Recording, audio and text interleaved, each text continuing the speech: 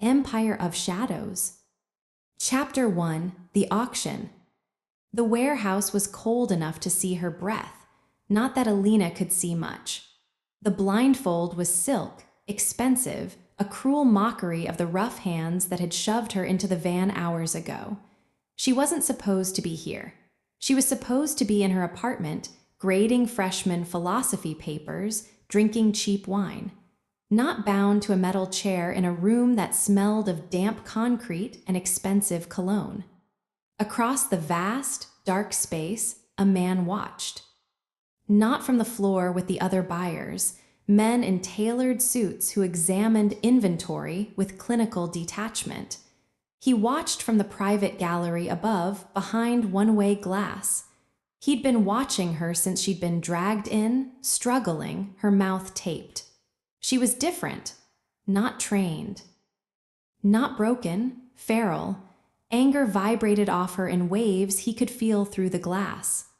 Lot 47, the auctioneer's voice echoed, smooth as oil. Unregistered, 24, intelligent, defiant, a rare challenge for the discerning collector. A few bored bids floated up. The men below saw a pretty woman with a sharp tongue. They saw a problem. The man behind the glass saw something else. He saw the way she'd used the edge of her chair to try and fray the ropes when she thought no one was looking. He saw the calculating stillness between her bursts of rage, not just defiance. Strategy. He lifted a single finger. His man on the floor, a silent mountain in a black suit, spoke. 5 million. The room went quiet. The previous bid had been 800,000. The auctioneer stammered. As sold to the gentleman upstairs. Below, Alina went perfectly still. She understood. The highest bidder wasn't just buying her. He was making a statement. She belonged to someone no one else dared to challenge. As guards approached to collect her, the man in the gallery finally stood. He didn't smile. He had what he wanted. He had seen her ruin a $5 million deal for a rival syndicate 2 weeks ago, a piece of clever hacking that should have been impossible. She thought she was anonymous. She thought she was safe. She was wrong. Now she was his. And his first lesson would be this. In his empire, nothing was anonymous. And safety was an illusion he granted or revoked on a whim. He turned and left the gallery. The fate of Lot 47, Alina, settled. The capture was complete. The game was just beginning. Chapter 2: The House of Shadows. The car ride was silent, plush, and smelled of leather and danger. The blindfold remained. When it was finally removed, Alina blinked against the indirect glow of recess lighting. She was in a room, not a cell. A bedroom of terrifying elegance. Walls of dark stone, a floor of polished concrete warmed by a massive, intricate rug. A bed wide enough for 5, dressed in charcoal linens. A wall of glass looked out onto a night-shrouded landscape of geometric gardens and dark water. There were no windows that opened, no visible door handle. The man who had driven her stood by the actual door, a seamless panel in the wall. He was the mountain from the auction. "He will see you in the morning," he said, his voice a gravel rumble. "Do not attempt to break the glass. It is 3 inches thick and laminated. You will only hurt yourself." He left, the door sealed with a soft hiss. Alina didn't scream. She didn't cry. She methodically explored her gilded cage. The ensuite bathroom was all marble and chrome, stocked with unopened luxuries. The walk-in closet held clothes in her size, simple, expensive fabrics in black, white, gray. There were books on the shelves, philosophy, history, dense texts in multiple languages. A test. She ignored the bed and sat on the floor, back against the cold stone wall, facing the door. She reviewed every second since her abduction. The van, the auction, the voice that had bid 5 million, the gentleman upstairs. This wasn't a kidnapping for ransom. This was an acquisition. Hours later, a different panel in the wall slid open silently. A tray appeared on a small shelf, seared fish, steamed vegetables, a glass of water, no utensils. She drank the water, left the food. As she set the glass down, a voice filled the room coming from unseen speakers. It was a voice she'd only heard once through the warehouse echo, but she knew it instantly. Low, controlled, utterly calm. It wrapped around her like the shadows in the room. "Sleep, Alina, you'll need your strength. Tomorrow, you learn the rules." The voice cut off. She remained on the floor, eyes open, staring at the door. The voice hadn't been cruel, it had been possessive, a curator addressing a newly acquired painting. "You learn the rules, not you'll be told, not you can choose. You learn." She wrapped her arms around her knees.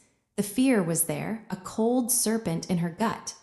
But beneath it, sharper, was a razor-edged clarity.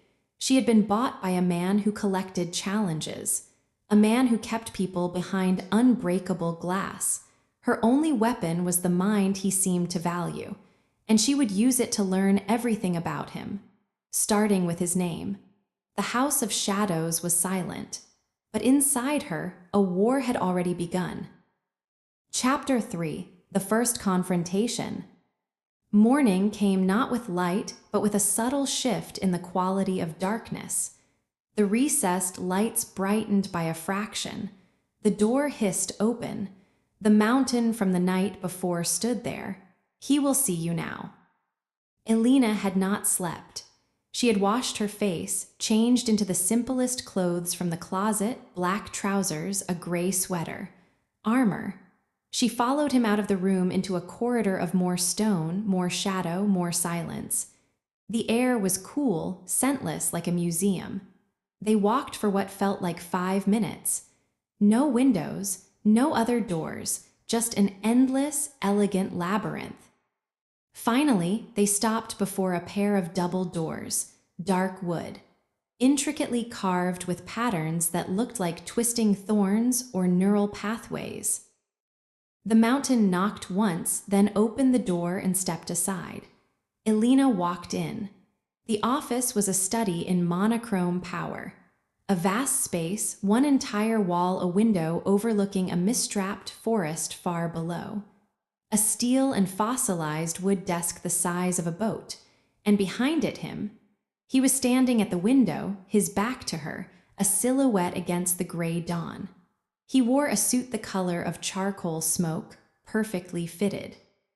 He was taller than she'd imagined, his posture radiating a stillness that was more threatening than any movement. "Leave us, Kale." The mountain, Kale, closed the door, leaving her alone with him. He did not turn. "You didn't eat." His voice was the same as last night, a low, vibrating calm that seemed to seep into the stone walls. "I wasn't hungry," she said. Her own voice sounded too loud, too human in the sterile space. "You will eat when food is provided. Wasting resources is not permitted." He finally turned. Alina's breath caught. She had prepared for a monster, scarred, leering, ugly. The man before her was beautiful, in a way that was utterly cold. Sharp, elegant features, hair dark as the wood of his desk, eyes the color of a winter sea, a pale, piercing gray that held no warmth, only unnerving focus. He was younger than she expected, maybe mid-30s, but his eyes were ancient. "Who are you?" she demanded, forcing strength into her tone. "You may call me Silas." He moved around the desk, not toward her, but to a side table holding a carafe. He poured a glass of water. "You are here because you interfered in a business transaction. You cost a man I dislike a significant amount of money. An amusing outcome, but irrelevant. What is relevant is that you did it from behind 7 layers of encryption I designed." He held out the glass of water to her. She didn't take it. "You're Valerius." The name was a whisper in the darkest corners of the deep web, a myth, a ghost, the architect of the most secure systems in the world, systems used by governments, syndicates, oligarchs. A man who sold impenetrable walls and, rumor had it, the keys to bypass them. A faint, almost imperceptible tilt of his head. One of my names. Sit. I'll stand. You will sit, he said, the command absolute. He placed the glass on the edge of the desk and finally looked at her, his gaze pinning her to the spot. This is not a negotiation, Alina. You are an asset, a unique one. Your mind is intriguing, but your will is currently a liability. We will remedy that. I am not an asset, I am a person. Not in this house. He took a slow step toward her. He didn't touch her. He didn't need to. His presence was a physical pressure. In this house, you are what I say you are. You have two choices. You can learn to be a willing, useful part of the empire I have built. Your life will be comfortable. Your mind will be engaged in ways you cannot yet imagine. And the second choice. You can remain defiant. I will break that defiance. It will be unpleasant for you and ultimately a waste of my time. But I do not release what is mine, ever. His eyes held hers, devoid of malice, devoid of passion, stating facts. So, choose. Alina's heart hammered against her ribs. This was the confrontation, not with fists, but with will. He was offering her a gilded leash or a rusted chain. The outcome was the same, captivity. She lifted her chin. I choose to defy you. Something flickered in his gray eyes, not anger, interest. Good. Before she could process the word, he moved. Not to strike her, but past her to the door. He opened it. Cale stood there. She has chosen the second path, Silas said, his voice conversational. Take her to the reflection room. No food, no light, until she understands the value of the first choice. Cale's hand closed around her upper arm. His grip was like iron. As she was pulled from the room, Silas's voice followed her, calm and final. The lesson begins now, Alina. I do hope you're a fast learner. The door closed, sealing her in the silent, dark labyrinth with the mountain, heading toward a punishment she couldn't yet imagine. Her defiance had been noted, and she realized with a sinking chill it had been expected. This was his game, and she had just made the opening move. Chapter 4: The Rules. The reflection room was a perfect cube, 9 feet in every direction. The walls, floor, and ceiling were matte black, sound-absorbing foam. When the door sealed, the darkness was absolute. Not a sliver of light, not a hum of machinery. It was sensory deprivation of a calculated, expensive kind. Time dissolved. Alina sat in the center, then paced, then sat again. She tried to count seconds, but her heart's frantic rhythm was the only clock, and it lied. Her mind, her greatest asset, turned against her. It replayed Silas's cold eyes, his calm voice. I do not release what is mine. Ever. Was this her future? A series of elegant rooms and perfect black cubes at the whim of a man who saw her as a fascinating pet. She didn't know how long she was in there. Long enough for thirst to become a raw scrape in her throat. Long enough for the initial fury to burn down to a cold, sharp clarity. When the door finally hissed open, the light from the corridor was a physical shock. Cale stood there, impassive. Come. She stumbled out, muscles stiff. He didn't touch her. He led her back, not to her bedroom, but to Silas's office. Silas was at his desk, working on a sleek, transparent tablet. He didn't look up as she entered. Sit.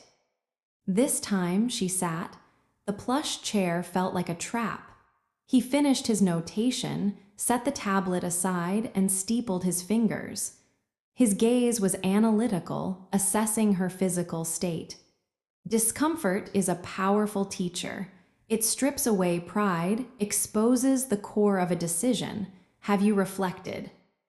Her voice was sandpaper. On what? Your hypocrisy.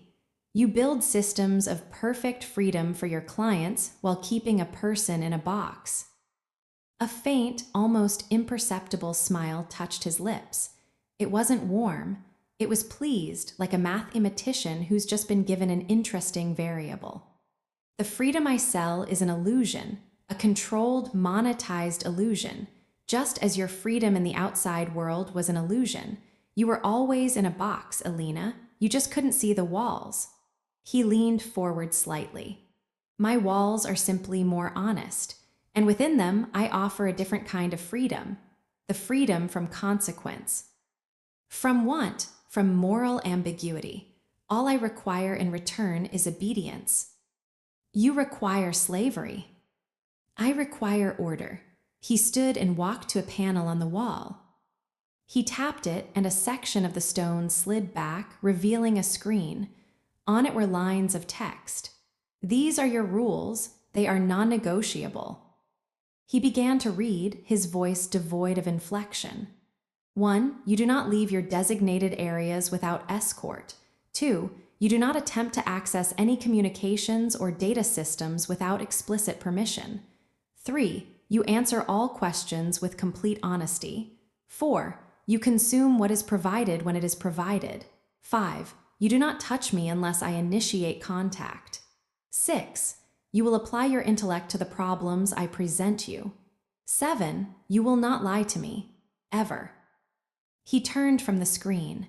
Violation of rules 1 through 4 results in deprivation. Light, sound, food, comfort. Violation of 5, his eyes hardened, will not happen twice. Violation of 6 is a waste of my investment and will be corrected. Violation of 7, he paused, letting the silence stretch. If you lie to me, Alina, you will learn that the reflection room was a kindness. The threat was all the more terrifying for its calm delivery. What are the problems? She asked, her mind latching onto the one rule that involved her intellect, not just her submission. The flaws in my own systems, he said, a flicker of genuine interest in his eyes. You found a crack in the Argentum firewall, a crack that should not exist. I want you to find others. I want you to think like the enemy, so I can be the god they cannot defeat. He was asking her to help him become more untouchable, to fortify the prison she was in. And if I refuse, if I just think of nothing, then you will be of no use, and I do not keep useless things. He returned to his desk. The rules are clear. The choice remains yours, willing asset or broken tool. He picked up his tablet, his attention already leaving her. The audience was over. Kale appeared at her side. This time she rose without being prompted and followed him out. Back in her room, a tray of food waited: broth, bread, fruit. Simple, nourishing, she ate. Rule 4. As she ate, she stared at the impossible view. The rules were not just restrictions. They were a blueprint, a map of his psychology. He demanded honesty, order, utility. He saw her defiance as a system error to be corrected, her mind as a tool to be sharpened. He was a monster of logic, and to defeat a monster of logic, you had to first understand his code. She finished the food. The fear was still there, but it had a new companion, a cold, focused determination. He wanted to find the flaws in his empire. She would find them, and she would learn which ones could make it crumble. Chapter 5. The Lie Everyone Believes. The days fell into a brutal, silent rhythm. Mornings were spent in a sterile, white-lit lab adjacent to Silas's office. He would give her a data node, a fragment of code, a schematic for a security protocol, a tangled financial ledger. His instructions were minimal. Find the weakness. Trace the anomaly. Break it. He never stayed. He would leave her with Kale standing guard by the door, a silent statue. She worked because not working meant the reflection room, because working engaged the only part of her he hadn't shackled, her mind. She was terrifyingly good at it. The cracks she found were microscopic, a timestamp error that could be exploited to create a ghost user, a pressure sensor in a biometric lock that could be fooled by a specific resonant frequency. Each time she presented a finding, Silas would listen, his gray eyes fixed on her, absorbing every word. He never praised. He would simply give a slight nod and say, "Proceed to the next node." It was during the third week, deep in the architecture of a surveillance network called Panopts, that she found the first irregularity that wasn't a flaw. It was a ghost door. A back door so elegantly hidden within the code that it was less a door and more a fold in reality itself. It had no function within Panopts' stated purpose. It was a secret within a secret. And it had a signature. A tiny, recursive algorithm that she'd seen before. In the code she herself had written to ruin the deal that landed her here. Her blood ran cold. She stared at the lines of code on the shimmering screen. This wasn't a flaw he'd missed. This was a flaw he'd planted, a deliberate weakness in a system sold as impenetrable. The lie wasn't that he built perfect systems. The lie was that he sold them. He sold fortresses with secret passages only he possessed the key to. His clients, governments, cartels, corporations, paid him astronomical sums for absolute security, and he handed them a dollhouse with a wall he could peek through whenever he wished. She said nothing. She documented the flaw as he expected and moved on. But a new understanding crystallized. Silas wasn't just a warden or a collector. He was a puppeteer. His empire wasn't built on walls, but on the illusion of walls. His true power was in knowing every secret that passed through them. That evening, for the first time, he didn't dismiss her immediately after her report. He was standing at the window, watching a storm gather over the forest. "You're adapting," he said, his back to her. "I'm following Rule 6, she replied, her voice carefully neutral. He turned. "You're following Rule 6 with a proficiency I anticipated. But you are quiet, more than before. What have you deduced?" The question was a trap. Honesty was Rule 7, but the truth was a landmine. "I deduced you're a fraud, a god who rigs his own miracles. I deduced that your standards are paradoxical." She chose her words like stepping on thin ice. "You seek perfection in systems you design to be imperfect for others." He was silent for a long moment, studying her. Then he did something unexpected. He gestured to the chair opposite his desk. "Sit." She sat. "The world believes I am a merchant of privacy," he said, his voice low, almost conversational. "That I provide a service. That is the lie they need to believe. It makes them feel in control. The truth is I am a merchant of truth. I sell people the lie they desire, and in return I acquire the truth they hide. Privacy is a fairy tale. Control is the only currency, and I control the lens through which all secrets are seen." He was telling her, not confessing, but stating the nature of the universe as he had built it. He was including her in the reality behind the lie. It wasn't trust, it was a deeper level of ownership. "You are now a keeper of the secret. You are complicit." "Why tell me?" she asked. "Because you saw it," he said simply. "The ghost door in Panopts, a junior analyst would have logged it as a glitch. You recognized it as architecture. You see the design in the disorder. That is why you are here, not as punishment, as curation." The word hung in the air. Curation. He saw her as a rare piece to be preserved and displayed in his collection of broken, beautiful things. He stood, ending the audience. "Tomorrow, you will begin work on the Avernus Gate. It is the heart of the lie. I trust you will find its design enlightening. Kale appeared to lead her away. As she walked back to her room, the storm broke outside, lashing the panoramic glass with rain. The lie was out. He was not a guardian. He was the spider at the center of a web woven from everyone else's secrets. And he had just invited her to spin silk beside him. The fear was still there, but it was now intertwined with a terrible, thrilling understanding. To break his empire, she wouldn't need to shatter the walls. She would need to become the architect who knew where they were already cracked. Chapter 6, The First Night. The Avernus Gate was not code.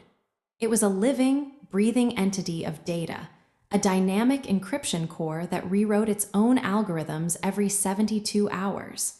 It protected something Silas called the vault, not a physical place, but a distributed ledger containing the most valuable commodity in his empire. The keys to every backdoor, every ghost path, every secret weakness in every system he had ever sold. Working on it was like performing surgery on a sleeping dragon. One mistake, one misinterpreted line of logic, and the entire structure would incinerate the data it protected. The pressure was immense, intoxicating. For hours, Alina forgot the stone walls and the silent guard. There was only the beautiful, terrible puzzle. She worked late into the night, long after Silas had retired to his quarters. The lab was silent except for the hum of servers and the tap of her fingers on the haptic interface. She was tracing a vulnerability, a genuine one, not one of his planted seeds, a timing lag in the gate's self-replication sequence. The door to the lab hissed open. She didn't turn, assuming it was Kale on his rounds, but the footsteps were different. Lighter, deliberate. Silas stood beside her workstation, dressed not in a suit, but in black trousers and a simple, dark sweater. He looked younger, more human, and somehow more dangerous. He studied the complex flowcharts and code streams swirling above her interface. "You're still here," he said. His voice was softer, lacking its usual cutting edge. It was the voice from the speakers on her first night, intimate and unnerving. The replication lag. It's a millisecond window, but it's consistent. If you could inject a spoofed command during that window, you could trick the gate into authenticating a foreign key, he finished, his eyes tracing the logic path on the screen. A flicker of something like admiration passed through his gaze. "You found it in under 12 hours. My best team took 3 weeks. He wasn't touching her, but his presence was a physical warmth against her side. She was acutely aware of the space between his arm and hers, inches charged with the unspoken rules. Rule 5, you do not touch me unless I initiate contact. "It's a beautiful system," she said, her own voice quiet in the humming dark.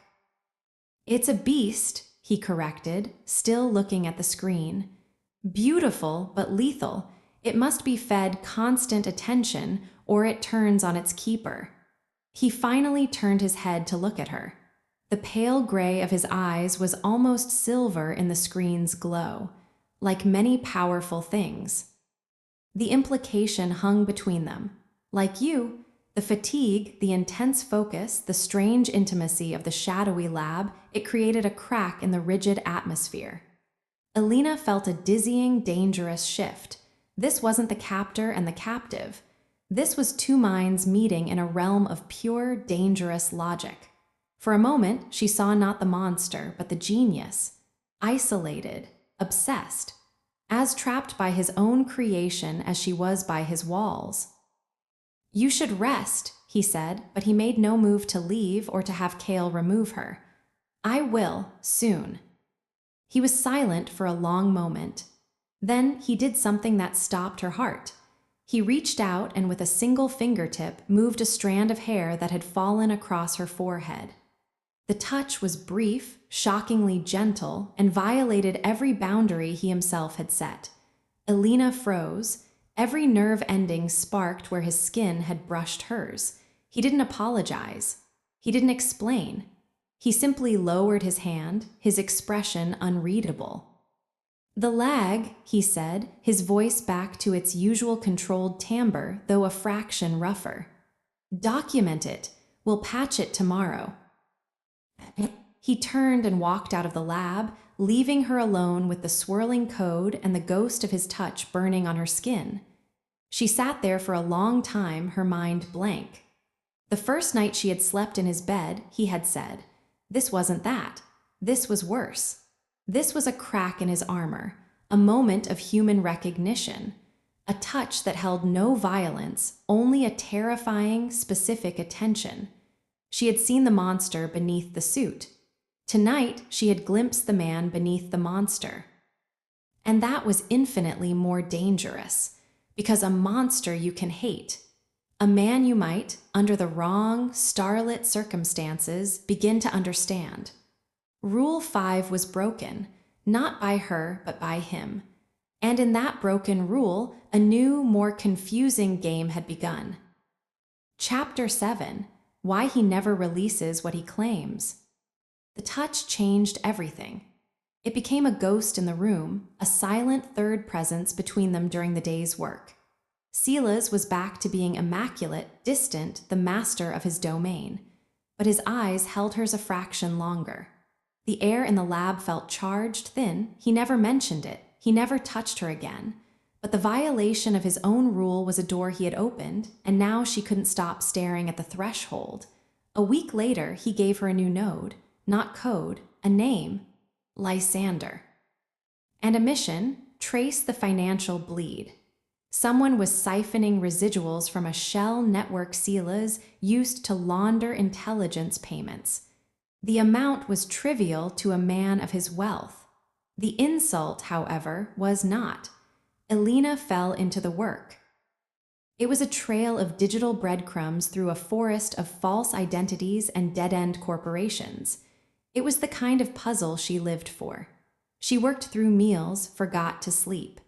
She was chasing a phantom, and in the chase she felt a flicker of her old self, autonomous, sharp, unstoppable. She found him, not a him, a her. An accountant named Anya Petrova, working from a small, sun-drenched apartment in Lisbon, not a master criminal. A desperate woman with a sick child, skimming tiny percentages from a river of money she believed belonged to some faceless, criminal conglomerate. She had no idea who Valerius was, no idea of the monster whose attention she had drawn. Alina presented her findings in Silas's office, her stomach a knot of dread. She laid it out: the method, the amounts, the identity, the motive. She stood before his desk, awaiting judgment on a woman's life. Silas listened, his expression impassive. When she finished, he steepled his fingers. Efficient work. The methodology was clever for a civilian. He tapped a command into his desk. A live video feed flickered to life on the main screen. It showed Anya's apartment. Anya was at her kitchen table, helping a small, pale boy with homework. "What will you do?" Alina's voice was tight. "What is necessary?" His tone was chillingly matter-of-fact. "She stole from me. She introduced entropy into a closed system. Entropy must be corrected. She's a person. She has a child. She was desperate." Desperation is not an excuse. It is a vulnerability. One she allowed to compromise my system. His pale eyes lifted to hers. "You feel sympathy. That is your weakness. In my world, sympathy is a flaw that gets people killed." "So you'll kill her?" The words were a whisper. "No." He said it so simply it was more terrifying than a yes. "Killing is a release. I do not release what is mine. She incurred a debt. She will work it off. Her skills are adequate. She will be relocated. Her child will receive the medical care he needs. and she will serve the Empire for the rest of her life in a role where her desperation can be managed. He was not taking a life. He was claiming it, absorbing it into his shadow. Anya would vanish from Lisbon and become another ghost in his machine, her love for her child now the chain that bound her to him. Elena understood now with a clarity that froze her blood. This was why he never let go. It wasn't just about possession. It was about correction, about eliminating entropy. Every person who crossed him, every asset he acquired was integrated, forced into the order of his world. There was no escape, only reassignment within the labyrinth. He saw the horror on her face. "You think me cruel. I think you're a god playing with ants." "A god would not need to play," he said, standing. He came around the desk, stopping close to her, not touching. "I am a gardener. I prune what is weak. I cultivate what is strong. I create an ecosystem where only the most resilient things grow." His gaze swept over her, assessing. "You, Alina, are resilient. You see the chaos in the system. You could learn to cultivate order from it. You could have a purpose here far greater than grading papers in a world that ignores you." He was offering her the same choice he'd given Anya. Slavery reframed as purpose, imprisonment rebranded as belonging. And if I refuse that purpose, if I remain entropy? A shadow passed behind his eyes, something dark and possessive. "Then I will spend a very long time trying to correct you." He turned back to the screen, to the image of the woman and her child. "The decision is made. Kale will arrange the collection tonight." He glanced at her.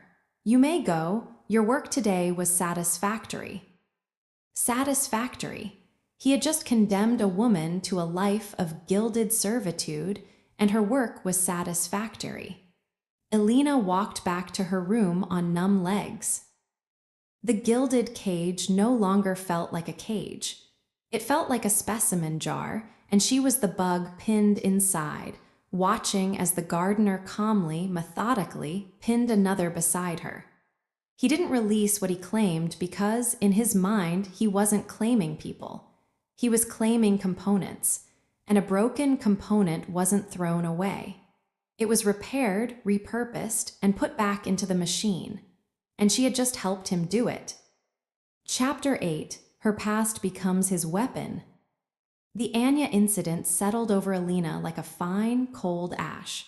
She worked, she ate, she slept, but a part of her had shut down. She was complicit now.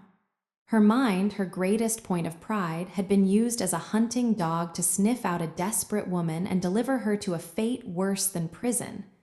Silas noticed the change. He said nothing, but his observations grew more pointed, his critiques sharper. It was as if he were testing the structural integrity of her will, probing for new cracks. A month after Lisbon, he didn't summon her to the lab. He had Kale bring her to a part of the compound she'd never seen, a climate-controlled archive, rows of dark, monolithic servers humming softly. In the center of the room was a single workstation and a chair. "Sit," Silas said. He stood beside a large, vertical screen that was currently dark. She sat, her guard up. This felt different. "You have been dwelling on the Petrova woman," he stated. "Your productivity has dropped by 18%. You are allowing sentiment to cloud your function." "I'm allowing conscience." "Conscience is a luxury of the free. You are not free." He tapped the screen. It illuminated, not with code, but with a scanned document. A birth certificate. Elena Marie Rossi, her maiden name. A name she hadn't used since her mother died when she was 12, and the system swallowed her whole. A name buried under layers of foster care records and her own deliberate obfuscation when she turned 18 and vanished into a new identity. Her blood turned to ice. "Where did you get that?" "I told you, I am a merchant of truth." His voice was chillingly soft. Did you think your past was hidden from me? That I acquired you without knowing every fracture, every scar, every secret? He swiped. The screen changed. A faded photo of a woman with Alina's eyes smiling tiredly. Her mother, Sophia. Next, a police report, domestic disturbance. Officer responded. No charges filed again and again. Dozens of reports spanning years, a chronicle of silent suffering. Stop, Alina whispered, her voice breaking. He didn't stop. He advanced the images. Hospital intake forms, bruises catalogued. A final report, cause of death, accidental fall. Case closed. Alina's hands were fists in her lap, nails biting into her palms. She had been 15 when they called it an accident. She had known it was. The man her mother loved, the man with the quick hands and the slow, simmering rage, had finally pushed too hard at the top of the stairs. But he was a cop. The report was tidy. The world moved on. Alina was placed in the system, and her rage was buried under layers of quiet, strategic survival. You know it wasn't an accident, Silas said, voicing her deepest, oldest truth. You know the man who killed her. Officer Daniel Brewer. He retired 2 years later with a full pension. He lives in Florida. He has a new family. He gardens. The screen now showed recent photos. A gray-haired man laughing on a pontoon boat, a woman who wasn't her mother beside him. Children. Alina felt the old, tectonic fury rise, hot and blinding. The fury she had spent a lifetime trying to cool into something manageable, something she could channel into lines of code instead of screams. Silas watched her face, studying the eruption of pain and rage with clinical fascination. This, he said softly, is your entropy. This unresolved, festering variable. It makes you volatile, unpredictable. It is a weakness in my asset. It's none of your business, she snarled, tears of fury blurring the hateful images. Everything about you is my business. He turned off the screen, plunging the archive into relative dimness, his silhouette stark against the blue glow of the servers. I could correct it for you. With a word, Daniel Brewer ceases to exist. His pension vanishes. His new family learns what he is. His life becomes a ruin. The offer hung in the humming dark. Vengeance served cold and absolute. The fantasy she had nurtured in her darkest moments for over a decade, now laid at her feet by the devil himself. What's the price? Her voice was a raw scrape.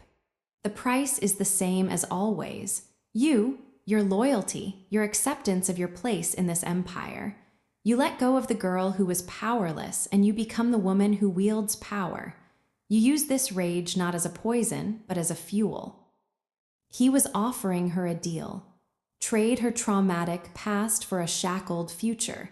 Trade her humanity for a guided, elegant revenge.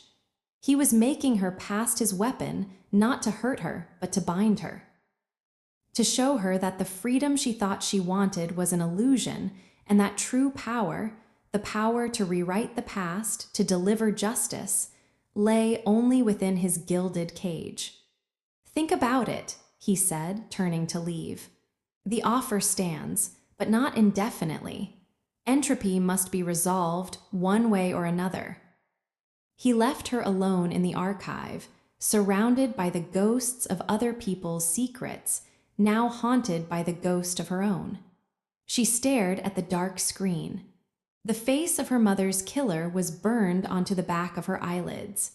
Silas hadn't just cracked her defenses.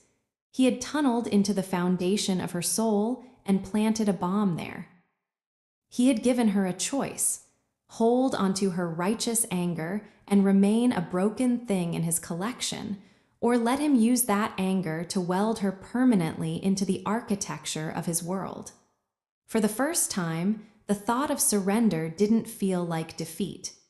It felt like a dark, terrifying kind of peace. Chapter 9. The Promise He Never Breaks. She didn't give him an answer. not in words. Sela's seemed to require none. Her silence was its own form of communication. He saw the fracture, the erosion of her old defiance. He watched as she threw herself into her work with a new, ferocious intensity. The Avernus Gate, the Panops network, the ghost doors, she attacked them not as a prisoner performing labor, but as a disciple seeking revelation. She was trying to understand the scope of the power he was offering. The power to reach into a happy Florida retirement and turn it to dust. He began to grant her small, significant freedoms. The door to her room was no longer locked during the day. She was permitted to walk the compound's indoor gardens, a stark, beautiful expanse of tropical plants under artificial sun, still within the mountain's heart, but with the illusion of open space. Kale would shadow her from a distance, a silent witness. One afternoon in the garden, Sela's found her. He wasn't in his usual suit. He wore dark, fitted trousers and a black shirt, sleeves rolled to his elbows. He looked less like a CEO and more like a fallen angel tending his own private Eden. "You're adjusting," he said, stopping beside her where she watched Koi glide through a black pool. "I'm following Rule 6, she replied, her standard deflection. "You're following Rule 6 with a vengeance.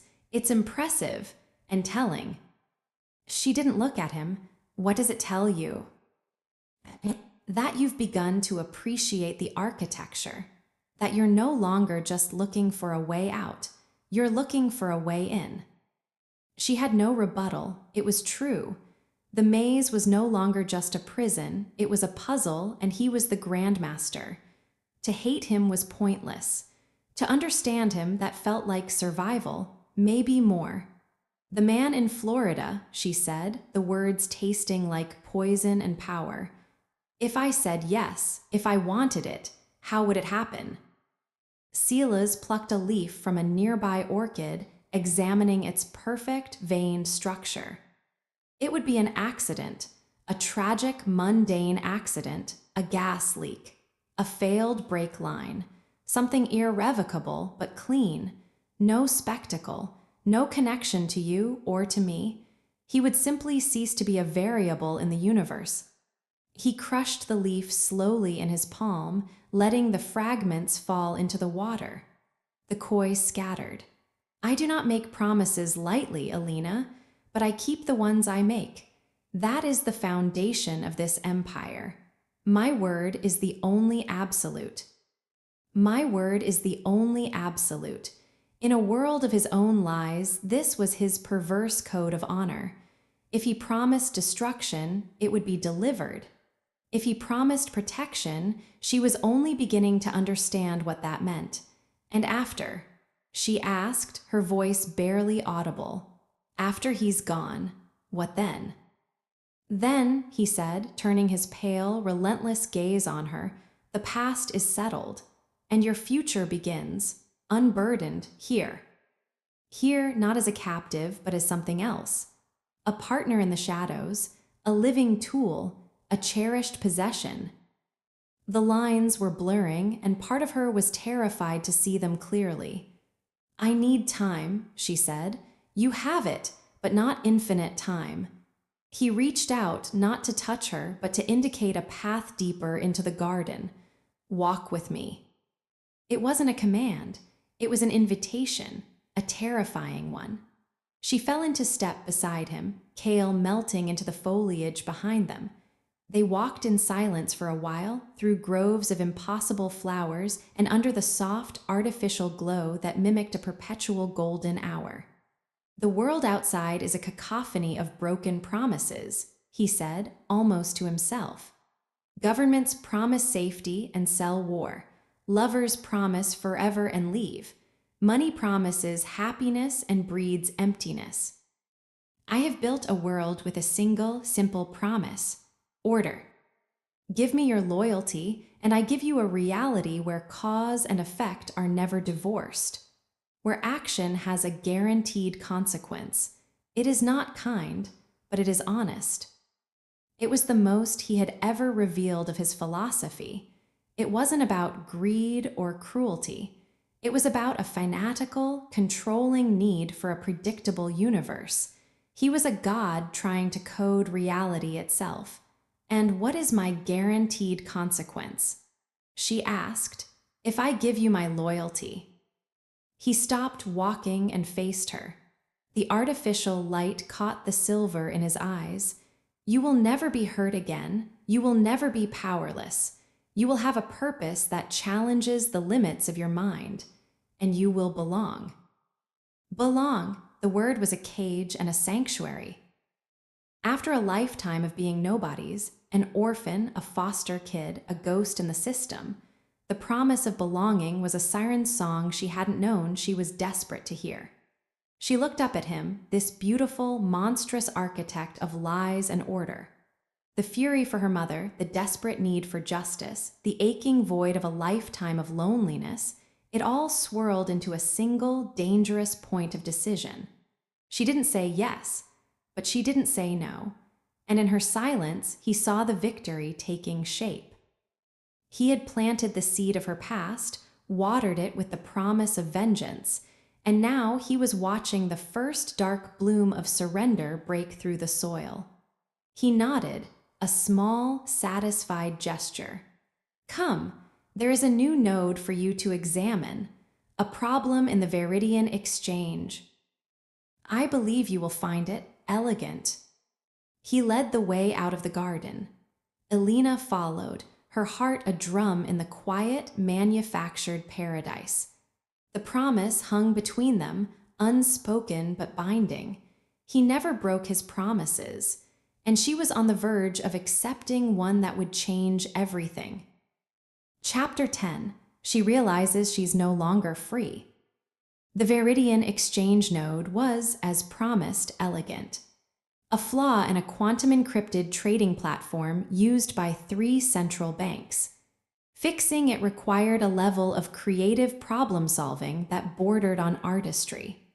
For 72 hours, Elena lived in the pure, adrenaline-fueled realm of logic.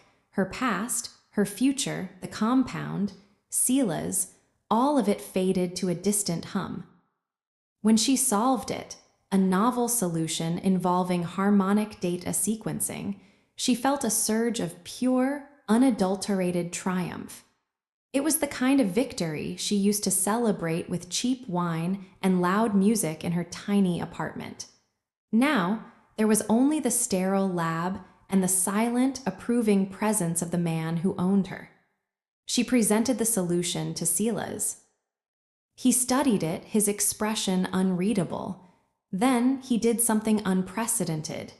Come, he said, rising from his chair. You've earned a reward. He led her not to the gardens, nor to her room. He led her to a part of the compound she hadn't known existed, a private elevator that descended deep into the mountain's heart. The doors opened onto an observation platform. It was a control room, but unlike any other. One entire curved wall was a seamless, transparent polymer looking out into a vast, natural cavern. The cavern hummed with activity. It was a data farm, but rendered sublime. Racks of servers were arranged in graceful, luminous arcs, their cooling systems creating a low, harmonic drone like a subterranean choir. Light pulsed through fiber optic cables like blue blood through veins. It was beautiful, terrifying, and alive. The core, Silas said, his voice tinged with something like reverence. The heart of the empire.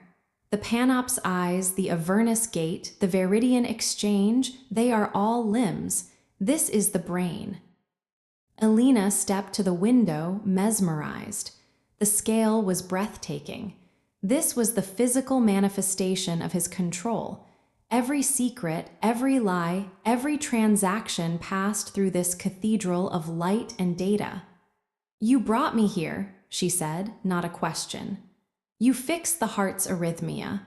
You have earned the right to see it. He stood beside her, close enough that she could feel the warmth of his arm through his shirt. The reflection of the pulsating blue light played across his sharp features. "It's not a reward," she realized aloud, her voice quiet in the cavern's hum. "It's a lesson." "Every truth is a lesson," he conceded. "The lesson is this: you are now part of this system. Your mind is integrated. You have corrected its flaws, you sustain it, you belong to it." He turned his head to look at her, his pale eyes reflecting the cold blue light. "Freedom, Alina, is a myth perpetuated by those who have never tasted true power. Out there," he gestured vaguely toward the world above, "you were free to be poor, free to be ignored, free to be victimized by men like Daniel Brewer. Here you have no freedom, but you have authority, you have purpose, you have me." The words should have felt like chains. Instead, they felt like a dark, seductive truth. She looked from his intense, possessive gaze to the thrumming core below. She thought of the empty freedom of her old life, the constant anxiety, the loneliness, the powerless rage. She thought of the clean, brutal order of Silas's world, the guaranteed consequence, the absolute protection. The hunger for vengeance against Brewer was still there, a hot coal in her chest, but it was no longer the only thing. It was now mixed with a craving for the power Silas offered, the power to never be afraid again, the power to make her mind matter. She had crossed a line, not when he captured her, not when he showed her his lies, but here, now, staring into the beating heart of his dominion and feeling not horror, but a sense of a belonging. She was no longer a prisoner trying to escape. She was a component being shown her place in the machine, and she was starting to crave the purpose it gave her. She didn't pull away from his proximity. She met his gaze, and for the first time there was no defiance in her eyes. There was understanding, acceptance.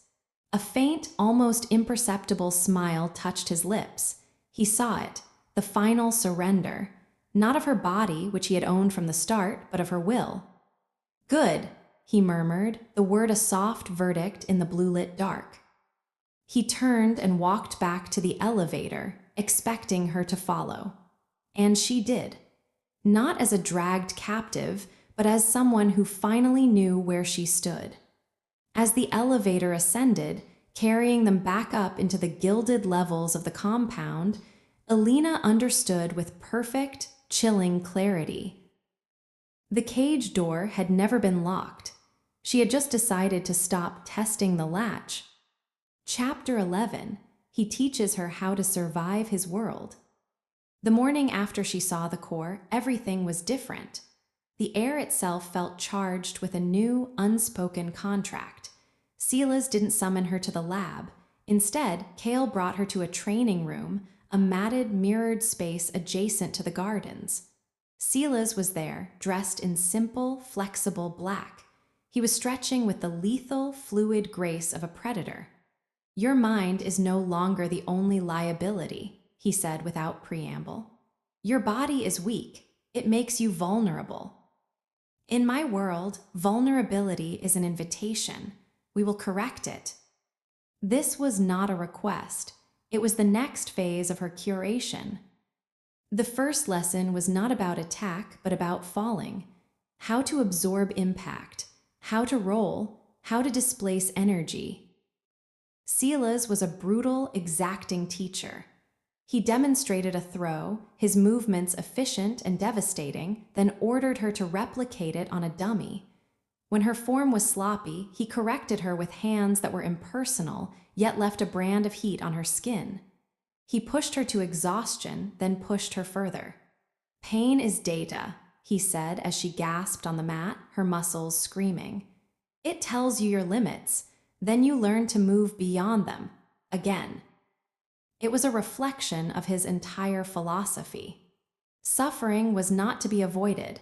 It was to be mastered, integrated, used. Days blended into a new routine. Mornings in the training room, afternoons in the lab, evenings with texts he selected, not just code, but treatises on strategy, psychology, history.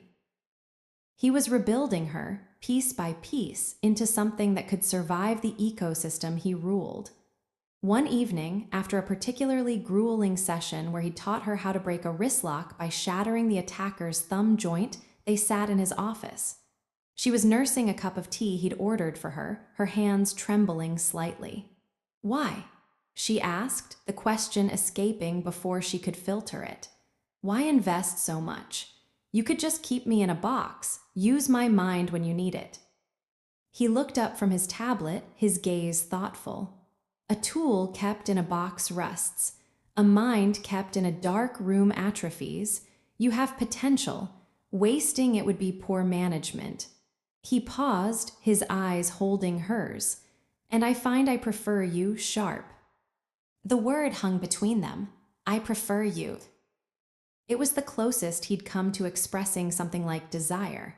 Not for her body, but for her being, sharpened, resilient, alive. It was more intimate than any touch. That night, back in her room, Alina examined her hands, the new calluses, the faint bruises. Her body ached, but it was a purposeful ache. She was changing. He was changing her, and a treacherous part of her loved it. Loved being seen as potential. Loved being forged into something stronger. She was learning to survive his world. The first lesson was the most dangerous one. She was starting to enjoy it. Chapter 12. She learns how dangerous loving him is. The lessons escalated. It wasn't just physical training or code. It was tradecraft, how to spot surveillance, how to dead drop information, how to wield social engineering as a weapon. He taught her about the factions within his empire, the logistics arm run by a cold woman named Varia, the wetwork teams commanded by a ghost known only as the surgeon, the political manipulators in his pocket across a dozen governments. He was letting her see the clockwork. Trust in his own twisted way. One afternoon, he presented her with a hypothetical. A rival has kidnapped a member of your team. They offer a trade, a crucial data core for the life of your subordinate. What do? Alina, thinking of Anya Petrova, of the value of loyalty, answered, "You negotiate. You find a way to save your person without surrendering the core." Silas's expression was pitiless. "Wrong, you sacrifice the subordinate immediately, before they can be tortured for information. You then use the data core to obliterate the rival's entire operation. Sentiment, for one, compromises the security of all. Leadership is the arithmetic of acceptable loss." She stared at him horrified. "You would just let them die." "I would give the order myself," he said, his voice devoid of inflection. Love, loyalty, attachment, they are vulnerabilities. They are points of leverage. To love something in this world is to hand your enemy a weapon. He leaned forward, his gaze intense. "This is the second lesson. Isolation is strength. The heart is a flaw in the armor. You must remove it." "You must remove it." He said it as if it were a simple surgical procedure. But that night, as she lay in her bed, she thought of the way he watched her when she solved a problem. The slight, rare tilt of his head that signified approval. The way he had brought her to see the core. He was trying to remove her heart, to make her a perfect, logical instrument like him. And yet, the very act of teaching her, of investing in her, of sharing his brutal truth, it felt like a perverse form of care. The only kind he was capable of. She was learning the most dangerous lesson of all. How easy it could be to love a monster who sees your broken pieces and decides to remake them, even if his blueprint is a weapon. Loving him would be suicide. It would give him the ultimate weapon against her. And yet, in the cold, logical fortress he was building inside her, a small, traitorous warmth had begun to glow. For him. Chapter 13. The enemy who wants her dead. The outside world intruded with violent suddenness. Alina was in the lab, running a diagnostic on a ghost door she discovered in a NATO-adjacent server farm. A red alert flashed on her main screen, overriding her work. It was a security breach, peripheral but targeted. Camera feeds from the compound's outermost ventilation ducts showed signs of tampering. Silas's voice came over the comm, cold as polished steel. Lockdown protocol A now.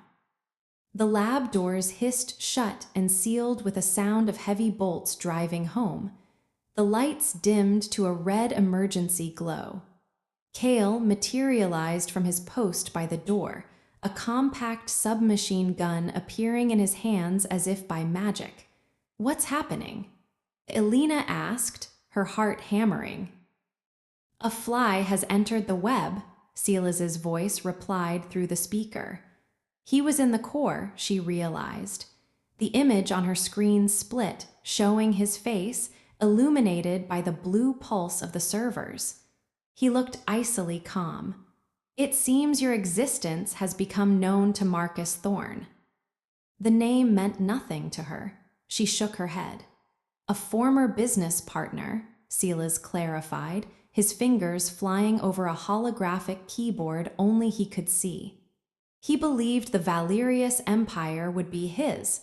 I corrected that belief. He has nursed a grudge for 5 years. He has just learned I have a new favorite, and he has decided that hurting you is the most efficient way to hurt me." The words "hurt you" and "hurt me" in the same sentence sent a shocking bolt through her. She was a lever to move him. Before she could process it, the main screen lit up with a feed from a forest camera. Men in tactical gear, their faces obscured, were moving toward the compound's hidden entrance. "They won't breach the inner shell," Silas said, almost bored. "But they will try. Watch." It was a slaughter. The compound's automated defenses were horrifyingly elegant. Pressure-sensitive filaments released neurotoxin clouds. Directed sonic emitters triggered vestibular chaos, making men vomit and shoot their own comrades. Silas watched it all with detached interest, like a scientist observing an experiment. One man, larger than the others, wearing a command module on his wrist, managed to get closer than the rest. He planted a shaped charge on a secondary airlock. Silas's lip curled. Marcus always did favor blunt instruments. He tapped a command. Inside the airlock, just as the charge detonated, high-intensity microwave emitters activated. The feed turned to static for a second. When it cleared, the man was on the ground, convulsing, his body steaming. Elena gagged, turning away from the screen. "Do not look away," Silas's voice commanded, sharp as a whip. "This is the cost of being mine. This is what they will do to you if they get the chance. Marcus won't kill you quickly. He will use you to make me beg. And then he will take you apart, piece by piece, to see what makes you valuable to me." She forced herself to look. The man was dead, his eyes wide and cooked from the inside. "Why are you showing me this?" "Because you must understand," he said, his face filling the screen again, his gray eyes blazing with a possessive ferocity she had never seen. "There is no neutral ground. There is no outside for you anymore. There is only my shadow, and every enemy of mine is now an enemy who wants you dead. Your survival is inextricably linked to mine." The lockdown lifted. The lights returned to normal. The dead were silently cleared away by cleanup drones, but the lesson was seared into her. Her value had made her a target.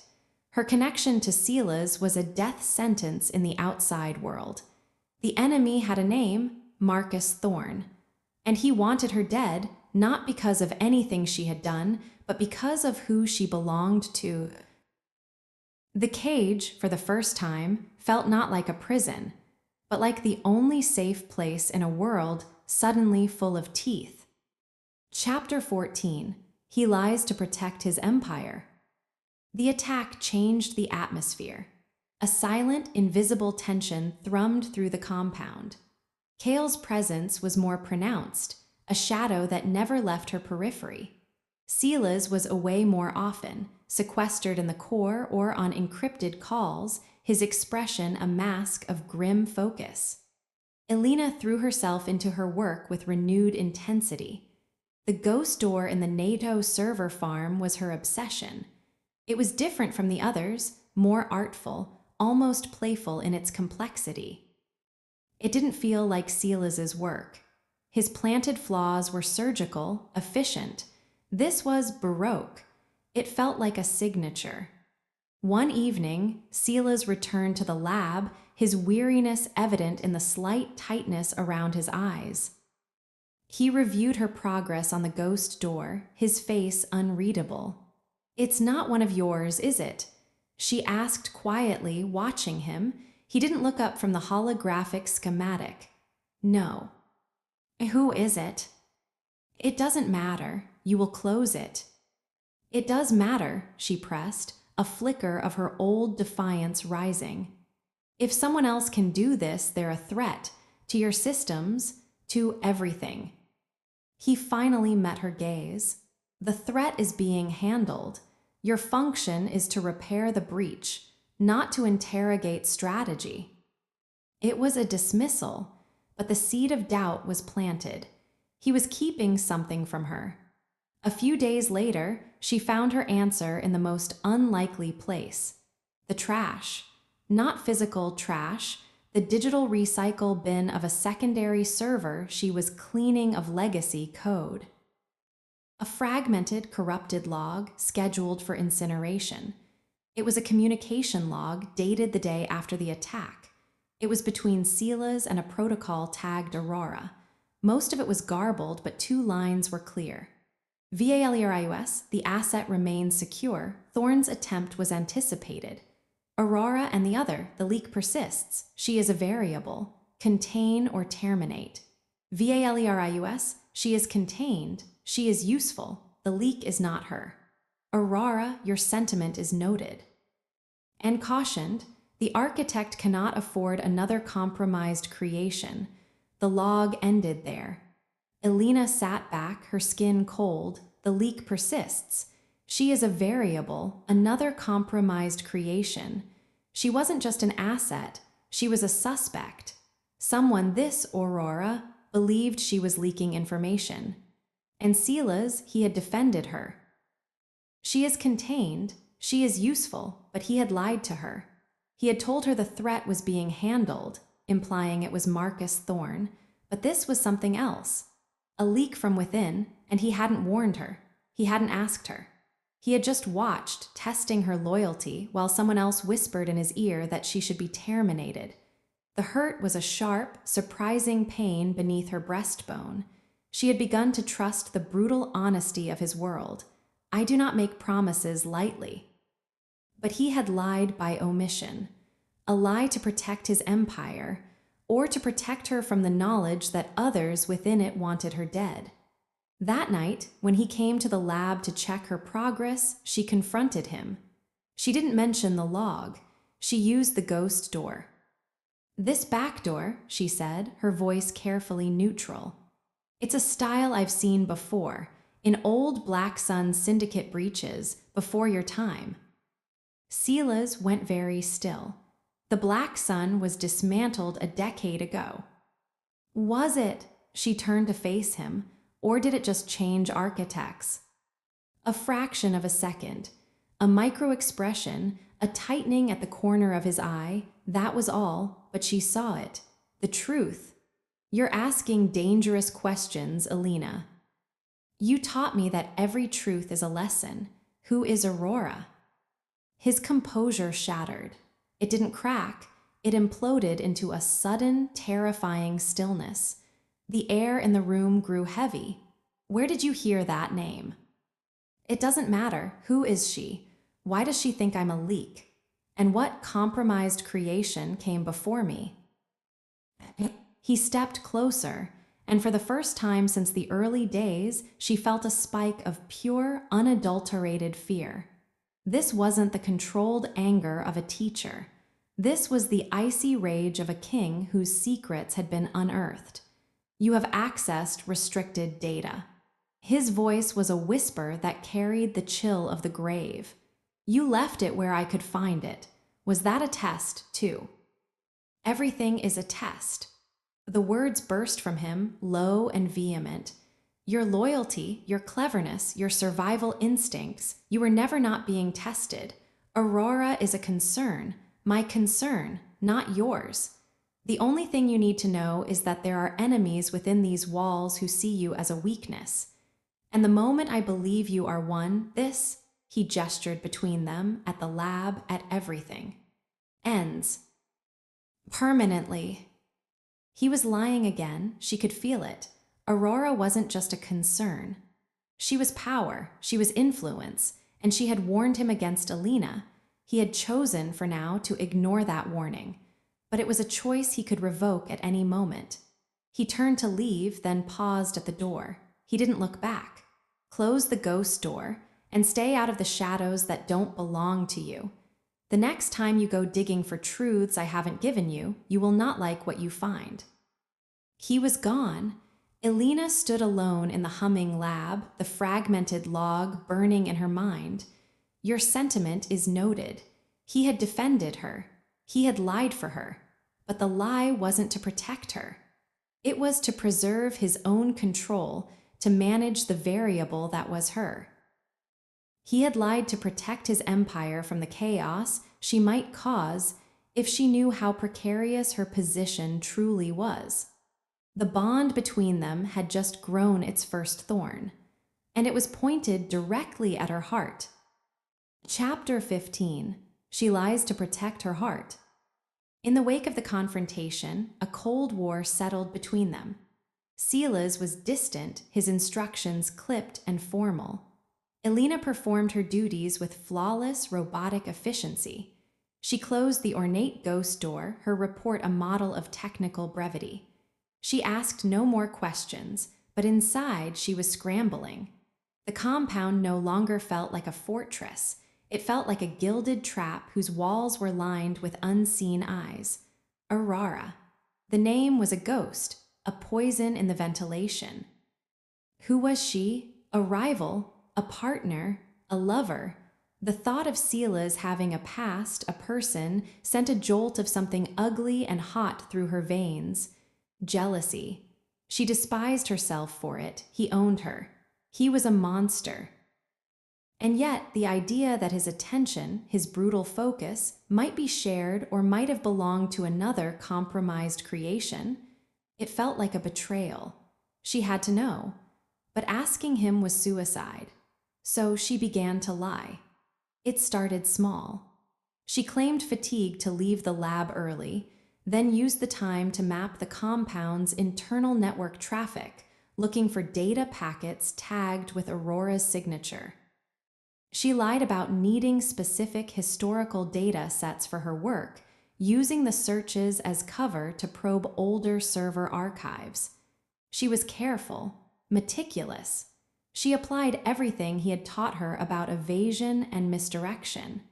It was the greatest challenge of her life, lying to the human lie detector who had built his kingdom on truth. She found traces. A financial conduit, older, that had funneled staggering sums to a biomedical research foundation in Switzerland, now defunct. A series of encrypted personal logs from 7 years ago, too deeply buried and corrupted for her to crack, but linked to a user profile named S7L3NC Silency Silas. And then, a photograph. Deep in a dusty, offline archive of personnel files for long-dead contractors, she found a group image. A younger Silas in his mid-20s stood amidst a team of scientists in a lab coat. His face was less hardened, his eyes not yet the pale, deadened glaciers they were now. They held a fierce, almost feverish light. Beside him, a woman with sharp, intelligent features and fiery red hair looked up at him, not at the camera. Her hand was on his arm. The caption was partial. Project Chimera team, Dr. S. Valerius and Dr. C. The rest was corrupted. See compromised creation. The woman's gaze was not the look of a colleague. It was intimate, devoted. Alina stared at the image until her eyes blurred. This was the past. This was the before. This was the woman who had known him when he was still a man becoming a monster. The woman named Aurora. She deleted her search trails, her heart pounding with a sickening mixture of triumph and despair. She had her truth, and it was worse than she imagined. That night, Silas summoned her to his office.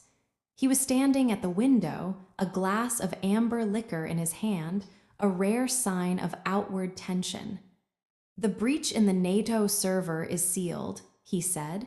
"Your work was adequate." Adequate, not brilliant. Not exceptional, a deliberate downgrade. "Thank you," she said, her voice flat. He turned. His eyes searched her face, and she knew he was looking for cracks, for signs of her deception. She kept her expression a smooth, blank page. She had learned from the master. "There is a gala," he said, swirling the liquor. "In Monaco, a gathering of my clients and competitors. I am required to attend. You will accompany me." Shock broke through her careful control. "Me? Why?" "Because you are my asset, my visible, valuable asset. Seeing you at my side sends a message. It tells Marcus Thorne and anyone else watching that you are under my direct protection. It tells my clients that I have a new, powerful tool. And it tells you," he took a slow step toward her, "exactly what your place in the world is now." It was a move on the board, a public claiming. But after what she had discovered, it felt like a grotesque parody. Would Aurora be there? Would she see the ghost of the red-haired doctor in the corner of every ballroom? "I have nothing to wear," she said, a stupid, mundane protest. A faint, cold smile touched his lips. "You will be provided with everything you need, including the mask you will wear. The only person who gets to see you without it is me." The command, the possession in his words, once might have stirred something dark in her. Now it felt like a cage being measured around her. She nodded, accepting the order, lying with her obedience. "Good," he said, dismissing her. As she walked back to her room, the weight of her own deception settled on her shoulders. She had lied to protect her heart from the truth of his past, from the knowledge that she might just be a replacement, a pale echo of a creation that had come before. She had become a variable introducing entropy into his system. And the most dangerous lie of all was the one she was telling herself, that she could survive this game. Chapter 16. The moment she chooses him, briefly. The gala was held at the Opal Royale, a hotel of impossible white stone and glass that cascaded down a Monaco cliffside like frozen seawater. Elena stood before a floor-to-ceiling window in the suite's dressing room, watching the Mediterranean swallow the sun. She barely recognized her own reflection. The dress was a weapon, a column of liquid obsidian silk, strapless, cut with a severity that was both modest and devastating. It clung to the new lines of her body, the muscles carved by Silas's training, before falling in a razor-straight line to the floor. Her hair was swept back in a severe knot, emphasizing the stark planes of her face. Jewels were absent. He had provided only a pair of earrings, dagger-shaped drops of black diamonds, so dark they drank the light. Armor, she thought, not for a princess, but for a knight in a shadow war. Silas entered without sound. He was a study in monochrome power, a tuxedo so perfectly tailored it seemed painted on, his hair like polished ink. His eyes swept over her, an assessment that felt more technical than admiring, yet it heated her skin. "You understand the rules." His voice was low, for her alone. The suite was empty, but for them, Kale and a security detail waited outside. "Stay by your side. Speak only when spoken to. Observe everything. Reveal nothing." "Good." He stepped closer, his gaze lingering on the hollow of her throat where her pulse beat a frantic rhythm. "They will look at you and see a trophy, A beautiful, silent thing I've acquired. Let them. Their underestimation is your advantage. He reached out, not touching her, but adjusting an invisible fold near her shoulder. His fingers hovered millimeters from her skin. There will be threats in that room. Men and women who would cut you open to see what makes you valuable to me. Some will try to charm you. Others will try to frighten you. Remember, you belong to the most dangerous thing in that room. Act like it. The words were a warning and a claim, so intimate it stole her breath. In this moment, the lies, the ghost of Aurora, the fear, it all receded. There was only the palpable electricity between them and the battlefield awaiting downstairs. He offered his arm, not a request. A command. She placed her hand in the crook of his elbow. The contact was formal, but the heat of him through the layers of fabric was a brand. The ballroom was a cathedral of avarice. Crystal chandeliers dripped light onto a sea of couture and cunning smiles. The air smelled of rare perfume, salt air, and money. As they descended the grand staircase, a ripple of silence followed by a crescendo of whispers spread through the crowd. Valerius, and his new protégé. She felt hundreds of eyes dissecting her. The women's gazes were sharp with envy and calculation. The men's were heavier, laden with appraisal and a dark curiosity. She kept her chin level, her expression a placid mirror, reflecting nothing. Silas moved through the throng like a shark through still water. He exchanged nods, a few murmured words in various languages. He never introduced her. Her identity was an assumed fact, a known variable in the equation of his power. The first test came from a silver-haired Russian oligarch with eyes like glacial chips. Silas, you've been hiding this one. Such focus in her eyes. Does she speak or just look pretty? Silas's smile was a knife blade. She speaks when she has something to say, Ivan. A novel concept for your circle, I know. The oligarch laughed, a booming, dangerous sound. His gaze crawled over Alina. I have a collection of rare artifacts. Perhaps you would like to see it, my dear. I find the most beautiful things are often the most silent. It was a blatant probe, an attempt to separate her from Silas. A week ago, fear would have frozen her. Now she felt a cold, clarifying anger. She turned her head slowly, meeting the oligarch's gaze. She didn't smile, she said nothing. She simply looked at him as Silas had taught her to look at a flawed line of code with detached, analytical contempt. The man's smile faltered. Silas's hand covered hers where it rested on his arm, a subtle, possessive pressure. I'm afraid her tastes are more refined, Silas said, his tone dismissive. He guided her away. Her heart hammered against her ribs. She had passed. The second test was more subtle. A French baroness, elegant as a heron, drifted over during a string quartet performance. Dr. Valerius, she purred, ignoring Alina entirely. I was so sorry to hear about the trouble at your Alpine facility. Such a shame about the data loss. Aurora mentioned it was quite a setback. Aurora, the name was a needle to Alina's heart. Silas didn't flinch. Rumors are the currency of the board, Celeste. My facilities are secure. Please give Aurora my regards and my suggestion that she manage her own network integrity before gossiping about mine. The Baroness's eyes widened slightly, then narrowed.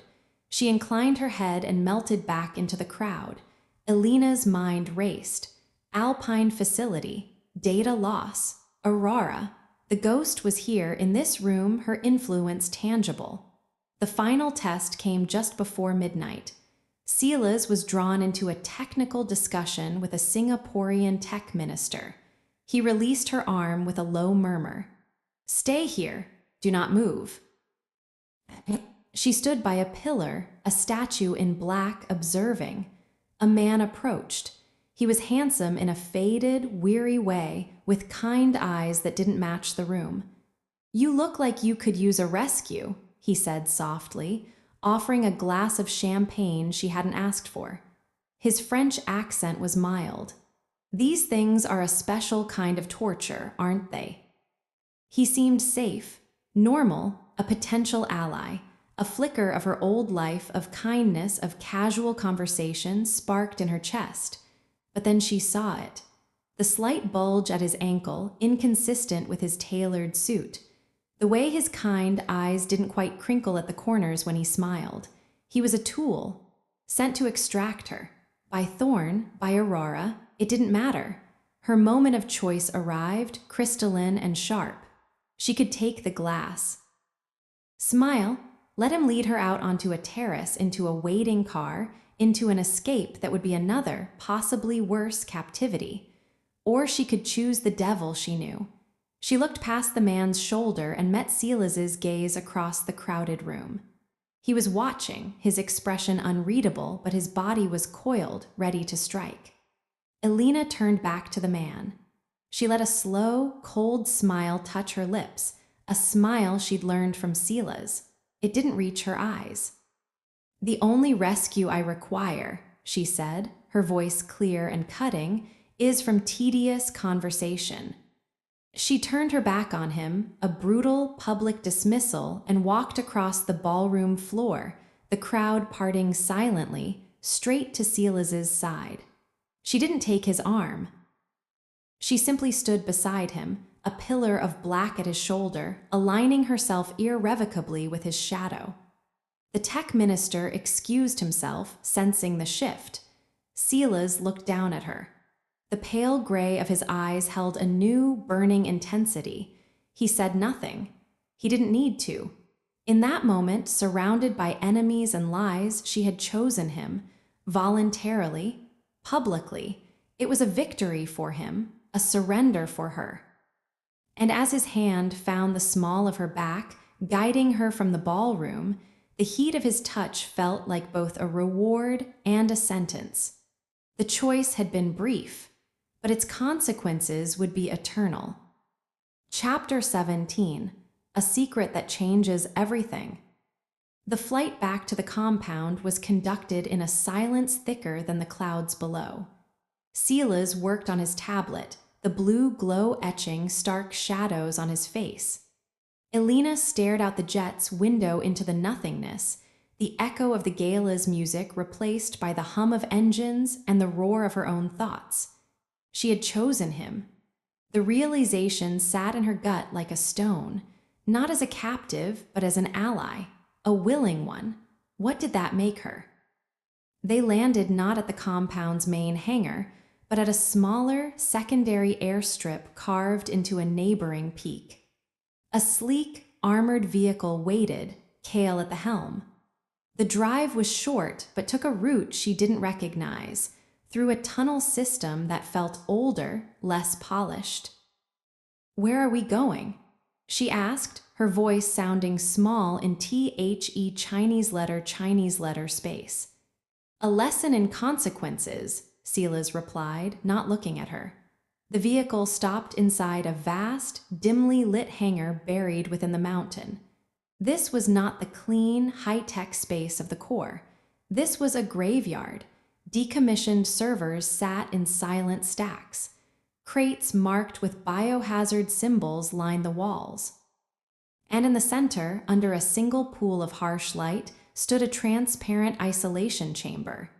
Inside the chamber was a woman. She was pacing, her movements jerky, animalistic. Her hair was a wild tangle of faded red. Elena's breath caught. It was her, the woman from the photograph. Dr. C up close, she was a ruin of the sharp, intelligent beauty she'd once possessed. Her eyes, a faded green, were wide with a frantic, unseeing panic. She was muttering, scratching at the glass with broken nails. "Aurora." The name escaped Elena's lips in a horrified whisper. "Her name is Dr. Chiara Voss," Silas said, his voice devoid of all emotion. He stood beside Elena, watching the woman pace. "My partner, on Project Chimera, a program to interface the human nervous system directly with machine intelligence, to create the perfect, seamless operative. Alina could only stare, sickened. We succeeded, and we failed. Silas's jaw tightened almost imperceptibly. The interface worked. It granted unparalleled data processing, predictive analytics. It also caused rapid, aggressive neural degradation, psychosis, paranoia, physical collapse. He finally looked at Alina, his eyes like chips of ice. She was the first successful subject, my compromised creation. She has been here like this for 6 years. The truth was a physical blow. This was not a romantic rival. This was a living, breathing warning, a ghost of his ambition kept in a box. The leak Aurora warned you about, it's her. She's still connected. Fragments, echoes, her consciousness is scattered through the old network pathways like static. Sometimes she coalesces enough to send a message, a warning. Often, it's just noise. He stepped closer to the glass. Chiara stopped pacing and pressed her forehead against it, her wild eyes seeking his. A low, desperate keen escaped her. Why keep her like this? Alina asked, tears of pity and horror stinging her eyes. Because I promised her I would find a cure, Silas said, and for the first time, Alina heard a crack in his voice, a fissure of something raw and endless. Because she is the living cost of my ambition, and because, he turned to Alina, his gaze stripping her bare. She is the reason you are here. The world tilted. What? Your neural scans, Alina, the way your mind works, the synaptic patterns, the way you visualize data, they are a statistical anomaly. A near-perfect match for the stable, pre-degradation patterns we could never replicate in Chiara. You are not a replacement. You are a potential key. The ghost doors I have you find, the systems I have you tested, they are not just for security. They are diagnostics. For her. Everything crumbled. Her capture, her value, his intense focus. It was not for her. It was for this. For the broken woman in the box. She was a tool to fix his greatest mistake. A living, breathing repair manual. The betrayal was so complete, so profound, it left her empty. She had chosen him in the ballroom, and he had chosen Chiara a lifetime ago. You lied, she breathed, about everything. I omitted, he corrected, his mask of control slamming back into place, colder than ever. To protect the integrity of the project. To protect you from the burden of this knowledge until you were ready. Ready for what? He looked from her to the woman in the chamber, his expression that of a sculptor contemplating 2 blocks of marble, one shattered, one whole. Ready to help me save her. Or to take her place if we cannot. The words hung in the sterile, tomb-like air. Alina took a step back, then another. The gala dress felt like a shroud. The choice she had made hours ago felt like a suicide pact. She had seen the monster beneath the suit. Now she saw the tragic, obsessive man beneath the monster. And his love, his guilt, his driving purpose was locked in a glass cage. And she was just the spare key. Chapter 18. The truth hidden in his scars. The drive back to the main compound was a silence filled with screams. Alina sat as far from Silas in the armored vehicle as the space allowed, her body turned toward the blackened window, seeing nothing. The image of Chiara Voss, the frantic, scratching ghost in the glass, was burned onto the back of her eyelids. A key, a spare. All her value, her uniqueness, was merely her resemblance to a ruined woman. Her captivity was a medical trial. His obsession was a form of grief. When they arrived, she didn't wait for Kale or an escort. She walked ahead, the heavy doors parting for her biometric signature, a privilege he'd granted weeks ago. She went not to her room, but to the training room. She needed to move to feel something other than the devastating hollowness that had taken root in her chest. She was on the mats, pounding her fists into a heavy bag with a formless, furious rhythm when he found her. She didn't stop. She hit harder, the impact shuddering up her arms. "You're favoring your left shoulder," his voice cut through the haze of her rage. He stood at the edge of the mats, having changed into simple black fatigues. "Your stance is unbalanced. You'll injure yourself." "What do you care?" She spat, delivering another vicious strike. "Just find another neural match, another spare part."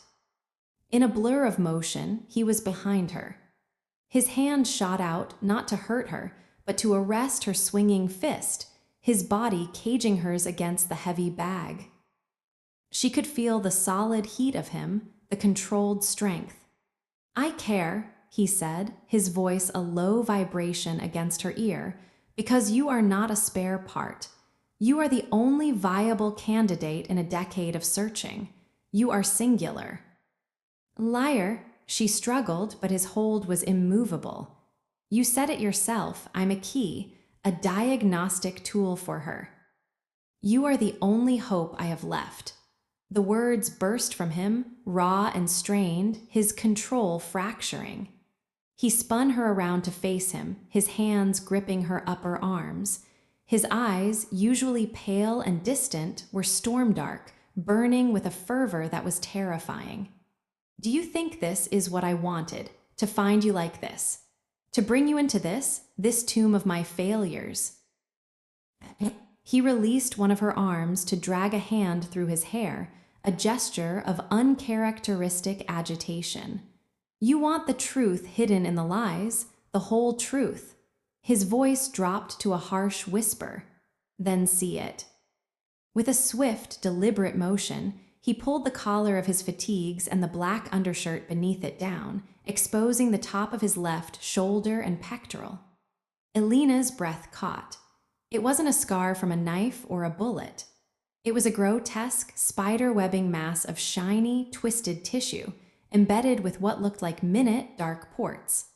It was old, long-healed, but it spoke of catastrophic damage, of something foreign, technological, and violent being fused with flesh.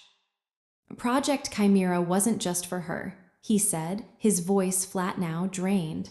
"I was the prototype. The neural interface was mine first. It worked. It made me what I am. It also nearly killed me. The rejection cascade, it's like your body trying to drown its own brain. Chiara volunteered for the next iteration. We thought we had fixed it. We were wrong." He let the fabric fall back into place, covering the horrific scar. "She deteriorated. I survived, but the interface is dormant, unstable. A permanent weakness. The Empire," he gave a short, bitter laugh, "it's a life support system. For her, for the technology in my own spine, for the guilt that is the only thing that keeps me human. I built this kingdom of lies and control because the world outside is chaos, and chaos is a toxin to the delicate, broken machinery inside us both." Elena stared at him, her rage dissolving into a wave of stunned, awful comprehension. His coldness, his need for absolute order, his fanatical control, it wasn't just philosophy. It was a medical necessity. His body was a battlefield, and he was the general holding a crumbling line. The monster was a patient. The king was clinging to his throne to pay for a hospital bill. "The ghost's doors I plant," he continued, turning away from her, his shoulders tense. "They're not just for leverage. They are neurological tripwires. When someone intelligent with a specific cognitive pattern finds them, it pings a network I monitor. I've been hunting for a mind like yours, or rather, like hers was, for years. When you breached the Argentum firewall, you didn't just ruin a deal. You rang a bell only I could hear." He looked back at her, his expression laid bare. The arrogance was gone. In its place was a desperate, weary hope. You are not a tool to fix her, Alina. You are the map. Your mind, stable and whole, is the blueprint we lost. Studying how you work, how you process, might show me how to reverse the degradation, to save her. 2, he touched his own shoulder, to finally be free of this. The confession hung between them, huge and devastating. He had lied, yes. Omitted, manipulated, kidnapped.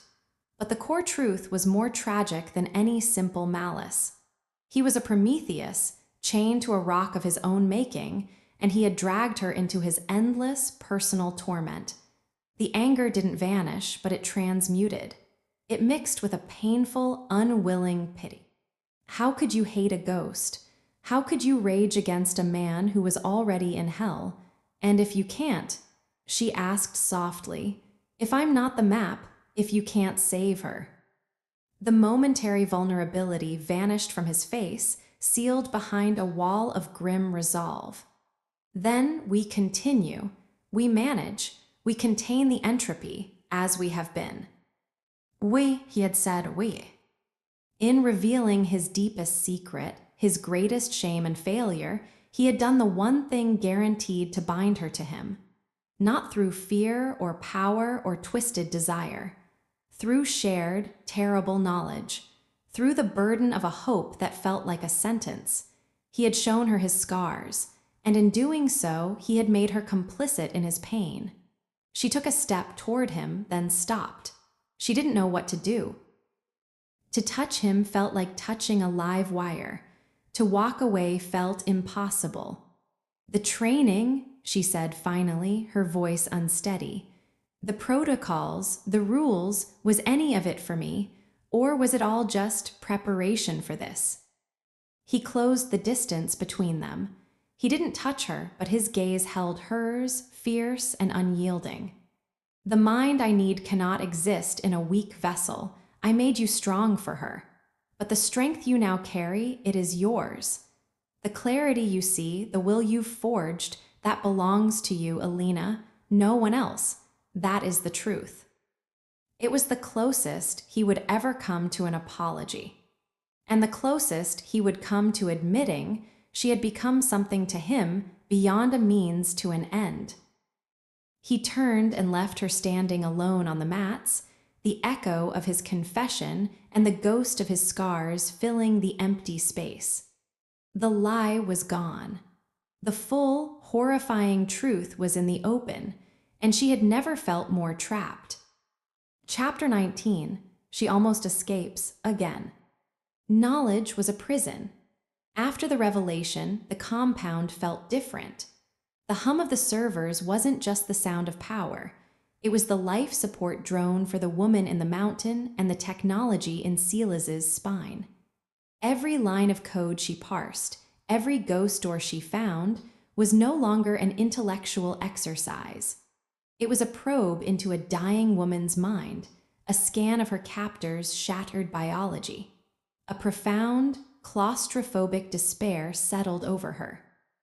The purpose she had begun to crave was a mirage. She was a lab rat in the world's most elegant cage, running a maze designed to dissect her brain for spare parts. The thought of Chiara, the frantic, scratching realness of her, haunted Alina's sleep. She saw those green eyes in the darkness. "You are next," they seemed to whisper. "This is your future, a ghost in the machine." She had to get out. Not just from the compound, but from the terrifying gravity of Silas's tragedy. His pain was a black hole, and she was being pulled into its event horizon. If she stayed, she would lose herself completely, either consumed by his mission or, worse, beginning to believe in it. Her opportunity came from an unexpected source, the past. While correlating data for a network vulnerability assessment, she stumbled upon a dormant protocol in the compound's original architectural schematics. It was a failsafe, a legacy ventilation purge system from when the mountain was a Cold War bunker. It was entirely mechanical, isolated from the digital network, designed to vent toxic gases through a series of ancient, reinforced ducts. One of those ducts terminated in a blind valley 5 miles from the compound's perimeter, hidden by rock falls and dense forest. A tight, brutal climb, but possible. A road not even Sela's seemed to remember. It was her only chance. She planned with a cold, meticulous focus that was his final gift to her. She stole supplies bit by bit, protein bars from the kitchens, a filtration canteen, a monofilament wire from the lab, a tool, a weapon. She studied the compound's patrol rotations, the gaps in Kale's surveillance. She used her authorized access to schedule a routine, hours-long data integrity scan on the system that monitored the old bunker sectors, creating a blind spot. She chose a night when Sela's was immersed in a long-distance negotiation with a Jakarta syndicate, his attention fully engaged. She wore dark, flexible clothing, her hair tied back. She left a note in her room, a simple line of code on her terminal. Process terminated. Let him decipher it. Her heart was a wild drum against her ribs as she slipped from her room, melting into the service corridors. The air grew colder, damper. She found the access hatch, hidden behind a rack of obsolete circuit boards. The manual wheel groaned with decades of disuse, but it turned. The duct was a claustrophobe's nightmare. Pitch black, slick with condensation, barely wide enough for her shoulders. She crawled, the sound of her own breathing loud in the metallic tunnel. The monofilament wire was her guide, strung ahead to feel for drops or blockages. Time lost meaning. There was only the cold, the dark, and the desperate pull toward freedom. After what felt like hours, a faint, fresh draft touched her face. The scent of pine and damp earth. Her pulse leapt. She pushed forward, her hands raw, knees screaming. A final grate rusted shut. Using a stolen multi-tool, she worked at the bolts, every scrape and clang sounding like a thunderclap in the silence. With a final, grating shriek, the grate gave way. Cold, clean night air washed over her. Stars, an impossible blanket of them, glittered above. She was in a narrow cut of a valley, steep walls rising on either side. Freedom. She scrambled out, breathing in great, ragged gulps. She was out, she was free. The euphoria lasted for 10 steps. A shadow detached itself from the base of the cliff, a familiar, mountain-like silhouette. Kale. He stood silently, his arms at his sides, making no move to stop her. He simply blocked the only path out of the rocky cleft. "No," she whispered, the words swallowed by the vast night. "Go," Kale said, his gravel voice surprisingly quiet. "If that is your choice." She stared, uncomprehending. "He knows," Kale said. "He has known since you first accessed the schematic. He watched you plan. He let you come this far." The words were a physical blow. He let her go. Why? The question was a broken thing. "To see if you would," Kale said. "To see how far you would get to let you taste it." He stepped aside, clearing the path. "The road is 5 miles east. It is unpaved. You have no vehicle, no identity, no money. Marcus Thorne has assets monitoring every transit hub within 200 miles, alerted to look for a woman of your description. Aurora's echoes in the network will sense the pattern of your flight. You will be hunted by at least 3 factions before dawn." He recited the facts without malice. "Or you can turn around, go back. The choice, as he said, has always been yours." Elena stood frozen, the vast, starry sky above feeling suddenly like a crushing weight. The freedom she had crawled through a tunnel to reach was a desert. A killing field. He hadn't stopped her. He had simply shown her the walls of the larger cage. She looked at the dark path leading to the world. Then she looked back at the black hole of the ventilation duct, the entrance to his labyrinth. A sob tore from her throat, a sound of pure, despairing rage. Not at him. at the universe that had given her this choice. Shoulders slumping, every muscle aching with defeat, she turned her back on the stars and crawled back into the dark. Chapter 20. He lets her go on purpose. The crawl back through the duct was a funeral procession for her hope. The darkness felt thicker, the air heavier, as if the mountain itself was swallowing her whole. She emerged into the service corridor a different person than the one who had entered it, not a hopeful escapee, but a revenant returning to her grave by choice. Kale was gone. The corridor was empty. She was expected to find her own way back. She walked through the silent compound, her footsteps echoing in the vast, hollow spaces. She didn't go to her room. She went to the one place she knew he would be, the observation platform overlooking the core. The beating blue heart of his empire, of his guilt, of her prison. He stood with his back to her, hands clasped behind him, a statue against the pulsating light. He didn't turn as the door hissed shut behind her. "You made it farther than I estimated," he said, his voice devoid of triumph. It was a flat statement of fact. The Eastern Ridge route was a clever inference. I hadn't considered it in 17 years. She didn't speak. She had no words left. She simply waited for the punishment, for the reflection room, for the final break. He turned. In the cold blue light, his face was all sharp angles and shadows, but his eyes held a strange, weary intensity. "You tasted it, the outside, the freedom. What did it taste like, Alina?" "Desert," she whispered, her throat raw from the duct, from unshed tears. "It tasted like a desert. And I was dying of thirst." A faint, almost imperceptible nod. "Yes, because freedom without power is just another form of starvation. You had a taste of the power here, of purpose, of safety, and you traded it for a hypothetical liberty that would have gotten you killed within days." He took a step toward her. "I didn't let you go to be cruel. I let you go to prove a theorem, the theorem of your own life." Theorem? A spark of anger flickered in the hollow of her chest. Proof through contradiction. You hypothesized that escape was preferable to captivity. You tested the hypothesis. The data conclusively disproved it. You chose to return, not because I forced you, because you evaluated the variables and made the logical choice. Your choice. He was reframing her utter, soul-crushing defeat as a moment of rational enlightenment. It was monstrous, and it was true. "I hate you," she said, the words lacking heat, just a cold, final truth.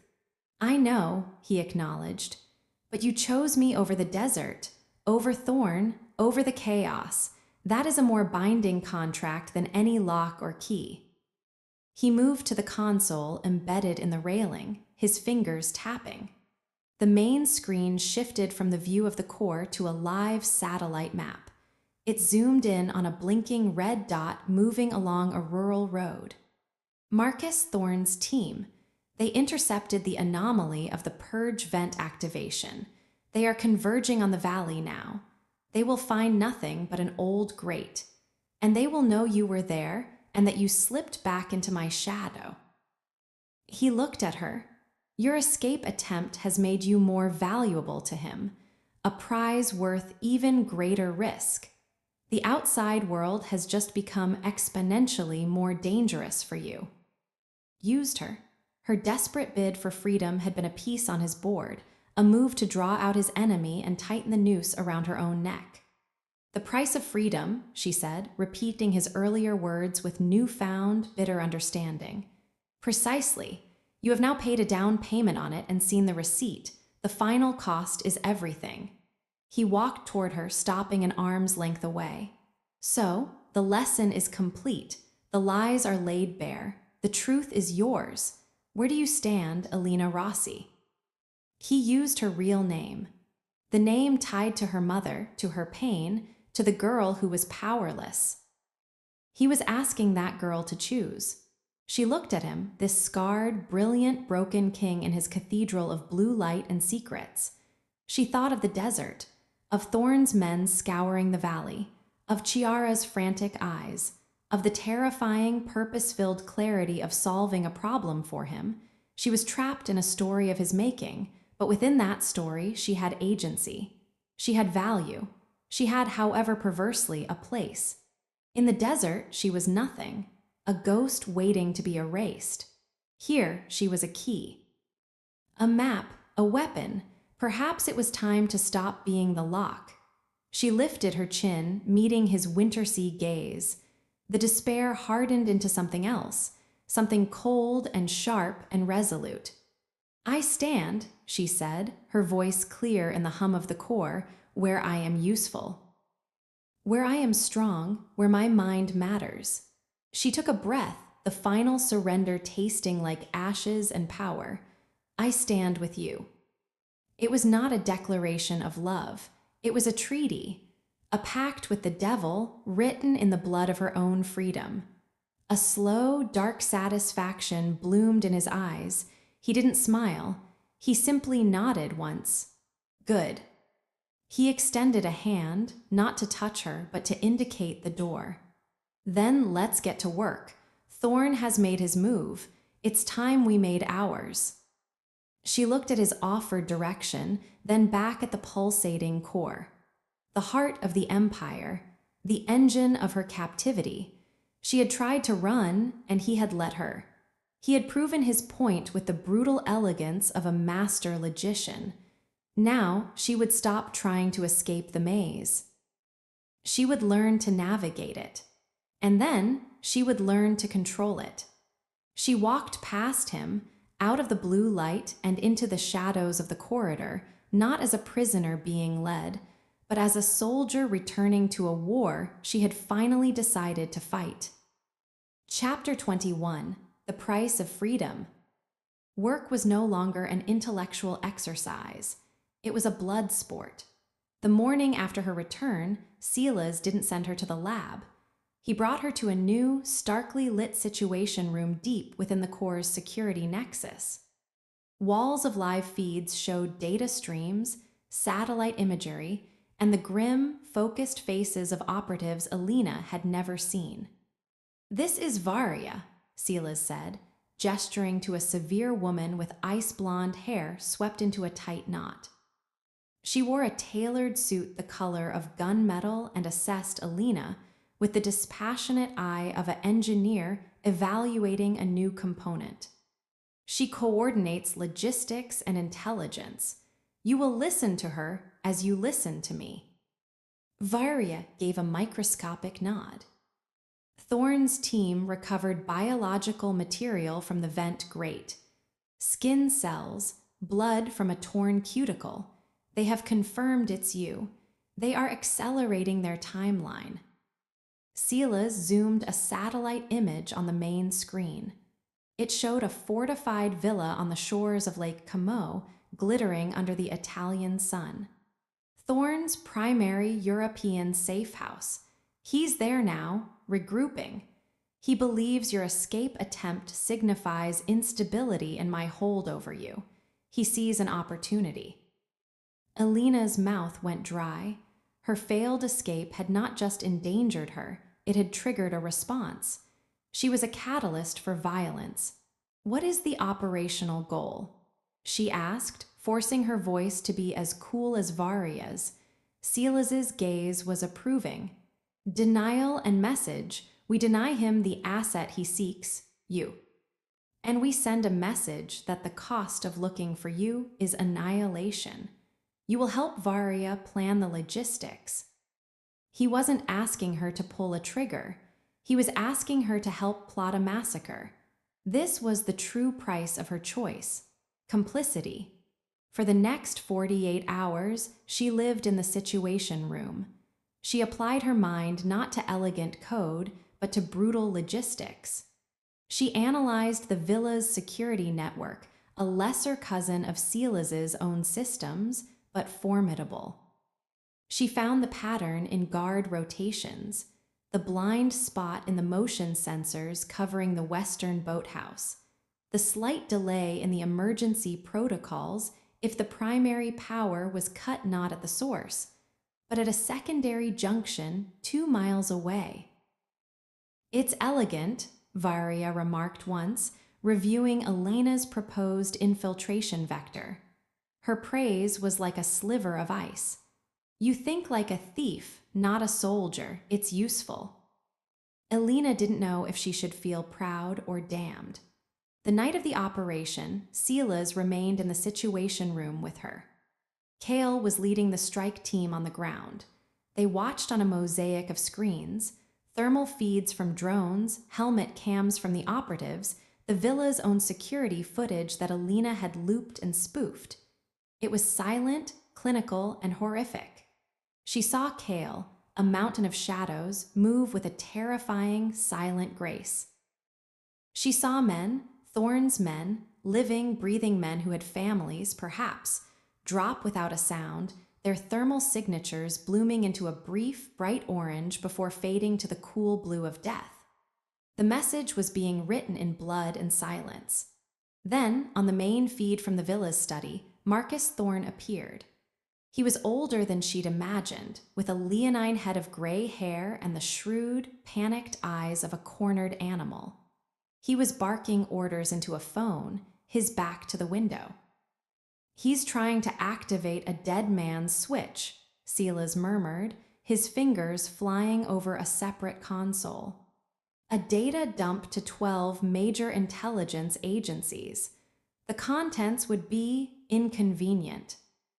Elena watched, her heart in her throat. This was the man who wanted to dissect her to hurt Silas. She should feel satisfaction. All she felt was a cold, creeping nausea. "Can you stop it?" she asked. "Not from here. The signal is localized, hardwired." Silas's voice was calm. He switched to the comms channel. "Cale, the study, now, he has a physical switch." On the screen, the door to the study exploded inward. Cale stood there, weapon raised. Thorne spun, his hand slamming down toward a red panel on his desk. And then the feed died. All of them. The screens filled with static. Silas went utterly still. The only sound was the hum of the servers. "What happened?" Elena whispered. "A localized EMP, non-standard. Thorne must have had a pocket device." Silas's face was carved from stone, but a muscle ticked in his jaw. "We're blind." For 10 agonizing minutes, they waited. Elena imagined a dozen scenarios, each worse than the last. Thorne escaping. The data dump succeeding. Cale dead. Finally, a single audio-only channel crackled to life. Cale's voice, breath ragged but steady. "Target neutralized. Switch secured. Package is safe." Package, her. They had secured her safety by turning Thorne's study into a charnel house. "Casualties?" Silas asked, his voice tight. "2 of ours, all of theirs. The message," Cale said, the word heavy with finality, "has been delivered." Silas closed his eyes for a fraction of a second. When he opened them, he looked at Elena. "It's done." She stared at the wall of static, the ghost of the violence imprinted on her mind. She had helped plan this. Her biology on a grate had triggered it. Men were dead. A powerful enemy was erased. This was the ecosystem he cultivated. This was the order he maintained, not with lines of code, but with lines of fire. "The price of freedom," she said again, the words a concrete truth now, weighed with blood. "Yes," Silas said. He didn't offer comfort. He didn't justify. He simply stated the transaction. "Your freedom would have cost your life, and possibly the stability of an empire that keeps worse men in check." Thorne's freedom to act cost him his life and the lives of his men. Every choice has a consequence. The market is always open. He stood, the operation concluded. "Get some rest. Tomorrow we return to the core's work, the real work." He left her alone in the situation room, with the ghostly static. The adrenaline drained away, leaving a profound, hollow exhaustion. She had crossed a line tonight. She had helped orchestrate a murder, many murders, to protect her own place in a cage. She thought of the desert, vast and empty. Then she thought of the study and the red switch under Thorne's hand. In the desert, she would have been a victim of the chaos. Here, she was an architect of the order, however brutal. The price was her soul. But as she walked back to her room through the silent, safe compound, she wondered with a detached horror if she had ever really owned one to begin with. Chapter 22. She discovers what he really is. A week passed. The compound returned to its quiet rhythm, but the silence now had a different texture, heavier, charged with the unspoken knowledge of what they had done together. Elena worked in the lab, but her focus was fractured. The ghost in the machine was no longer Chiara. It was the ghost of Thorne's men, fading to blue on a thermal screen. Silas left her alone, granting her a wide berth, as if sensing the tectonic shift inside her. He was giving her time to integrate the violence, just as he had given her time to integrate the truth about Chiara. Another lesson in absorption. Her curiosity, that sharp, relentless blade he had honed, turned inward. She began to research him. Not through stolen logs or corrupted files, but through the lens of his own teachings. She analyzed the patterns of his empire not as an enemy seeking weakness, but as a disciple seeking understanding. She traced the financial flows Varia had granted her access to. The money was staggering, but its movement was peculiar. Vast sums didn't just vanish into shell companies, they filtered out. To those biomedical foundations in Switzerland, to neurology research institutes in Singapore and Reykjavik, to a silent, sprawling trust that provided for the families of deceased operatives, like the two who had died at Lake Como. She mapped his interventions over the past decade. Not just the ruthless elimination of rivals like Thorne, but quieter moves. The collapse of a human trafficking ring that had been too brazen, the subtle sabotage of a bioweapon auction, the engineered bankruptcy of a corporation dumping toxins into a watershed serving 10 million people. It was a pattern, but not of greed. It was a pattern of curation, of pruning. He wasn't just building an empire of control. He was gardening the world's chaos, removing what he deemed toxic, cultivating a perverse, silent order according to his own amoral design. He wasn't a king, he was a custodian, a self-appointed, godlike janitor cleaning up the mess of humanity, using its own secrets and violence as his tools. The realization was more terrifying than any vision of a simple monster. A monster could be hated, resisted. A custodian could be reasoned with, possibly even influenced. One evening, she confronted him in his office. He was reviewing a dossier, the light from his desk lamp carving his profile in gold and shadow.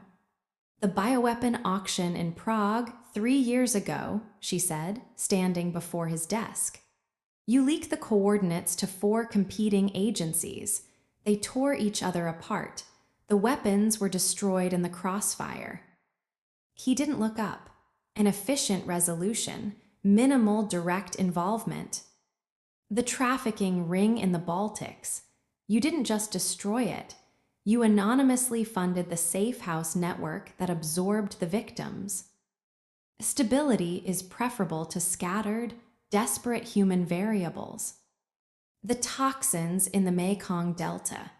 You ruined the company, but you also funded the water remediation project. Entropy must be corrected. Pollution is entropy. She slammed her hands on his desk, making him finally look up. His gray eyes were calm, waiting. "You're not just a merchant of truth or a spider in a web. You're playing God. a cold, cruel, logical God. He leaned back in his chair, steepling his fingers. God is an inefficient, emotional construct. I am a systems analyst.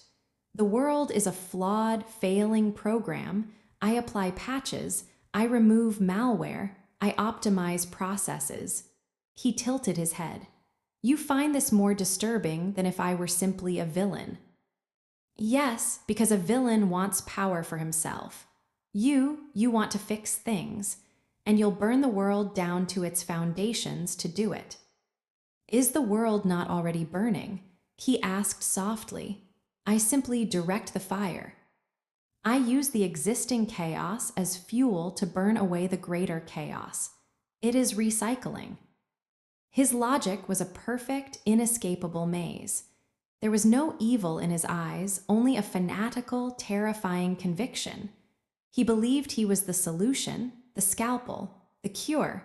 She understood now what he really was, not a man, not a monster. He was an algorithm given flesh, a perfect, self-justifying logic loop that had started with the salvage of his own broken body and had expanded to encompass the globe. And she was inside the loop. She had chosen to stand with him. She had helped him prune a branch of his chaotic garden. To hate him was illogical. He was simply following his code. To love him was impossible. He was not human enough to love. All that was left was to understand the code, to learn it, to see if, within its rigid parameters, there was a way to edit it. Prague, the Baltics, the Mekong, she said, her voice quiet now. Those were your decisions. They were the logical outputs of the system. But you built the system. You defined the parameters. You decided what constituted a malware to be removed. A flicker in his eyes, the closest he ever came to surprise. Yes. So, she took a deep breath, the enormity of her next thought settling upon her. If I understand the parameters, I could predict the outputs.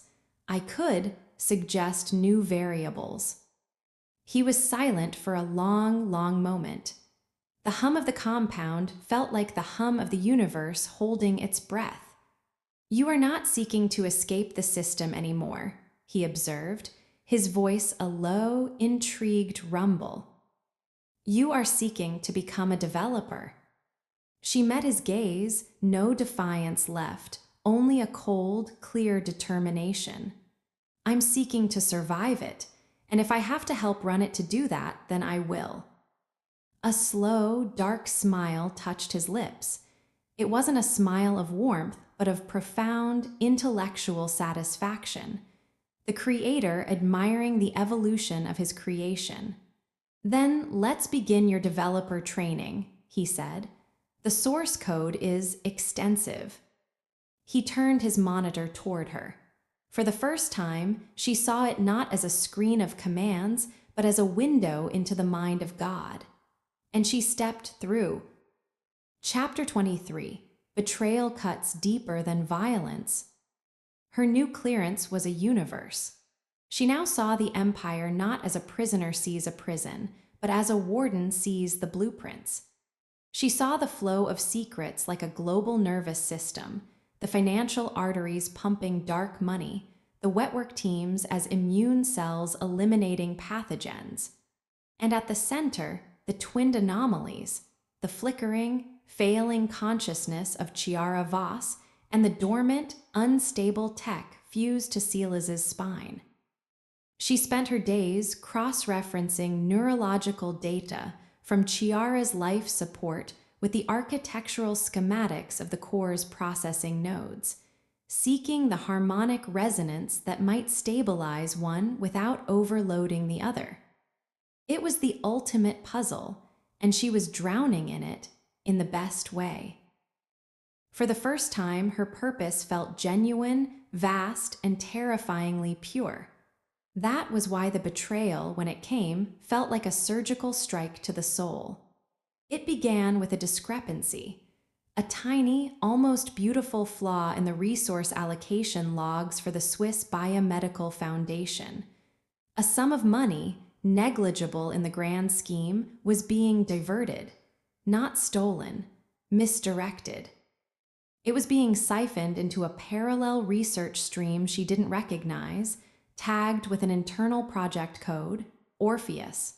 Her developer's instincts flared, a hidden project. From Sela's, it was possible he kept layers within layers. But the encryption on Orpheus was different.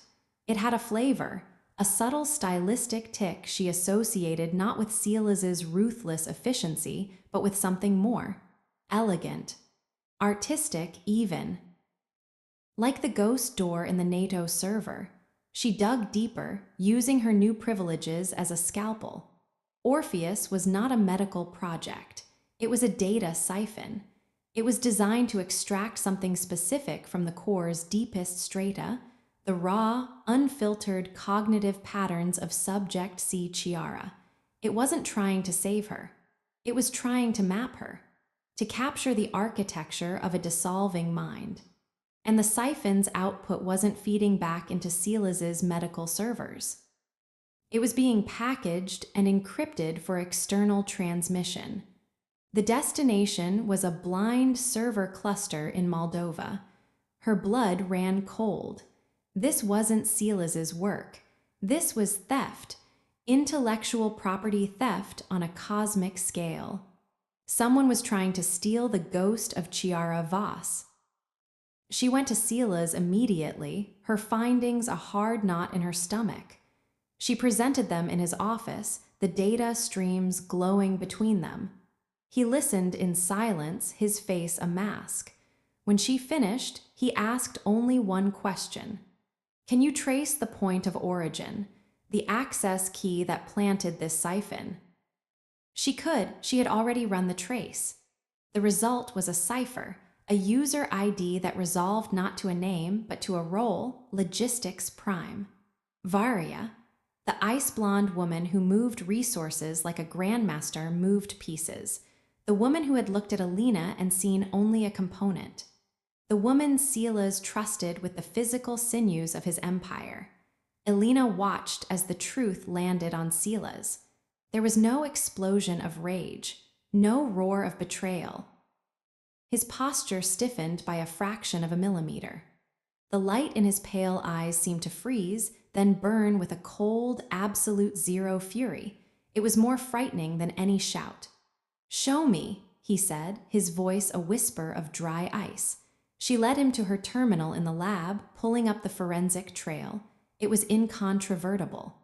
Varia's unique cryptographic signature was woven through the Orpheus code like a calling card. She hadn't even tried to hide it well. It was an act of breathtaking arrogance. She's been bleeding data for months, Alina murmured, pulling up the transmission logs. Small packets. She's building a library of Chiara's neural decay. She looked at Sela's stony profile. Who would want that? A competitor. Worse, Sela's said the word final. A collector. He turned and left the lab. Alina followed, a silent shadow. He didn't go to confront Varia. He went to the observation platform overlooking the core. He stood there, hands clasped behind his back, watching the blue pulse as if it were the heartbeat of the woman he had failed. Varia has always believed my sentiment for Chiara was a critical vulnerability, he said, not looking at Alina. She believes the Empire's strength is in its logic, not its ghosts. She must have found a buyer. Someone who sees value in the ruins of a genius mind. Perhaps to replicate the instability as a weapon. Perhaps to sell the patterns as the ultimate blackmail, proof of my weakness. He turned to her, and the raw, unguarded pain in his eyes was a physical shock. It wasn't the pain of betrayal by a subordinate. It was the agony of a man seeing the last sacred thing he protected being offered for sale on the open market. You trusted her, Alina said softly. I trusted her logic. I misjudged her ambition. He looked back at the core. This is the lesson violence cannot teach. A knife to the heart is clean. A knife to the trust, it poisons the bloodstream forever. He was grieving, for Chiara all over again, for the broken trust. What do we do? Elena asked. The word felt heavy and right. The grief vanished from his face, sealed away behind a wall of Billy-owned valve. We correct the error. We send a message. He detailed the plan with chilling precision. Varia was to be summoned to a security briefing in an isolated module on the compound's northern edge. Elena would be present as the discoverer of the breach. The evidence would be presented. Varia, arrogant, would likely attempt to justify her actions as a strategic move for the Empire's strength. And then she would be terminated. Not by Kale, by him. It must be me, Silas said, his voice devoid of all emotion. She betrayed my trust. The correction is mine to execute. He looked at Elena. You will be there. You will witness the cost of betrayal within the system. It is the final part of your training. That night, Elena couldn't sleep. She thought of Varia's ice-cold efficiency, her disdain. She thought of Chiara, a living ghost being sold in pieces. And she thought of Silas, the custodian, about to prune his own garden with a personal, bloody knife. When the time came, they stood in the sterile briefing room. Varia arrived, impeccable as ever. When Silas presented the evidence, her composure didn't crack. She lifted her chin. The asset is a liability. Her patterns are a unique weapon. I was creating a deterrent. Leverage. You have allowed sentiment to blind you to strategic advantage. There is no advantage in selling the Empire's heart, Silas said, taking a step forward. His movements were lethally calm. Varia's eyes flicked to Elena, a flash of pure contempt. And you bring the new pet to watch, to learn how to be a good dog. Silas didn't respond. He simply moved. It was not a fight. It was an execution. Varia was trained, but Silas was something else, a fusion of human precision and machine-calculated lethality. He disarmed her of the holdout pistol she drew in a blur of motion, twisted her arm with a sound of snapping bone, and in the same fluid motion, drew a thin, black blade from his own sleeve. He looked into Varia's wide, shocked eyes for a single, endless second. You were part of the order, he whispered. You became entropy. He plunged the blade into the base of her skull. It was swift, clinical, and utterly intimate. Varia's body went rigid, then slack. He lowered her to the floor without a sound. He stood over her, breathing evenly, the blade now dark and wet in his hand. He looked at Elena, his gaze asking a silent, brutal question. Do you see? Do you understand the covenant? Elena saw. She understood. The betrayal of the mind was a deeper sin than the betrayal of the body, and its punishment was personal, absolute, and delivered by the hand of the one who had been betrayed. The violence at Lake Como had been a distant, tactical horror. This was close, quiet, and devastating. This cut deeper. Silas cleaned the blade on a cloth from his pocket, his movements methodical.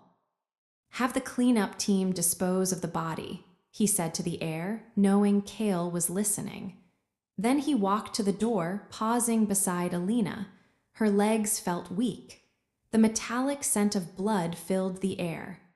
Your loyalty, he said, his voice low and intense, is the only thing that will ever matter. Remember that. He left her alone in the room with Varia's sightless eyes and the spreading crimson stain on the polished floor. The lesson was complete. Betrayal was the ultimate entropy, and she had just witnessed its ultimate correction. She was no longer just a developer. She was a keeper of the covenant.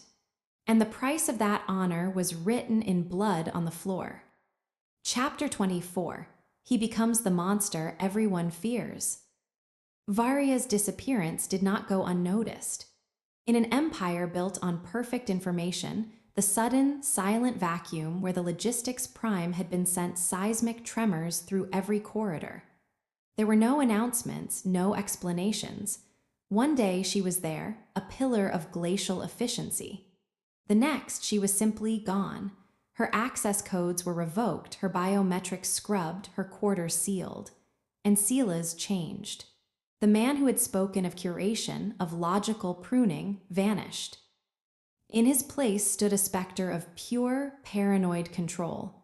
The compound, already a fortress, became a locked-down nervous system. Random biometric checks were instituted at every junction. Loyalty assessments, brutal, invasive psychological profiles were mandated for all senior staff. Kale's security detail tripled, their presence a constant, looming pressure.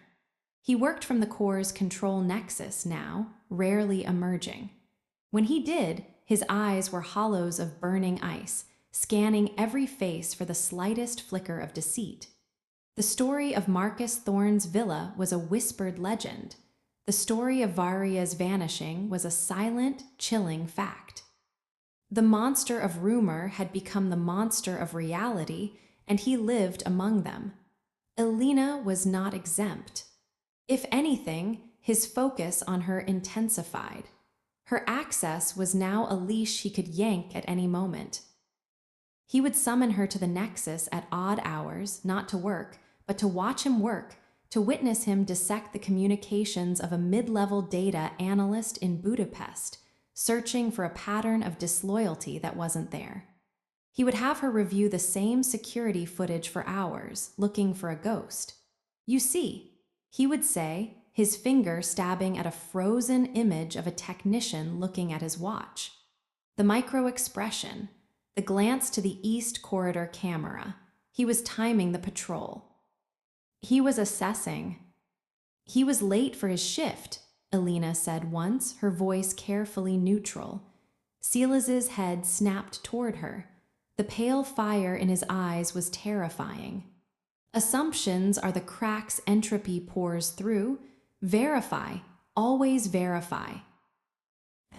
He was eradicating trust, the very concept of it, from his kingdom.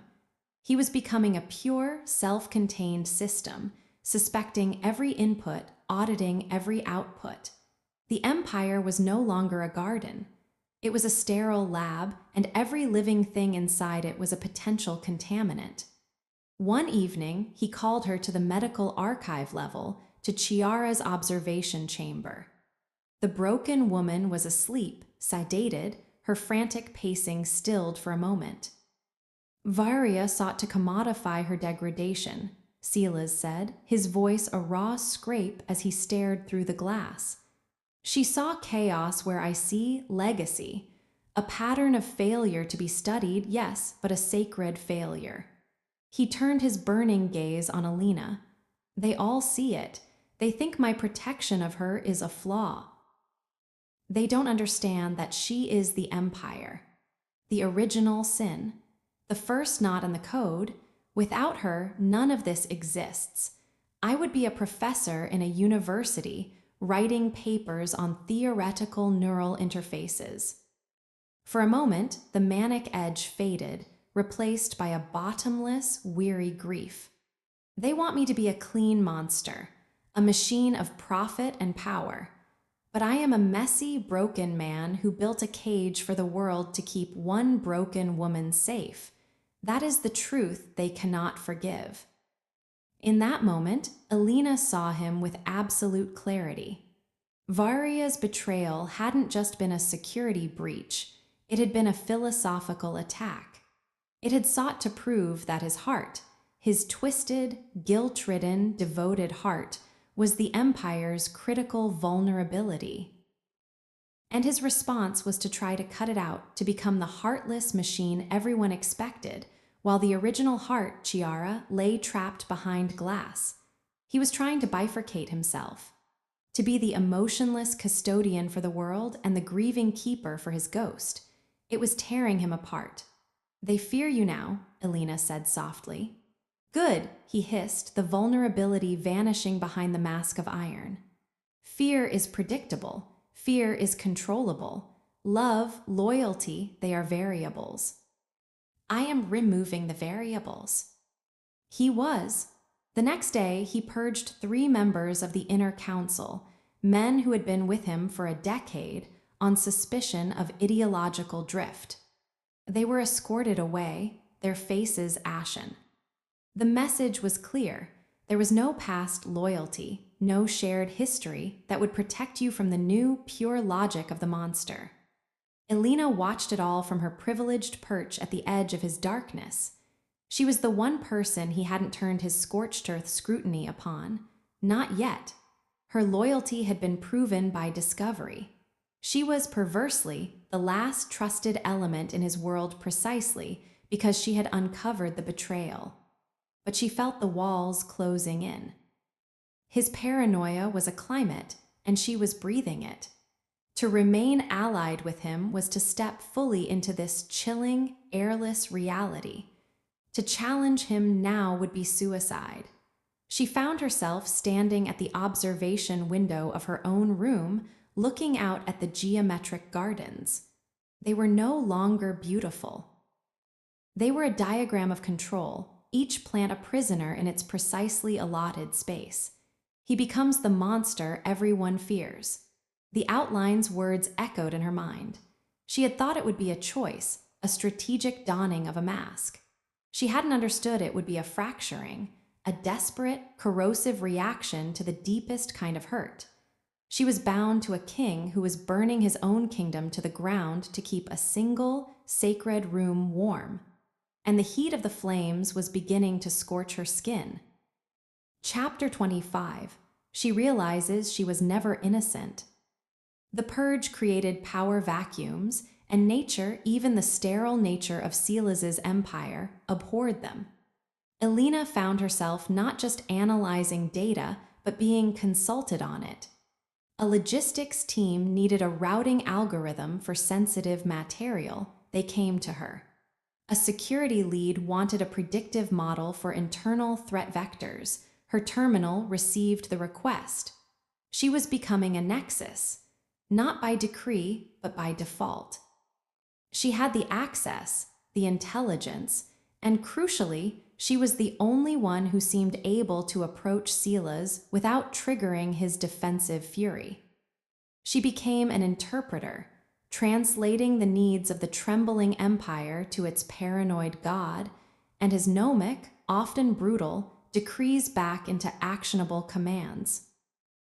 It was during this chaotic, silent restructuring that she was approached by a man named Rurk. He was the new, temporary head of field logistics, a compact man with shrewd eyes and a calm demeanor that had survived the purge. He came to her with a logistical snarl involving medical supply chains for the Corps' ancillary facilities. As they worked through the problem at her terminal, he spoke, his voice low. It's a shame about the Swiss Channel. Varia had a contact there who was making real headway on synaptic regeneration. Purely theoretical, but promising. Elena kept her eyes on the screen. I wasn't aware. It was a pet project, off the books. The kind of thing that needs flexibility. The kind of thing that gets strangled in an audit. He paused. The kind of thing that could help Subject C. Elena's fingers stilled on the keyboard. She turned her head slowly. What are you saying? Rurk met her gaze. I'm saying Varia was a traitor, but even traitors can have good ideas. The data she was siphoning, it was for that Swiss researcher. Not to sell, to use, to find a cure. She believed the boss was too close to the problem, that his grief was slowing the science. Elena's mind reeled. It was a direct contradiction to Silas's narrative. Varia, the cold pragmatist, secretly funding a cure. Had Silas known this? Had he chosen to see only the betrayal, not the intent? Or had Varia's method, going behind his back, commodifying Chiara's essence, so violated his code that the purpose didn't matter? Why are you telling me this? Elena asked, her voice cold. Because you're the only one he might listen to. The purge is cutting into muscle, not fat. We're losing capabilities. The empire is weakening from the inside out, right when our enemies are smelling blood. Someone needs to modulate the signal. Rourke stood. Think about it. We all serve the same end, don't we? The strength of the empire. Even Varia believed that. She just had a different methodology. After he left, Elena sat in the humming silence of the lab. Rourke's words were a seed of poisoned doubt. Had she been complicit in an injustice? Had she helped Silas destroy not just a traitor, but a potential path to saving Chiara? Her discovery had been pure, her logic sound. But what if the premise, Silas's interpretation of Varia's motive, had been flawed? She dove back into the Orpheus data, this time looking not for evidence of theft, but for intent.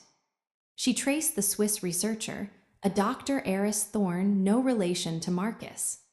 His published work was radical, bordering on heretical, focusing on cognitive pattern stabilization via external harmonic resonance. It was exactly the kind of outside-the-box thinking Silas's own team, bound by his trauma, might avoid. And the encrypted packets Varia sent, the headers contained metadata tags. Not just subject C neural pattern.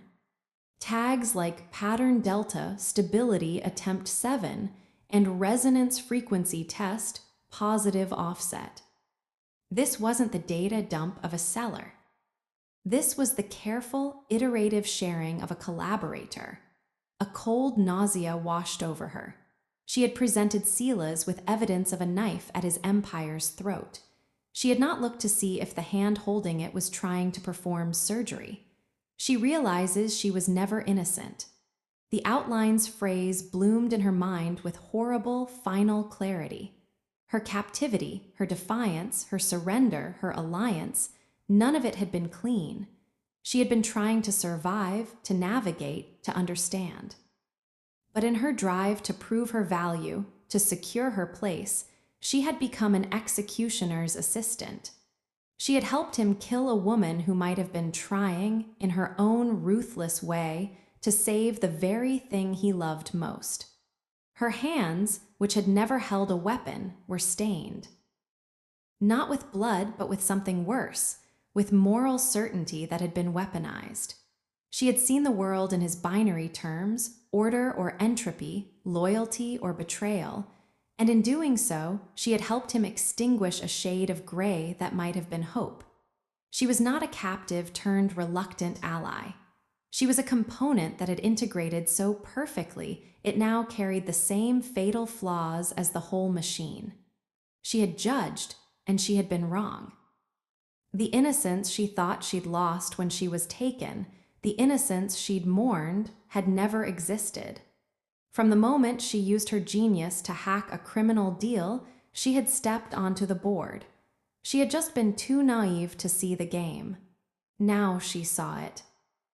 And she saw her own piece, sitting squarely in the monster's quadrant, its shadow long and dark. She closed the files, erasing her new queries. The truth was a burden too dangerous to carry. To reveal her doubt to Silas now would be to become the next variable he eliminated. She had to carry the weight of this knowledge alone, the weight of her own complicity, the weight of knowing that in the empire of shadows, even the light of truth could be a kind of lie. Chapter 26, Blood Spilled in Her Name.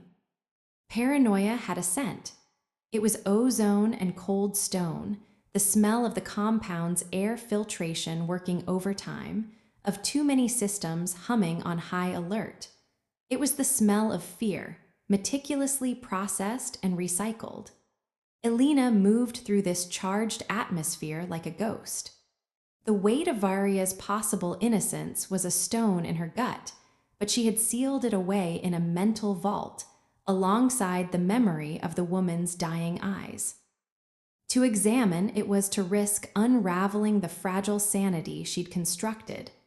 Survival was a full-time occupation.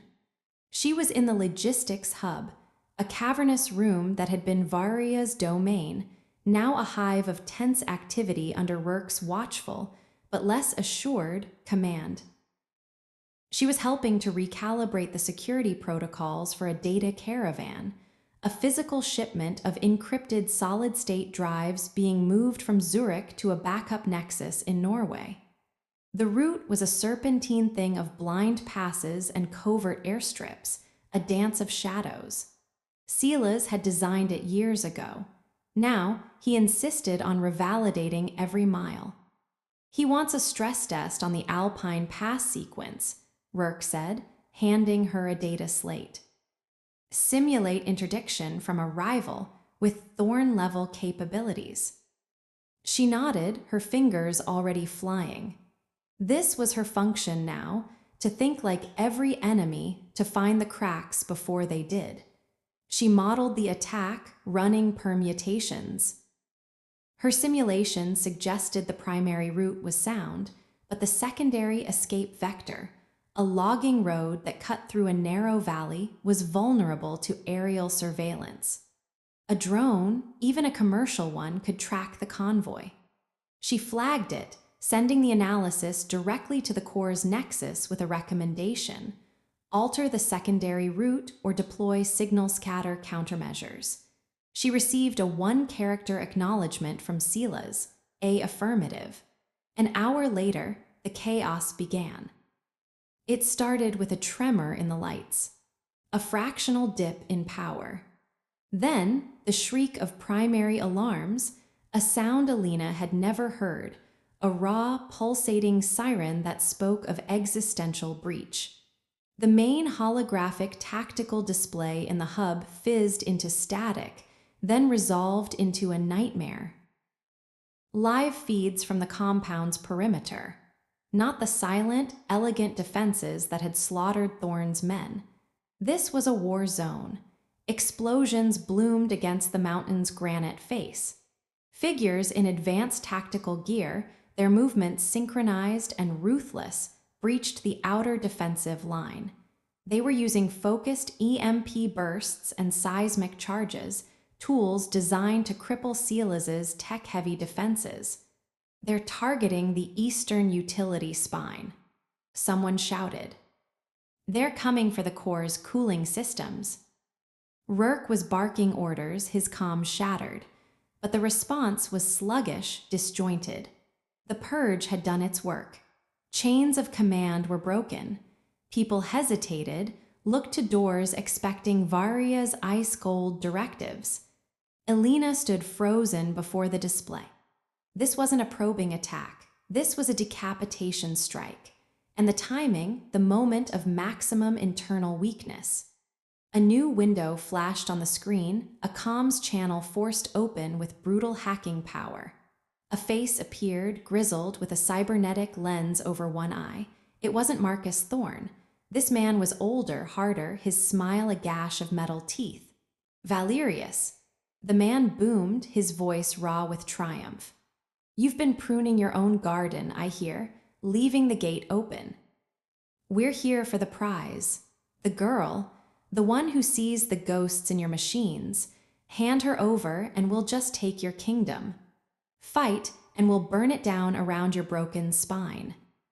The girl, the words echoed in the shrieking din. They weren't here for Silas, not directly. They were here for her. Her value, her notoriety, had painted a target on the entire mountain. Varia's betrayal had shown the world she was a vulnerability. Silas's paranoia had left the door ajar. Blood was being spilled in her name. Men and women, Silas's people, were dying on the tactical feed, their thermal signatures winking out because she existed. A hand gripped her arm, yanking her backward. Kale. His face was a mask of soot and grim purpose. "We move. Now." "Silas is containing the breach. You are the objective. Your location is compromised." He hauled her through a blast door into a service tunnel, the sound of the alarms muffling to a dull throb. They ran, Kale a relentless engine before her. She heard the distinct, chattering report of close quarters gunfire ahead, the scream of metal tearing. The attackers were inside. They rounded a corner and ran into hell. A firefight raged in a junction where 3 tunnels met. 2 of Silas's security detail were pinned down behind a fallen conduit, trading fire with 3 of the invaders. The air was thick with smoke and the tang of cordite. Kale shoved Alina into a shallow maintenance alcove. "Stay!" He drew his weapon, a compact, brutal-looking rifle, and stepped into the fray. It was not like the screens. It was deafening, visceral, and chaotic. The concussive blast of grenades shook dust from the ceiling. A man, one of the invaders, staggered back, his chest a ruin of crimson, and collapsed not 3 feet from her alcove.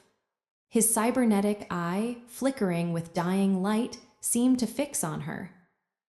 She stared into its lens, seeing her own reflection, wide-eyed, pale, a prize wrapped in black tactical fabric. This was her doing, her consequence. A searing heat blew past her face. A round had impacted the wall beside her head, spraying chips of stone. She cried out, stumbling back. Kale dropped the last invader with a double tap to the head. The sudden silence in the junction was ringing awful. One of Silas's men was down, moaning, his leg twisted at a sickening angle. "Clear," Kale grunted, his chest heaving. He didn't look at the wounded man. His mission was singular. He grabbed Alina again. Secondary route, now. As they fled down another tunnel, Alina saw it. Scrawled in fresh, dripping red paint on the stone wall, not blood, something brighter, more vicious. A message. A gift for the Crow. The Crow, a new name, a new player, one who sent gifts of bullets and fire.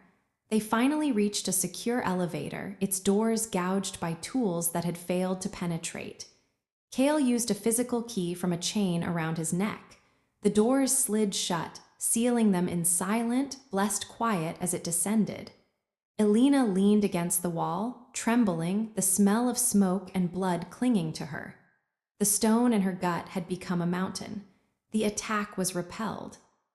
She learned later that Silas, from the core, had triggered a series of catastrophic structural failsafes, collapsing entire sections of the outer perimeter tunnels, burying dozens of the attackers alive.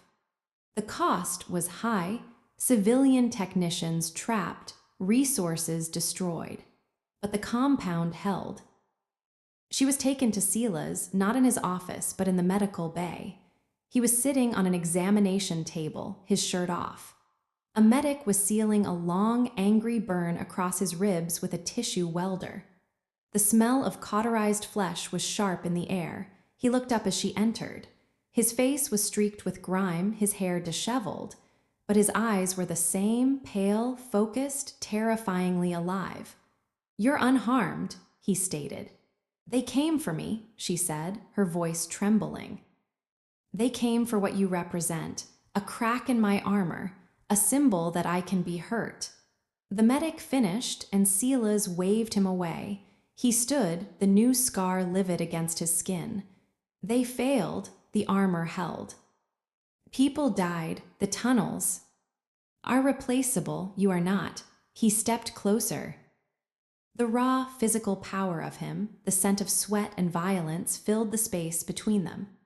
The Crow, an arms dealer, a facilitator, he sells to the highest bidder. He was hired to acquire you.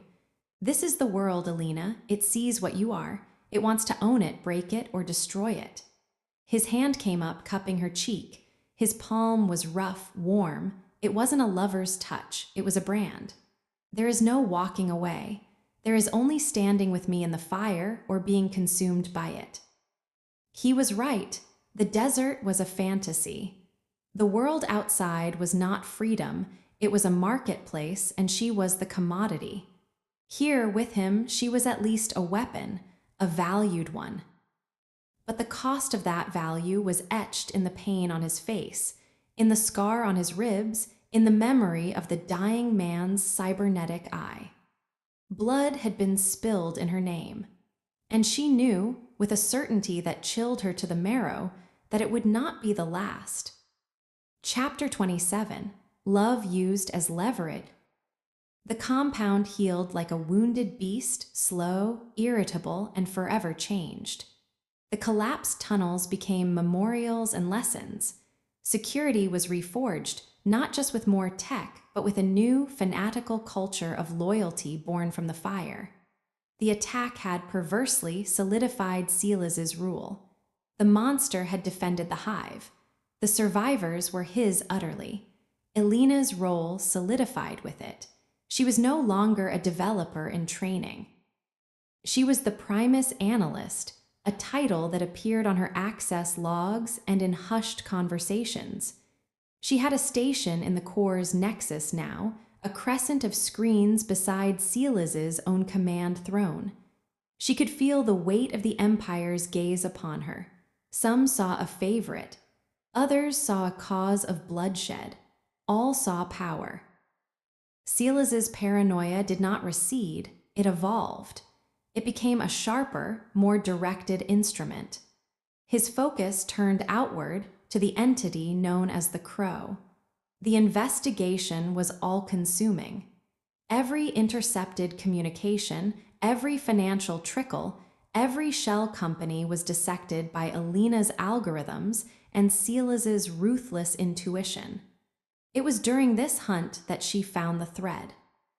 A pattern of buried financial transactions, elegant as a sonnet, flowing from a dummy corporation through a series of art auctions and into a private charitable trust. The trust's sole beneficiary was a secluded neurological care facility in the Scottish Highlands, a facility that had one very special, long-term patient, Elara Thorne, Marcus Thorne's younger sister. Catatonic since a childhood illness 20 years ago, the facility was her gilded cage, the trust her life support, and the trust was funded by the Crow. Elena presented the findings to Silas in the Nexus, the data glowing between them like a constellation of damning stars. "He has a heart," Silas murmured, leaning forward. His eyes reflected the cold light. A weak, sentimental spot, his sister. "It's leverage," Elena said, the word tasting like ash. "This is what they did now. They found hearts and calculated how to break them." "It's a key," Silas corrected. "We don't want to break it. We want to turn it." He looked at her, a familiar, terrifying intensity in his gaze. "You will handle the approach." "And me?" "You understand the calculus of family, of loss. You will make the offer." The plan was simple, brutal, and psychological warfare of the highest order. Elena, using a cutout, would make contact with the Crow. She would reveal her knowledge of Elara. She would not threaten. She would offer. In exchange for his permanent neutrality, for abandoning all contracts related to Silas, Valerius, or Elena herself, the charitable trust would receive a permanent, massive endowment from an anonymous, reliable source, Silas. Elara's care, her comfort, her safety would be guaranteed in perpetuity, far beyond the Crow's own dangerous, transient wealth. It was buying his love for his sister, using it as a leash. "He'll never agree," Elena said. "He's a proud man, a predator." "He's a man who visits her every month under heavy disguise," Silas said, pulling up surveillance photos of a large, lonely man sitting by a wheelchair in a sunroom, holding a frail hand. "He is already enslaved by his love. We are just offering him better chains." The weight of the task settled on her. She was to be the messenger, to look into the eyes of a monster and speak the language of his one vulnerability, to use her own understanding of a brother's love, the twisted, toxic love of Daniel Brewer that had destroyed her mother, as a weapon. "Why me?" she asked, her voice hollow. "Because you are the proof of concept," Silas said, his words deliberate, chilling. You are living proof that a sharp, independent mind can be brought into the fold. That loyalty can be forged. You are my argument. You will look at him and he will see not a threat from me, but a colleague. Someone who made a rational choice for security, for purpose. You are the future, offering a deal to the past. He was using her, not just her skills, but her story, her captivity, her transformation, her place at his side. It was all to be leveraged. Her perceived choice was to be a sales pitch. The meeting was set in a dead city, the abandoned husk of a mining town in the Kazakh steppe. Neutral, open ground. Elena went with Kale and a minimal team. She wore not a dress, but practical, armored clothing. She was not a trophy. She was an emissary. The crow was as imposing as his reputation. A giant of a man, his face a roadmap of violence, his cybernetic eye a baleful red gleam. He looked at her with open, sneering contempt. The pet, he rumbled. He sends his new toy to do his talking. I am here, Elena said, forcing Silas's calm into her voice, because I understand the value of sanctuary, of a quiet room for someone who can't face the world. She saw the minute flinch. The red lens focused on her with inhuman intensity. You speak of things you cannot know. Ilara's room faces the east. The morning sun hits the hydrangeas you planted outside her window. She doesn't react to them, but you keep them pruned. Every month. The crow went very still. The armed men around him tensed. What is your offer, little ghost? He asked, his voice a deadly whisper. She laid it out. The endowment, the guarantees, the neutrality. She spoke not as a conqueror, but as a banker offering a stable investment. She spoke of certainty, of taking a variable off the board. She was, she realized, speaking Silas's language perfectly. The crow listened, his face a granite mask. When she finished, he laughed, a sound like grinding stones. He thinks he can buy her, buy me. He's not buying her, Elena said, the crucial twist Silas had drilled into her. He's buying your peace of mind. So the next time you are in a firefight or brokering a deal with a viper, you don't have a part of your mind wondering if the money for next quarter's care will come through. He's buying your focus, your freedom from that one worry, in exchange for walking away from us. She saw it hit home. The predatory gleam in his eye didn't fade, but it was joined by a flicker of calculation, of tempted relief. He loved his sister, and love was a burden. Silas was offering to carry a piece of it. The crow did not agree that day, but he took the terms. He walked away, back to his armored vehicle, a mountain of conflicted fury. As Elena's helicopter lifted off the step, she looked down at the shrinking figure. She had done it. She had used a man's love as a bargaining chip. She had been the living, breathing argument for Silas's world. She felt no triumph, only a deep, sickening cold. Love, the one thing she had thought untouchable in this hellish calculus, was just another form of leverage, and she had just become expert at applying it. Chapter 28, The Night Everything Burns. The silence after the step was the most dangerous kind. Not the quiet of peace, but the held breath before a detonation.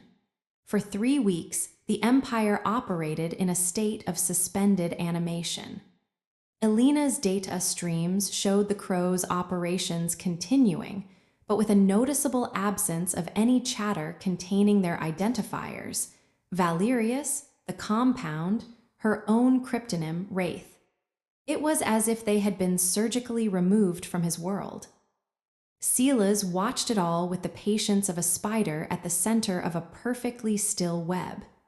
He said nothing of the operation's success, but his gaze on Elena held a new, unsettling quality, a proprietary pride that felt like being measured for a pedestal or a coffin. Then the signal came. Not from the Crow, but from the Scottish Trust. A routine quarterly disbursement was rejected. The facility's administrator, confused, reported that the trust's primary account showed zero balance. The money, the guaranteed endowment, had vanished. Not stolen, revoked. Silas received the news in the Nexus, his face illuminated by the cold blue of the main tactical display. He did not rage. He simply went very, very still. "He's calling the deal off," Alina said, her own heart sinking. She had sat across from the man. She had seen the temptation in his eye. This felt wrong. "No," Silas said, his voice a whisper of dry leaves. "This is not a refusal. This is a declaration of war. He is telling me my currency is worthless, that the safety I offer is an illusion." He turned his pale fire eyes to her. "He has chosen a different path. He means to take what he wants, not buy it." The response was swift and absolute. Silas triggered a protocol Alina had never seen: Black Winter. It was a systemic, scorched earth countermeasure.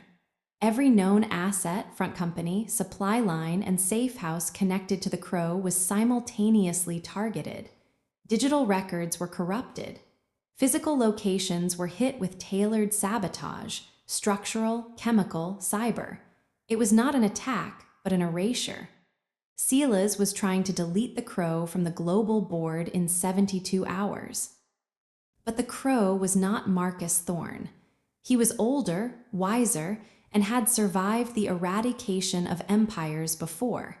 He had anticipated the reaction. The night it all burned began with a whisper. Alina was in her quarters trying to sleep when the ambient hum of the core changed.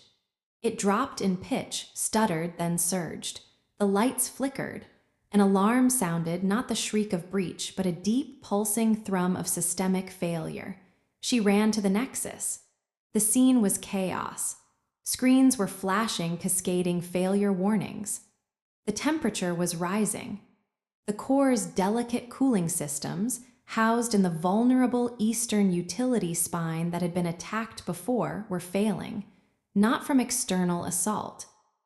From within, "It's in the code," a frantic technician reported to Silas, who stood like a statue amidst the panic. "A worm. It's been dormant in the maintenance protocols for months, maybe years. It just activated. It's overriding safeties, pumping coolants into wrong lines, overheating the reactors." "A gift from Varia," Silas said, the words dripping with a bitter, final understanding. "A final betrayal. She gave him a key." He began issuing commands, his hands flying over interfaces, trying to manually reroute systems to engage archaic, hardwired backups. Alina went to her station. The worm was a devious, beautiful piece of malice. It was fighting them, learning their countermoves, adapting. It was designed not just to cripple, but to cook the core from the inside out. To melt the brain of the empire. As she fought it, line by line, a new alert bloomed on a perimeter screen. Thermal signatures, dozens, approaching from multiple vectors under sophisticated stealth baffles. The Crow's forces. He hadn't just sent a digital ghost. He was coming in person for the kill in the moment of maximum vulnerability. "He's here," she said. Silas didn't look up from his struggle with the melting systems. "I know." The compound became a bell jar of hell.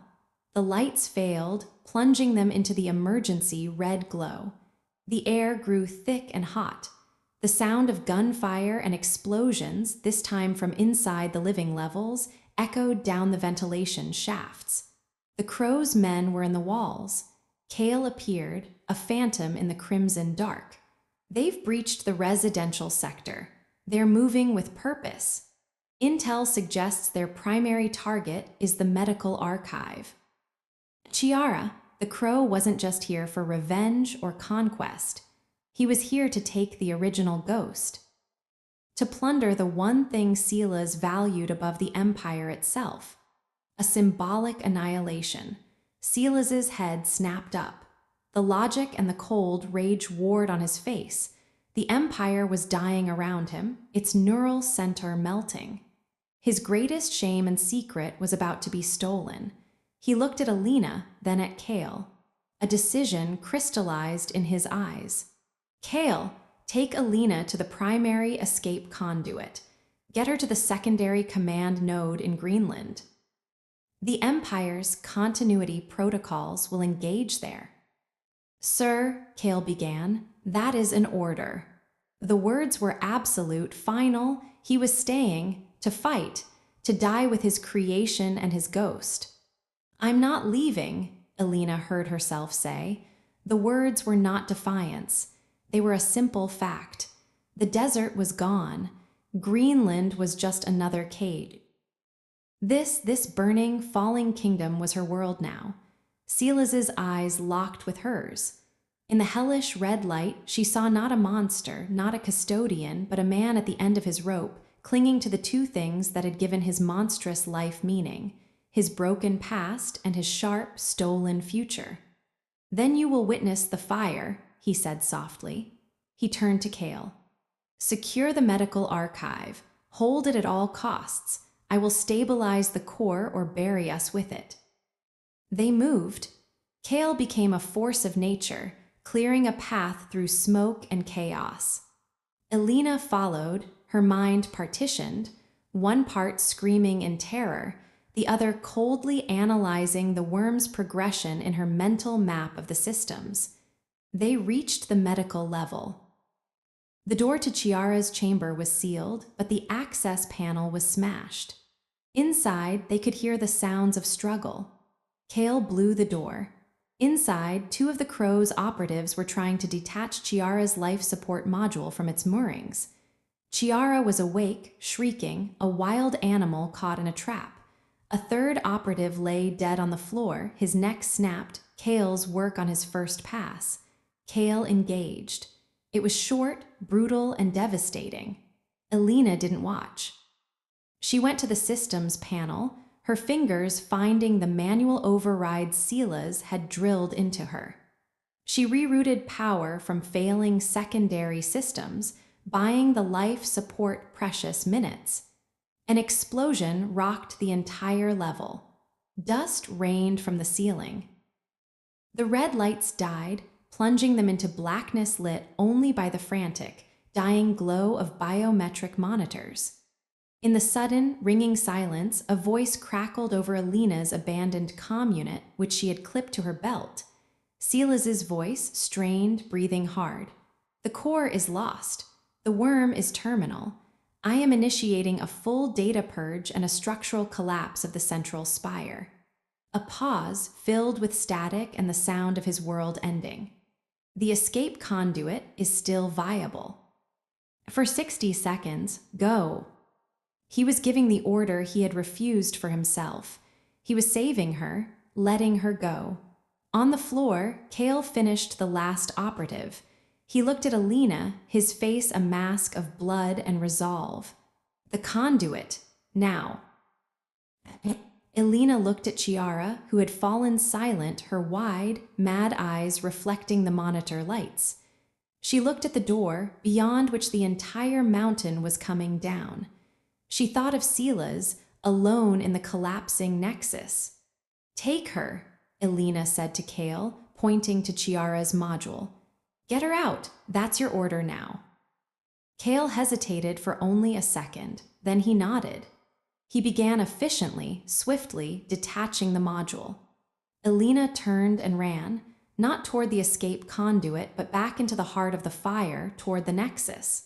She found him there, standing before the main console, which was a spiderweb of cracks, bleeding light. The heat was immense. He was inputting the final codes for the data purge, the annihilation of every secret, every ghost door, every truth he had ever collected. He didn't turn as she entered. You disobeyed. You let me go, she countered, her voice trembling from the heat, the smoke. A miscalculation. He finished the sequence. A deep, subsonic groan vibrated through the mountain. It's done. The empire is ashes. All that's left is the collapse. He finally looked at her. In the failing light, he looked ancient and weary and free. Why? She didn't have an answer he would understand. Not one of logic. It was something else, something born in the duct when she chose to crawl back, solidified in the blood-soaked nexus, calcified in the cold of the steppe.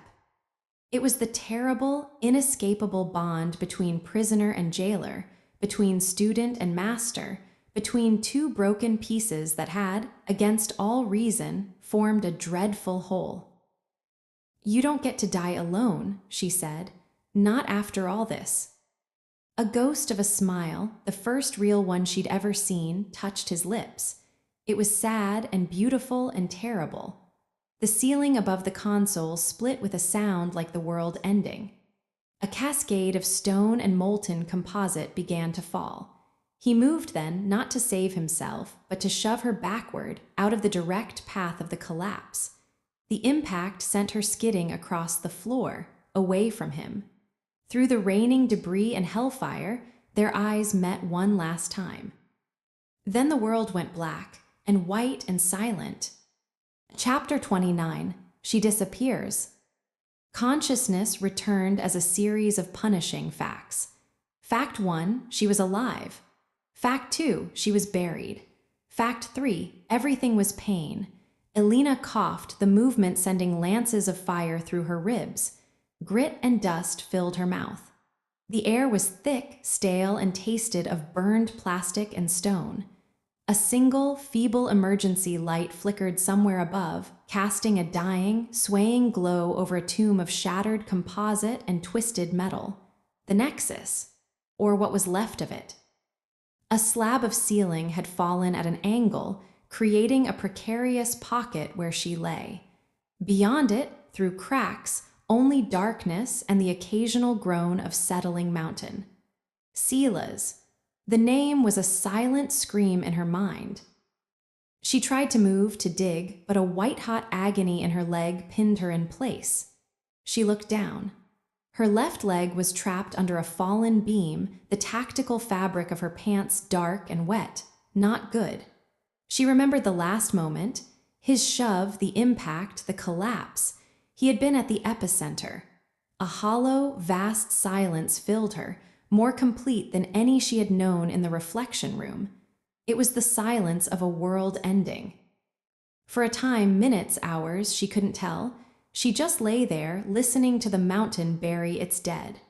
The faint, final sizzle of dying electronics.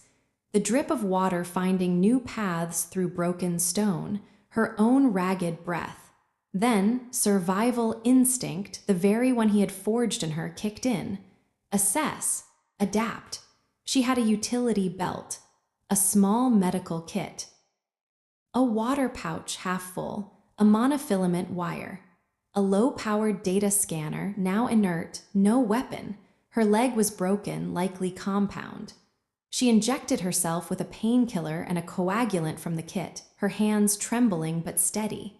She used the monofilament, sawing at the fabric of her pant leg to tie a crude, agonizing splint with a piece of shattered strut. The pain made her vision blur and swim, but she didn't pass out. When she could move, she began to dig. Not with her hands, but with a piece of debris, levering smaller rocks aside, creating a worm's path through the rubble. She moved away from the center of the collapse, away from where he would be. There was no point looking. The mountain had claimed him. To go toward it was to choose his tomb for her own. She crawled, dragging her shattered leg, guided by faint drafts of cooler air. She found a service conduit, buckled but passable. It led to a lower transportation bay, now a cavern of wrecked vehicles and collapsed scaffolding. One bay door was bent outward, a sliver of pre-dawn gray light piercing the dust. Hope, sharp and painful, cut through the haze of pain and grief. She crawled toward the light. It took an eternity. She emerged not at the main entrance, but at a secondary vehicle egress, high on the mountain's shoulder. The world outside was a monochrome painting of smoke and mist. Below, the geometric gardens were blackened scars. The compound, the heart of the empire, was a silent, smoldering ruin buried in the alpine rock. She was alone on a mountainside, broken, with the entire world thinking she was either dead or ripe for the taking. The Crow's forces would be scavenging. Rivals would be moving in. Any government with a file on Valerius would be scrambling satellites over the Alps. She was a ghost, but a ghost with a price tag that had just gone incalculably high.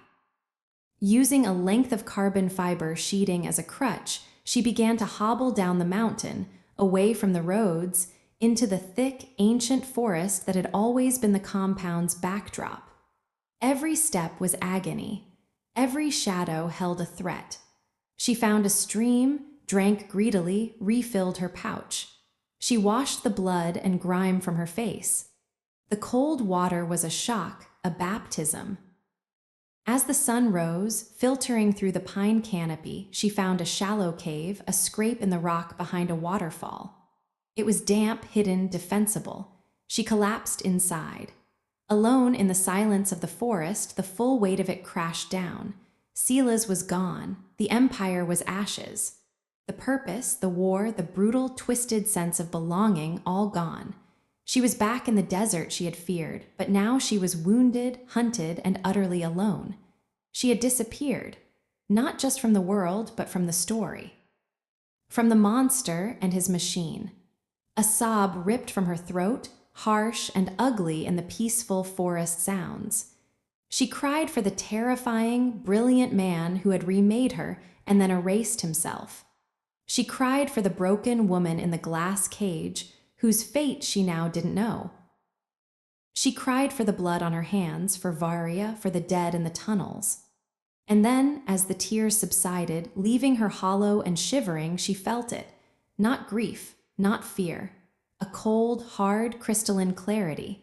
She was alive. He had ensured that. He had, in his final act, given her the one thing he had always denied her, true freedom. But it was a freedom forged in his fire, tempered by his lessons. She knew how to survive, how to think like the enemy, how to wield leverage. How to disappear. She was not Alina Rossi, the kidnapped philosopher. She was not Wraith, the Primus analyst. She was the sole survivor of the empire of shadows, the heir to a fortune of secrets, now burned but remembered. The student of the most dangerous man who had ever lived, and the world thought she was dead. A slow, painful smile touched her cracked lips. It held no joy, only a dark, grim resolve. Let them think that. Let them pick over the bones of the mountain. She would heal. She would watch. She would learn who emerged from the smoke, grasping for the pieces of Silas's kingdom. And when she was strong, when she understood the new board, she would decide what to build from the ashes. Pulling her torn jacket tighter against the cold damp, Alina closed her eyes.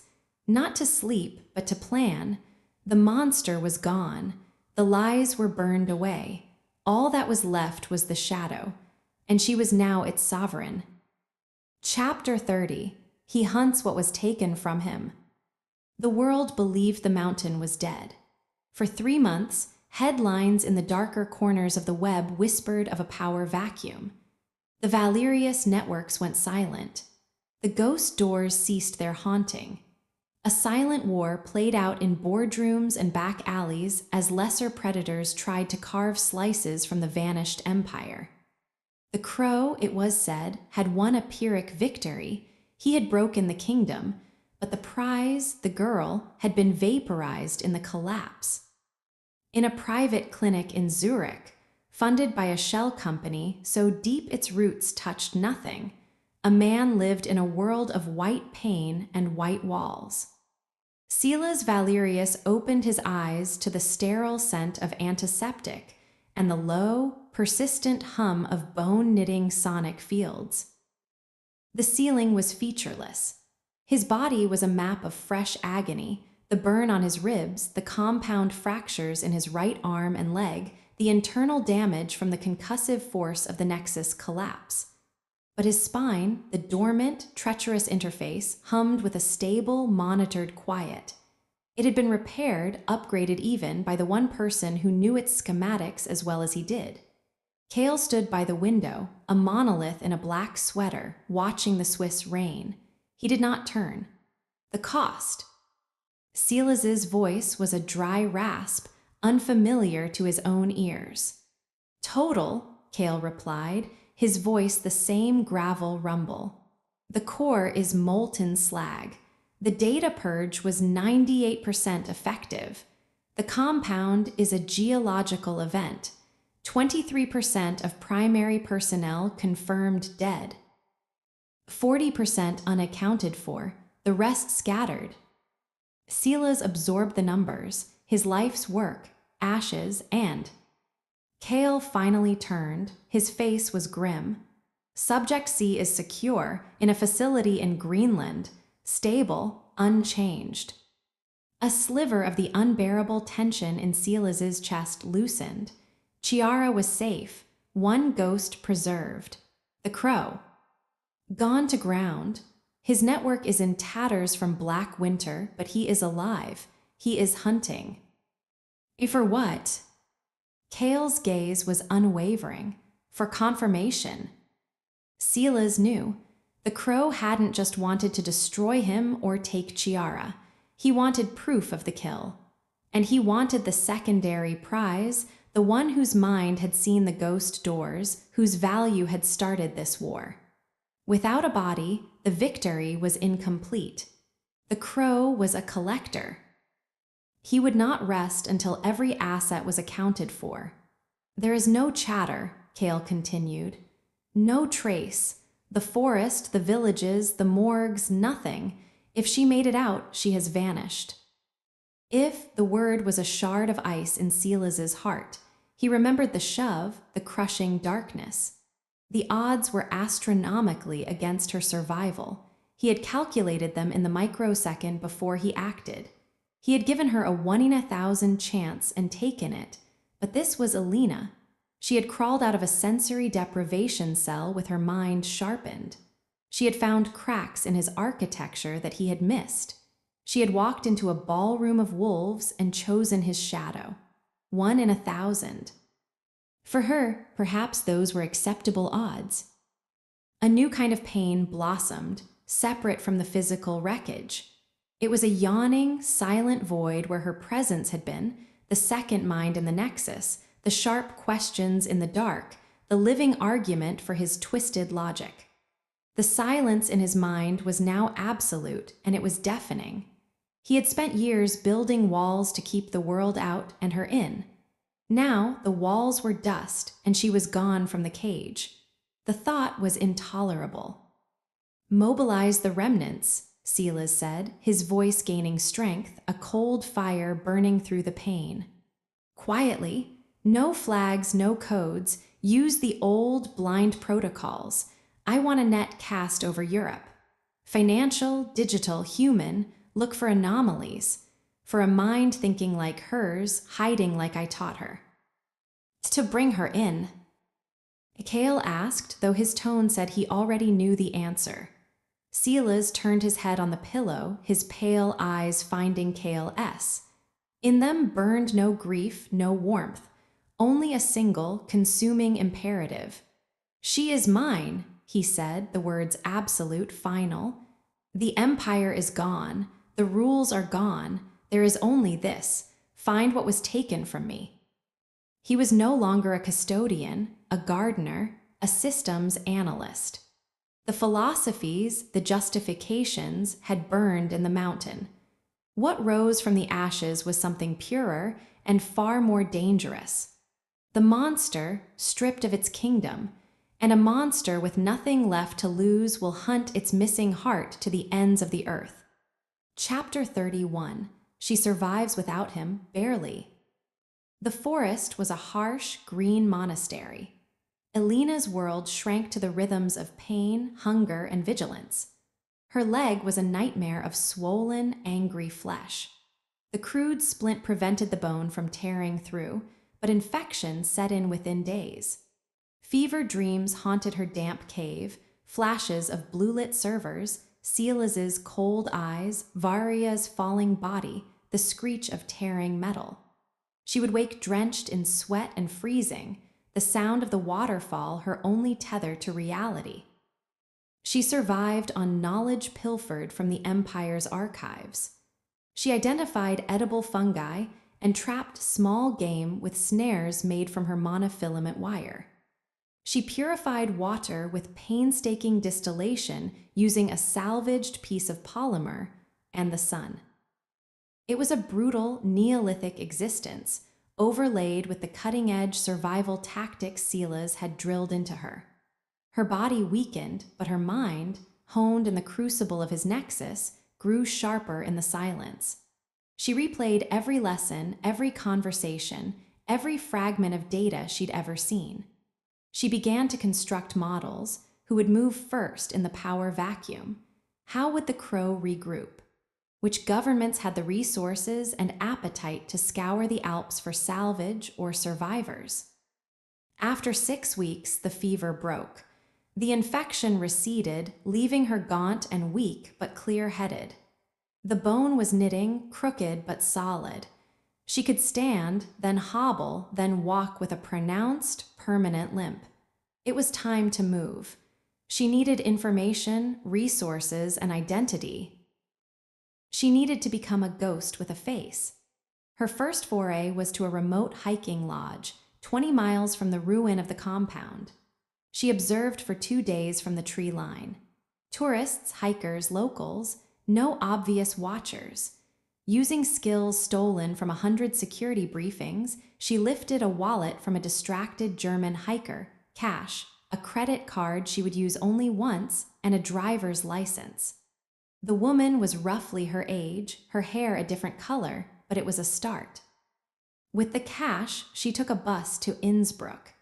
In a crowded internet cafe, using a masked connection and a series of cascading proxies that would have made Silas nod in approval, she began to look. She saw the obituaries of the digital age. Forum posts mourning the loss of secure channels. News snippets about an avalanche in the Alps causing unusual seismic activity. On the deepest, darkest boards, the speculation was rampant. Valerius is gone. The Crow claims victory. The Wraith is Ash. The Wraith, her cryptonym, so that's what they called her. She felt nothing. It was data. She created a new identity, layering it with the care of a painter. A Canadian freelance data archaeologist, nomadic, recovering from an accident. She used fragments of the stolen identity, mixed with details from 100 obituaries, woven into a credible digital tapestry. She accessed a dormant, numbered account Silas had once pointed out to her as an example of a failed ghost, a cache of euros, untouched for years. It wasn't enough to be noticed, but it was enough to live. She rented a cramped attic room in a nondescript district of Linz, Austria. She bought second-hand clothes, a cheap laptop, painkillers. She walked with a cane. She became Anna Keller, a quiet woman who kept to herself. At night, she would lie on the thin mattress, the sounds of the city a dull roar compared to the mountain's silence. The hollow feeling would return. Not grief for Silas, the man, grief for the structure. The war was over. She had survived. So why did she feel like a limb had been amputated? One night, scrolling through moribund chat rooms, she saw it. A message, encrypted with a decaying cipher she recognized from the early days of the Chimera project. It was a fragment, a digital sigh in the void. Query, stabilization pattern delta 7, seeking harmonic validation. User, S7L3NC. S7L3NC, silency the old handle from the corrupted log. Chiara. The message was old, months perhaps, an echo bouncing through the crumbling architecture of the dead empire. But it was a heartbeat, Chiara was alive somewhere, and someone was still trying. Silas, if he was alive, he would be a storm, not a whisper. Kale, possibly, or someone else. Someone who had inherited the pieces. The next morning, Anna Keller bought a better laptop. She began to code, not to break into systems, but to build a listening post. A spider at the edge of the shattered web, feeling for vibrations. She survived without him. She built a fragile, invisible life. But as she sat in her attic, her fingers flying over the keys, building her own tiny, fragile nexus of information, she knew the truth. She wasn't just surviving, she was waiting. The hunt would come, from the crow, from governments, from scavengers. And if a 1 in 1,000 chance had come through for him too from him, she would be ready. Chapter 32. The World Learns His True Power. The Zurich clinic was a memory. Silas now resided in a minimalist safe house overlooking Lake Geneva, a glass and steel eyrie that felt more like a sniper's nest than a home. His body had healed with a speed that bordered on the unnatural, courtesy of the same advanced bioregeneration tech that had preserved Chiara for years. The scars remained, a latticework of pale lines and the angry burn across his ribs, but the machine beneath was operational once more. He stood before a floor-to-ceiling window, dressed in black, his back to the room where Kale delivered reports. The remnants of his empire were a scattered, wounded thing, but they were responding. Loyalists, those who had survived the purge and the fire, were filtering into a new, decentralized network. They were not rebuilding the mountain. They were becoming something leaner, sharper, a surgical instrument with a single purpose. The crow has consolidated, Kale said, his voice cutting through the silence.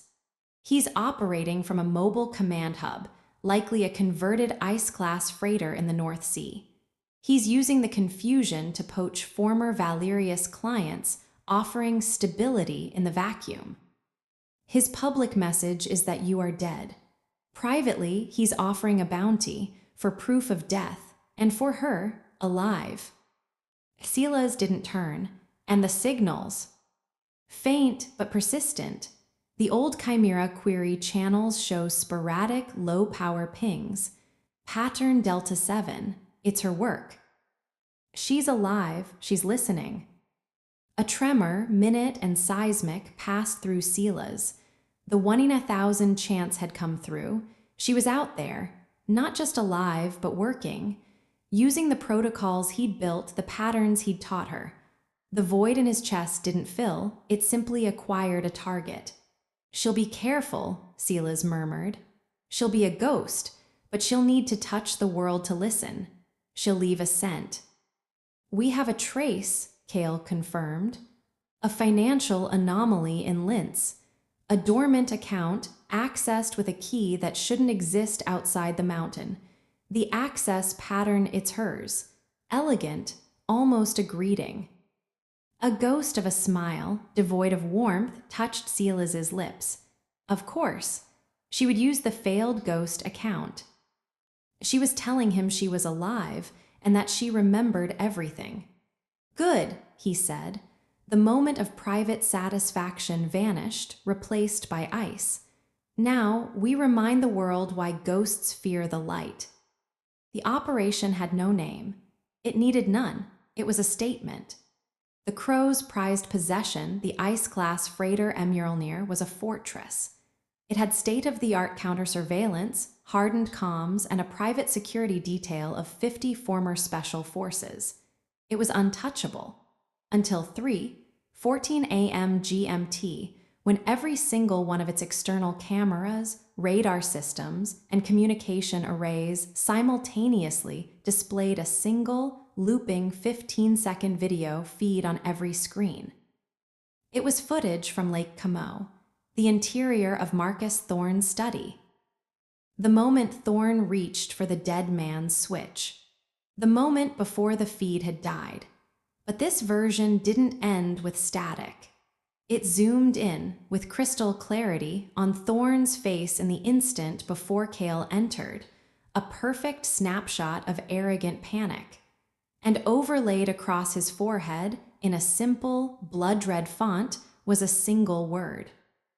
Vlrus. On the bridge of the Mjolnir, the crow stared at the screens, his cybernetic eye whirring as it tried and failed to break the loop. His face was a storm of fury and dawning, cold fear.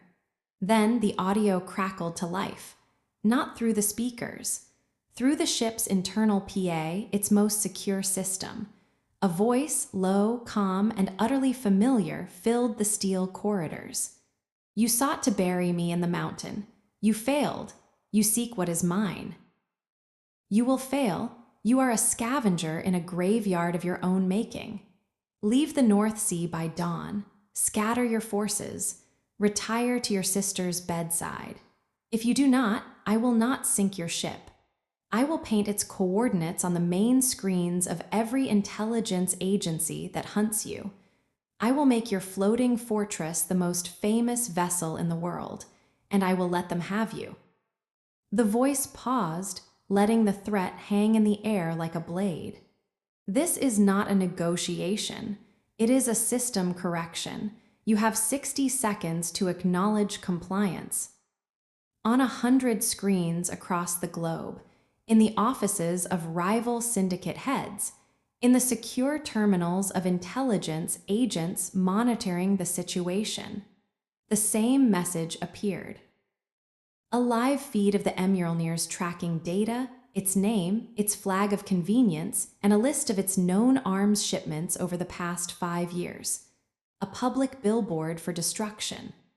The crow, a giant brought low not by force but by exposure, slammed his fist on the console. He was a creature of shadows. This was sunlight of the most lethal kind. He could fight an army. He could not fight becoming a target for every army. 45 seconds later, the Mjolnir's engines powered up. It turned slowly and began to steam at full speed toward the nearest neutral port. In his Geneva eyrie, Silas watched the satellite feed of the ship's retreat. He had not fired a shot. He had mobilized no team. He had used only what he had always truly owned: knowledge and the certainty of its destructive power when released. The message blazed across the dark web, clear as a supernova. Valerius is not dead. The Empire is not gone. It is an idea, and ideas are bulletproof. The world learned his true power that night. It wasn't in the mountain, or the armies, or the wealth. It was in the silent, absolute understanding that he knew everyone's secrets, and he was no longer in the business of selling privacy. He was in the business of public execution. He turned from the window.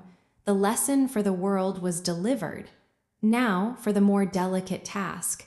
"Lince," he said to Cale, "prepare the extraction, minimal footprint. I will go myself." The hunt for his missing heart had begun. And the monster was coming out of the shadows to claim her. Chapter 33. He destroys an empire for her. Linz was a gray city on a gray day.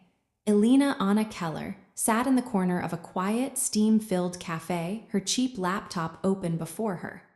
The code for her listening spider scrolled in a terminal window. Her body was tense, a live wire humming a silent alarm. She had seen it, the takedown of the crow. It was a masterpiece of psychological warfare. It wasn't just a victory, it was a manifesto.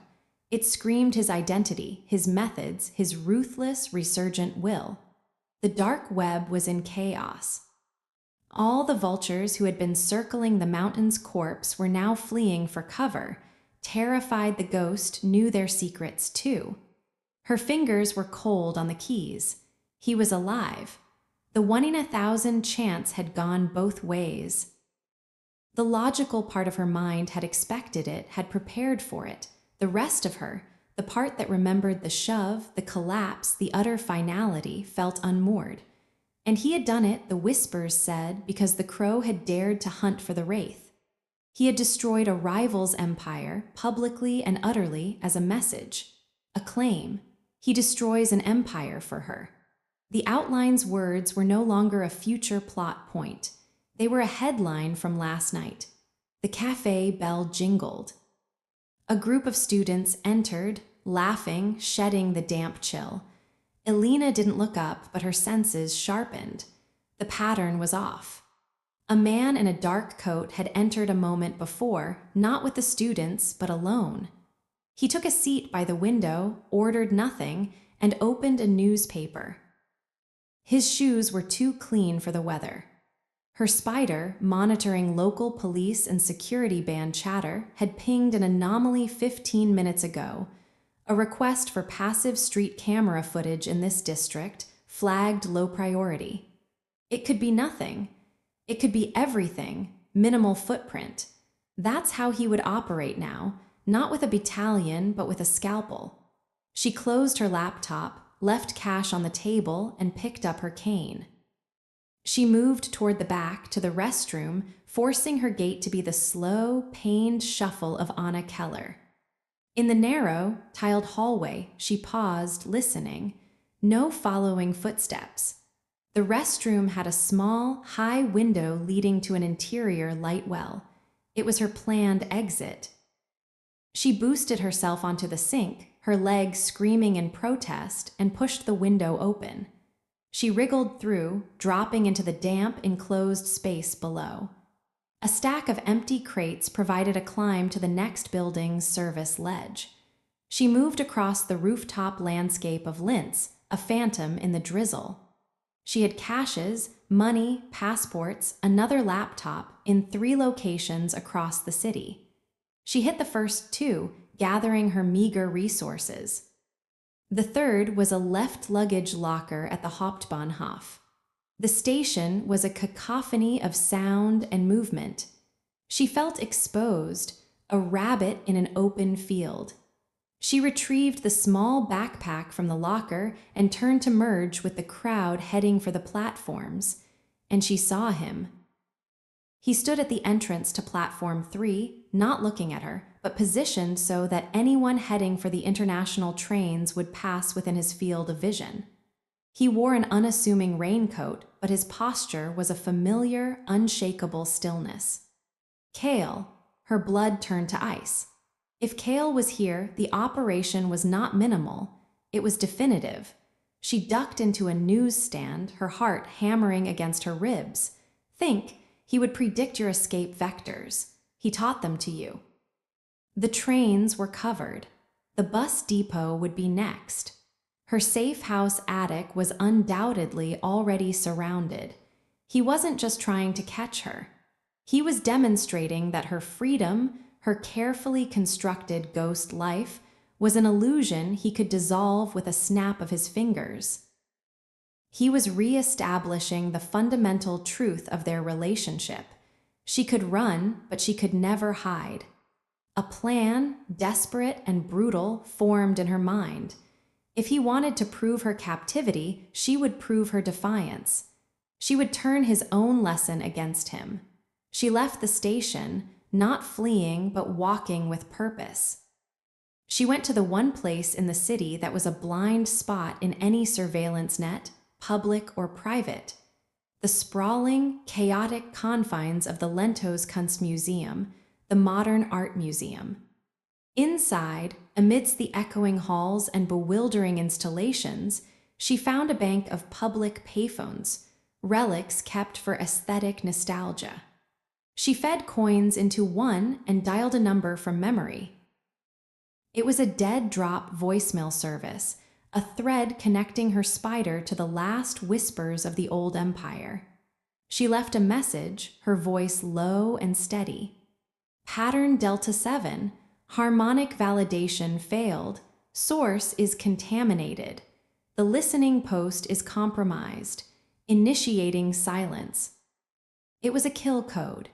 It would trigger her spider to erase itself and send a final, encrypted burst to the only other destination she had programmed, the residual alert system for the Greenland facility holding Chiara. It would read as a system failure, an echo, but he would see it. He would know it was her. She hung up. Now for the performance. She walked to the museum's central atrium, a vast space dominated by a swirling, abstract sculpture of polished steel. She stood in the middle of the open floor, cane in hand, and waited. She didn't have to wait long. He entered from the far side, a dark silhouette against the glass wall. He walked toward her, not with haste, but with an inevitable, gathering gravity. The few tourists in the space seemed to unconsciously part, feeling the shift in the atmosphere. Silas stopped 10 feet from her. He looked different. The absolute, icy control was there, but beneath it ran a current of something raw, something that hadn't been there before the fire. A focused hunger. His eyes scanned her, the borrowed clothes, the cane, the sharp planes of her face thinned by hardship. "You've been living in the dirt," he observed, his voice quiet but carrying in the echoing space. "It's quieter than the mountain," she replied. "The mountain is gone." "I noticed. You made quite a statement." A faint, grim tilt of his head. Statements are necessary when ownership is questioned. "Is that what this is?" She spread her hands, indicating the museum, the city, herself. "A repossession." "You disappeared." "You let me go." She threw his own words from the burning nexus back at him. "I miscalculated the probability of your survival. I will not miscalculate again." He took a step closer. The distance between them crackled. "You left a trail, the ghost account, the pings on the Chimera channel. Were you calling me, Alina, or were you just thinking aloud?" She held his gaze, refusing to flinch. "I was seeing if the system still had a pulse. It does. It's just smaller." "You are the system now," he said, his voice dropping to an intimate, threatening rasp. "The architecture is in your mind. The protocols are in your blood. You can run to the ends of the earth, but you will just be building smaller, weaker copies of what I made. Why waste the effort?" "Why not just kill me?" she challenged, her voice breaking slightly. "If I'm such a threat, such a liability." For a fraction of a second, the mask slipped. Something blazing and terrifying looked out at her. Not anger, not cruelty, but a possessiveness so absolute it bordered on madness. "Because you are not a liability. You are the consequence of everything. Of Chiara, of the fire, of me. I do not release what is mine. I recover it." He had destroyed the crow's empire to send a message to the world. He had come to Linz to send a message to her. She belonged to him. The cage was gone, so he would become the cage himself. Kale materialized from behind a pillar, a silent promise of force. Elena looked from one to the other, the hunter and his hound. She had nowhere to run he could not follow, no identity he could not strip away, no life she could build that he would not see as a branch of his own dead tree. She had survived the mountain, the forest, the city, but this was the one desert she could not cross. Her shoulders slumped, not in defeat, but in a weary, furious acceptance. The performance was over. "Fine," she said, the word tasting like ashes. "You win, again." Silas closed the final distance. He didn't touch her. He simply stood before her, his presence a wall. "This isn't about winning," he said, his voice low, for her alone. "It's about order. You are a lost variable. I am the equation. We belong together." He turned and walked toward the exit, expecting her to follow. And after a heartbeat that felt like a lifetime, her leg throbbing with a pain that was both old and new, she did. Chapter 34. She confronts the monster she created. The vehicle was silent, plush, and smelled of recycled air and cold intent. They didn't take her to an airport. They drove for hours deep into the Swiss countryside to a modern, low-slung chateau nestled in a private valley. It was nothing like the mountain. It was all glass, light wood, and open spaces, a serene prison masquerading as a sanctuary. Elena was shown to a room with a view of a glacial lake. The door wasn't locked. She knew it didn't need to be. For 2 days, she was left alone. Food appeared. Clean, expensive clothes in her size were laid out. A terminal was in the room, its access limited to a curated library of texts and a closed, internal network with no external gateway. It was a gilded birdcage, and the door was wide open. The message was clear: you can stay in the cage or you can try the window, but outside is me. On the 3rd day, he summoned her. She found him not in an office, but in a sun-drenched solarium filled with orchids. He was tending to one, his long fingers carefully adjusting a stake. He wore simple black, the sleeves rolled up, revealing the stark lines of the scars on his forearms. He looked like a retired scholar, not the architect of a digital reign of terror who had just broken a warlord on the global stage. "Sit," he said, not looking up. She sat in a chair of woven steel and leather, watching him. The silence stretched, filled only by the hum of climate control and the delicate snip of shears. "You're different," she finally said, her voice sounding too loud. "Am I?" "The mountain is gone. You have no empire to curate." "The empire was a tool," he said, setting the shears down and turning to face her. His pale eyes were clear, focused entirely on her. A means to an end, the end was always control, over chaos, over fate, over her. He didn't say Chiara's name, but it hung in the air between them. That need hasn't changed. The methodology has been streamlined. By becoming more of a monster. The word fell between them, stark and challenging. He didn't flinch. "You keep using that word. Monster. It's a moral term. I operate beyond morality. I am a force of nature, a law of physics. You don't call gravity a monster for pulling you down." He took a step toward her. "You, of all people, should understand. You've felt the pull. You've tried to escape it. And where did it get you? Broken in a forest, hiding in attics. You were less out there. You were a faded copy of the thing I made you to be." The words were a lash. They were also true. In Linz, she had been surviving, not living. Thinking, but not building. She had missed the brutal clarity of the war. "You made me to be a key, a map," she countered, the old hurt rising. "I made you to be you," he said, his voice dropping, intensifying. "The you that was buried under fear and circumstance. The mind that could see the ghosts. That mind doesn't belong in a Linz cafe. It belongs at the center of things. It belongs with the center of things." He was circling her now, a predator explaining the ecosystem to its prey. The mountain was a symbol. It could fall. What cannot fall is the understanding between us. The knowledge, that is the true empire, and it has only 2 citizens. He stopped in front of her, looking down.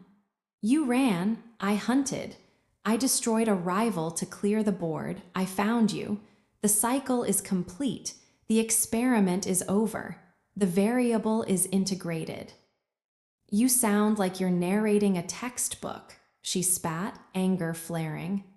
"I am stating the logical conclusion. Your freedom was a test. You failed it. Not because you were caught, but because you were unhappy.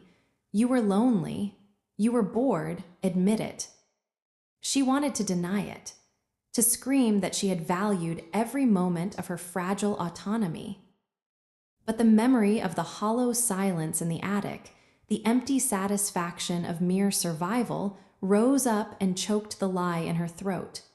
The most horrifying part was he was right. The fight, the intellectual fury, the terrifying stakes, they had become her oxygen. "You miss the game," he pressed, seeing the concession in her eyes. "You miss our game."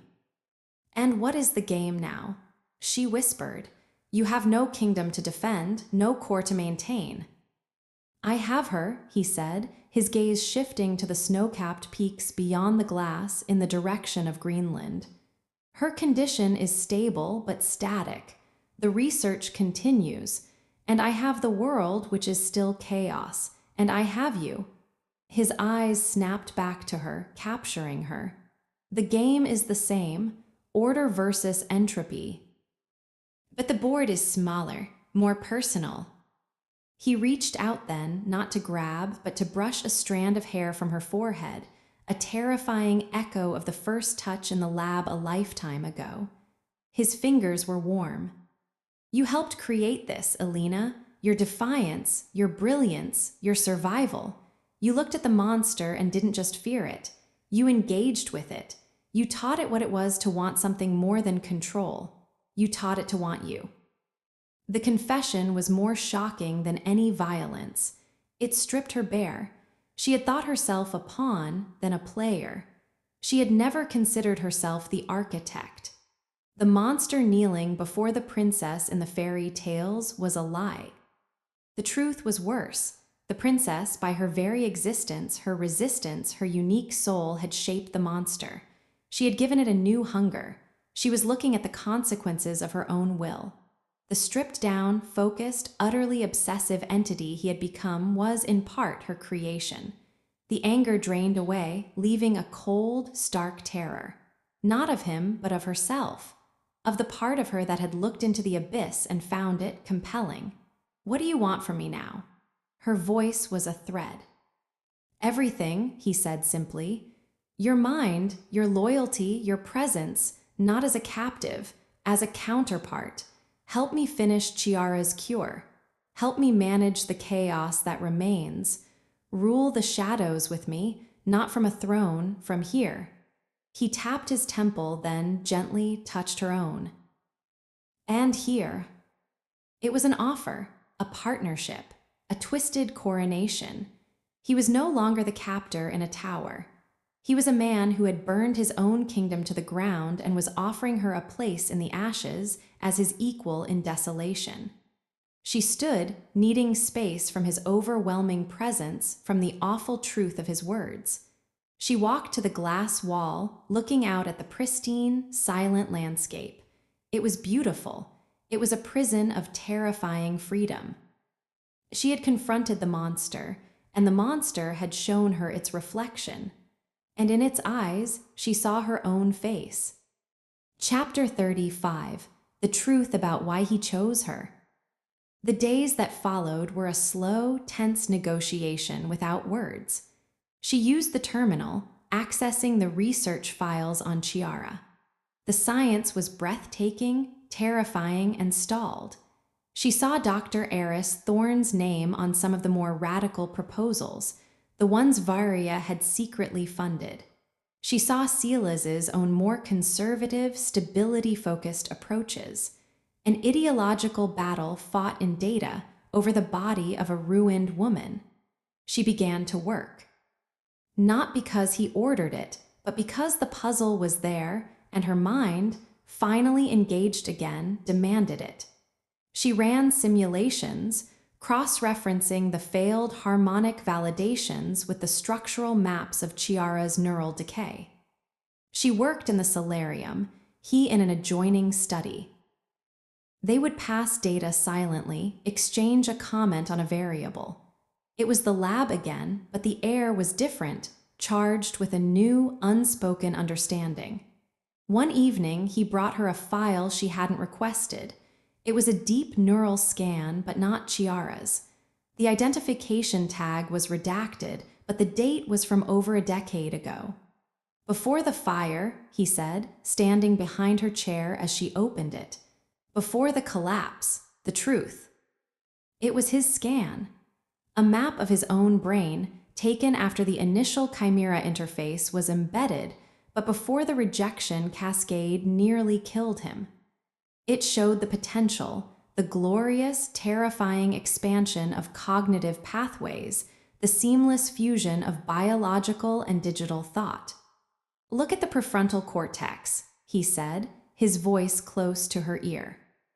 The pattern of synaptic connection, the way it visualizes abstract systems. Elena zoomed in. The pattern was familiar. It was a more chaotic, more explosive version of the pattern she had seen in her own work, in the way she intuitively mapped complex code. It was the pattern Silas had spent years searching for in others. Your mind, she began, was the prototype, he finished. Unstable, a wildfire, brilliant but destructive. It nearly consumed me. We sought to replicate the brilliance without the chaos. Chiara's pattern was the closest we ever got. A controlled burn, but the control, it suppressed the fire entirely. It left only ash. He placed a second image on the screen. It was her neural scan. Taken during her first week in the mountain, she realized with a chill. The pattern was there, cleaner, more efficient than his, more vibrant and alive than Chiara's. It was the perfect median, the golden mean. You weren't just a key to fix her, he said, his tone devoid of its usual clinical distance, replaced by something raw. You were the missing link. The proof that the ideal we were chasing actually existed in the wild. You were the reconciliation. My chaos, her order, synthesized into something sustainable. He walked around the chair to face her, kneeling so they were eye level. The gesture was shockingly vulnerable. I chose you because you were the living answer to the question that has defined my life, that destroyed hers. I chose you because when I looked at your mind, I didn't just see a tool or a cure. I saw a reflection. A better reflection. He wasn't lying. She could see it in the data, in the terrible, beautiful symmetry of the scans. Her capture wasn't random. It wasn't just punishment or acquisition. It was a fatalistic, obsessive recognition. He had seen his own potential and Chiara's salvation written in the electricity of her brain. He had chosen her because, on a fundamental level, she was his, and he was hers. The truth was more binding than any contract, more terrifying than any threat. It meant her freedom had always been an illusion. From the moment her unique mind had formed, she had been a destined prisoner of his tragedy. It doesn't have to be a prison, he said, as if reading her thoughts. He reached out, his hand hovering near her cheek. It can be a partnership. We can finish what we started. Not for the empire, for her, for us. We can build something new from the truth, not a kingdom of shadows, a understanding. He was offering her a shared purpose born from the wreckage of his sins. A chance to use the mind he coveted to heal the woman he loved, and in doing so, perhaps heal the broken man himself. It was the most seductive offer he had ever made. It wasn't about power or safety. It was about meaning, about being finally understood. She looked from his intense, waiting eyes to the scans on the screen, the three interconnected minds, a twisted, neurological trinity. She had asked for the truth about why he chose her. Now she had it, and it changed everything. Chapter 36, she breaks him once. The truth was a weapon. It sat in Alina's mind, heavy and silent, as they fell into a new, fragile rhythm. They worked side by side, parsing data on Chiara's stagnant condition. They ate meals in near silence, the lake view a serene backdrop to the war inside her. He watched her with a focused intensity that was no longer about possession, but about expectation. He was waiting for her to accept the logic of their pairing, the inevitability of it. She played the part. She contributed insights, asked sharp questions, even proposed a novel approach to modulating the harmonic resonance, a synthesis of his brute force methods and Dr. Thorne's radical theories. He had approved it, a flicker of that old, intellectual admiration in his eyes. The monster was being soothed by the collaboration. It made what she had to do all the more cruel. She waited for the right moment. It came on a night of soft rain, the kind that turned the world into a murmuring, gray cipher. They were in the study, holographic models of neural pathways floating between them like ghostly trees. The blockage here, Elena said, pointing to a stubborn knot of faded signal in Chiara's frontal lobe. It's not degradation, it's a wall, a defense mechanism. Silas leaned in, his brow furrowed. Psychosomatic, the mind protecting itself from the trauma of the interface failure. Maybe, or maybe, she said, her voice carefully neutral. It's protecting itself from the source of the trauma. He looked at her. Explain. She manipulated the controls, pulling up not Chiara's data, but the decade-old project logs from Chimera. She highlighted a series of encrypted personal entries from Dr. Chiara Voss, recovered from a fragmented backup drive. Elena had painstakingly reassembled them over the past week, the final piece of her silent preparation. These are from the weeks leading up to the final catastrophic test, Elena said, the one that locked her in. She initiated playback. Chiara's voice filled the room, younger, vibrant, threaded with a desperate love and a dawning terror. Log entry 7-4. Silas is pushing the parameters again. The surge projections are beyond safety tolerances. He says caution is the enemy of evolution. I see the fever in his eyes. It's the same fever that built the interface in his own spine that almost killed him. He wants to burn brighter, and he's using me as the kindling. Log entry 7-9. I told him I wanted to pause, to consolidate. He accused me of losing faith, of holding back his masterpiece. He said my love was a governor on his genius. God, the look in his eyes, it wasn't anger. It was disappointment, as if I were a flawed component. Log entry 7-11 final. He's overridden the safety protocols. He says he's calculated the risk and the reward is worth it, that this will unite us forever in a way no one has ever been united.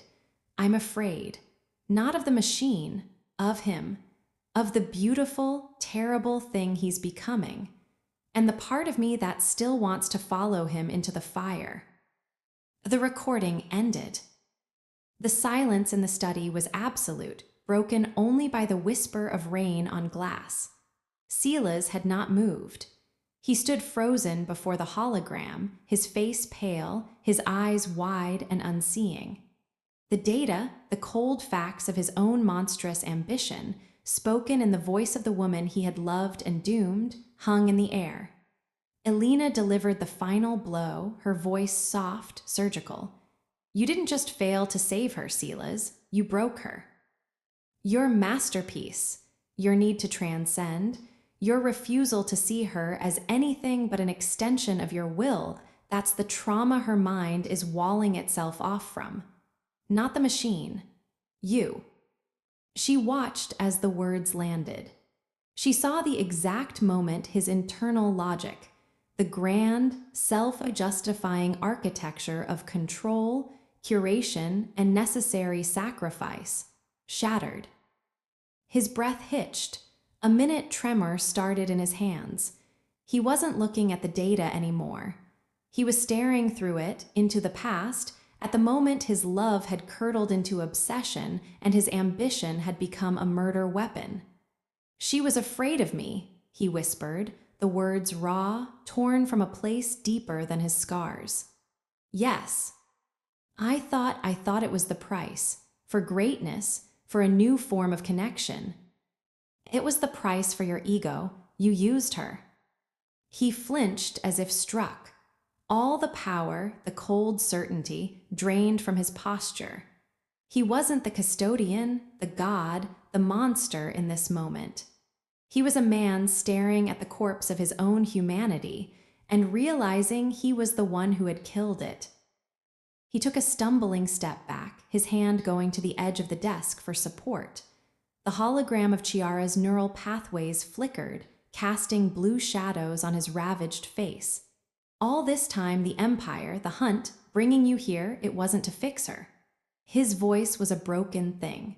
It was to fix me, to prove I wasn't the monster in her logs, to create a witness who would absolve me.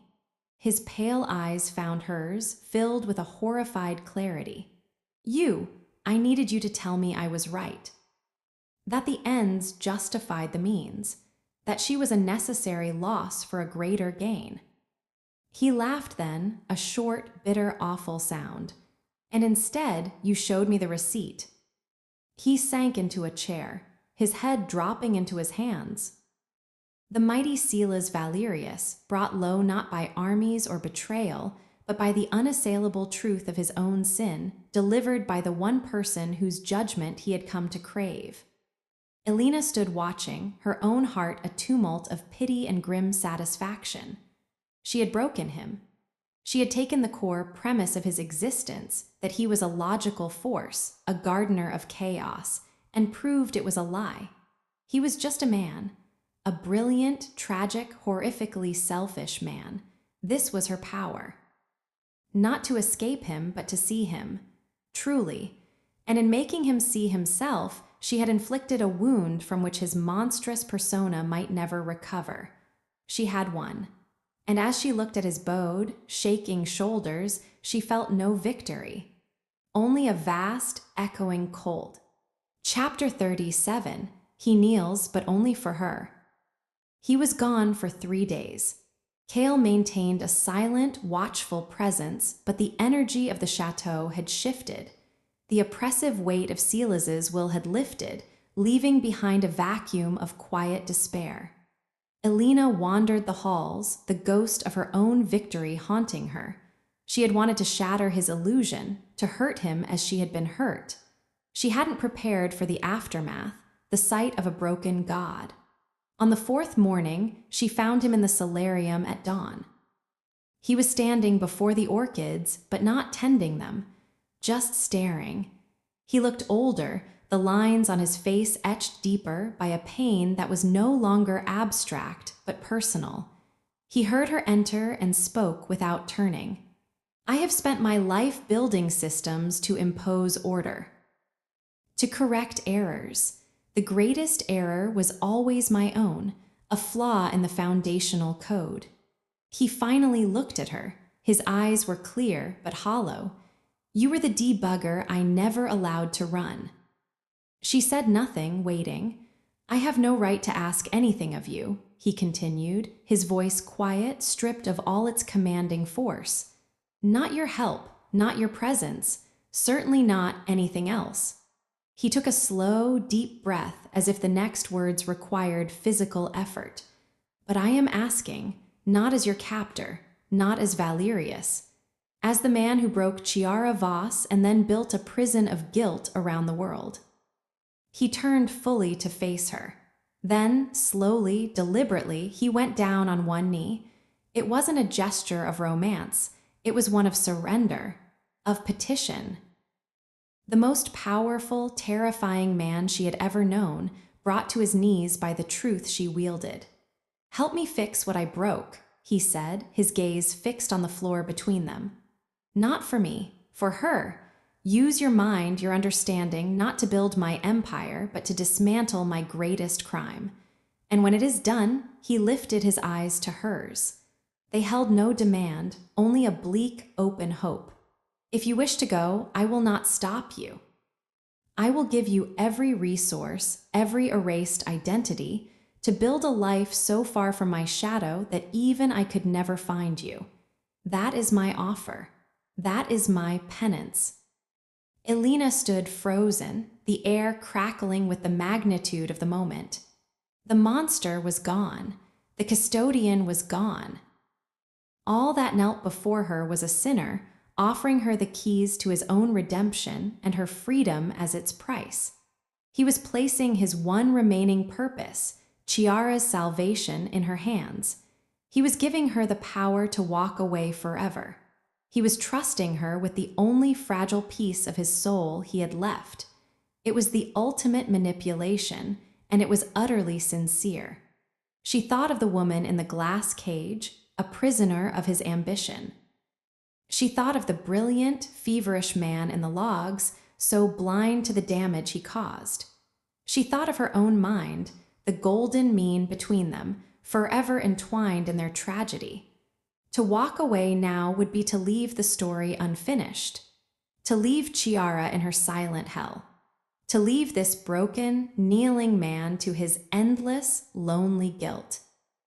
It would be freedom, yes, but it would be a freedom built on abandonment. To stay was to accept the burden, to tie her fate to his quest for absolution, to dive back into the darkness not as a captive but as a willing redeemer. She looked at him, kneeling on the polished stone floor, the dawn light painting him in shades of gold and gray. He was waiting for her verdict. His fate and Chiara's rested in her hands. She had broken him. Now she had to decide if she would help put him back together. "Get up," she said, her voice husky. He rose fluidly, his eyes never leaving her face. "We have work to do," she said, turning towards the study.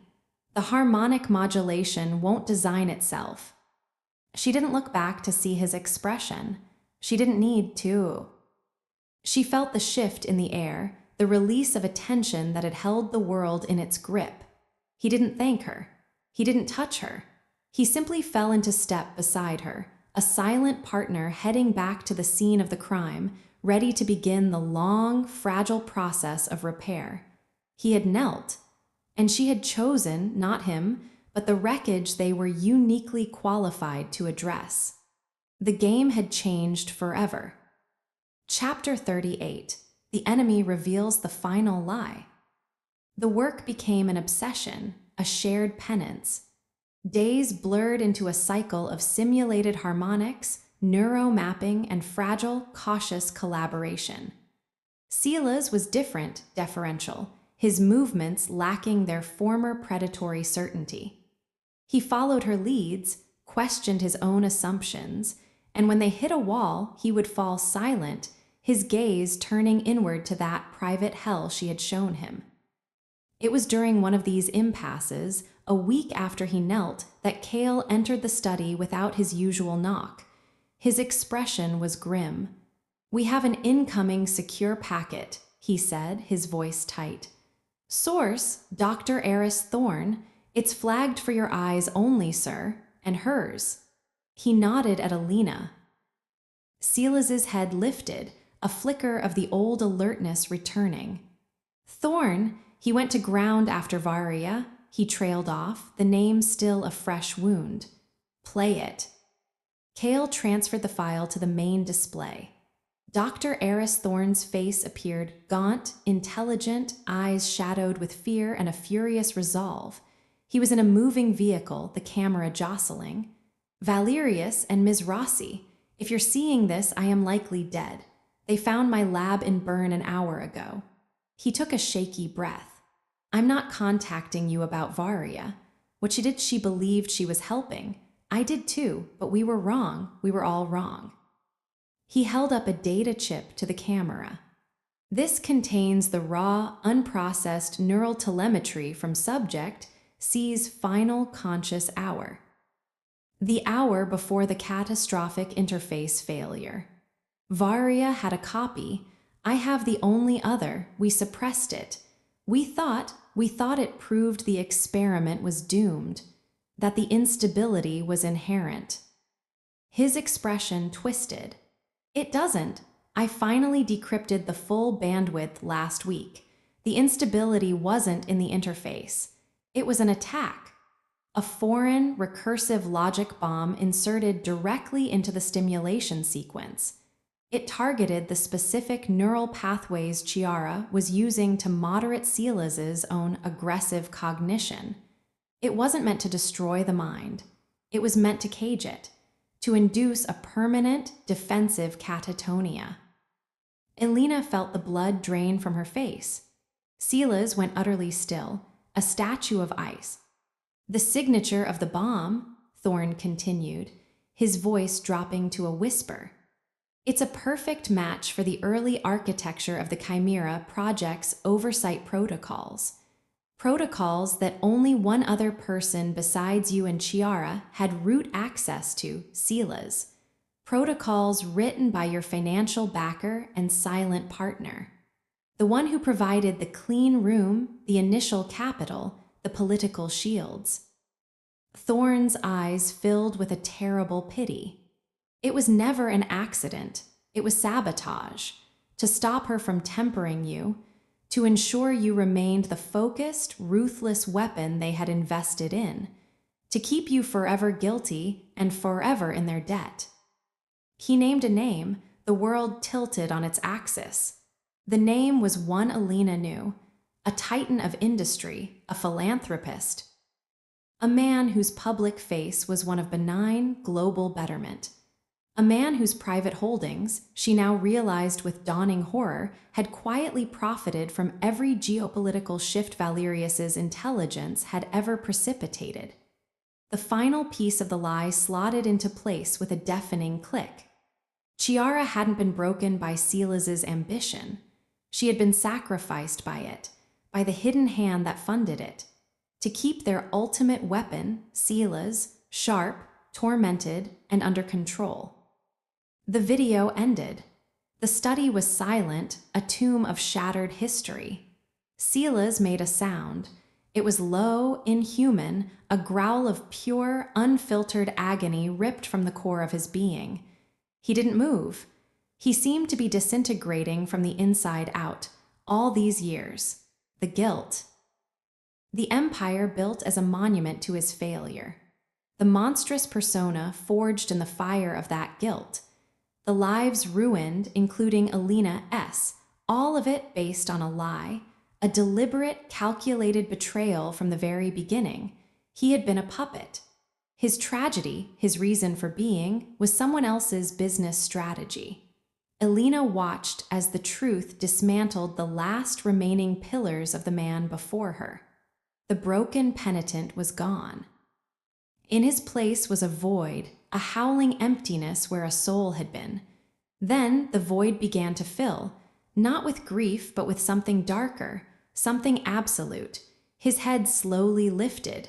His eyes, when they met hers, were no longer pale gray. They were black, bottomless pits. All the vulnerability, the surrender, was scorched away.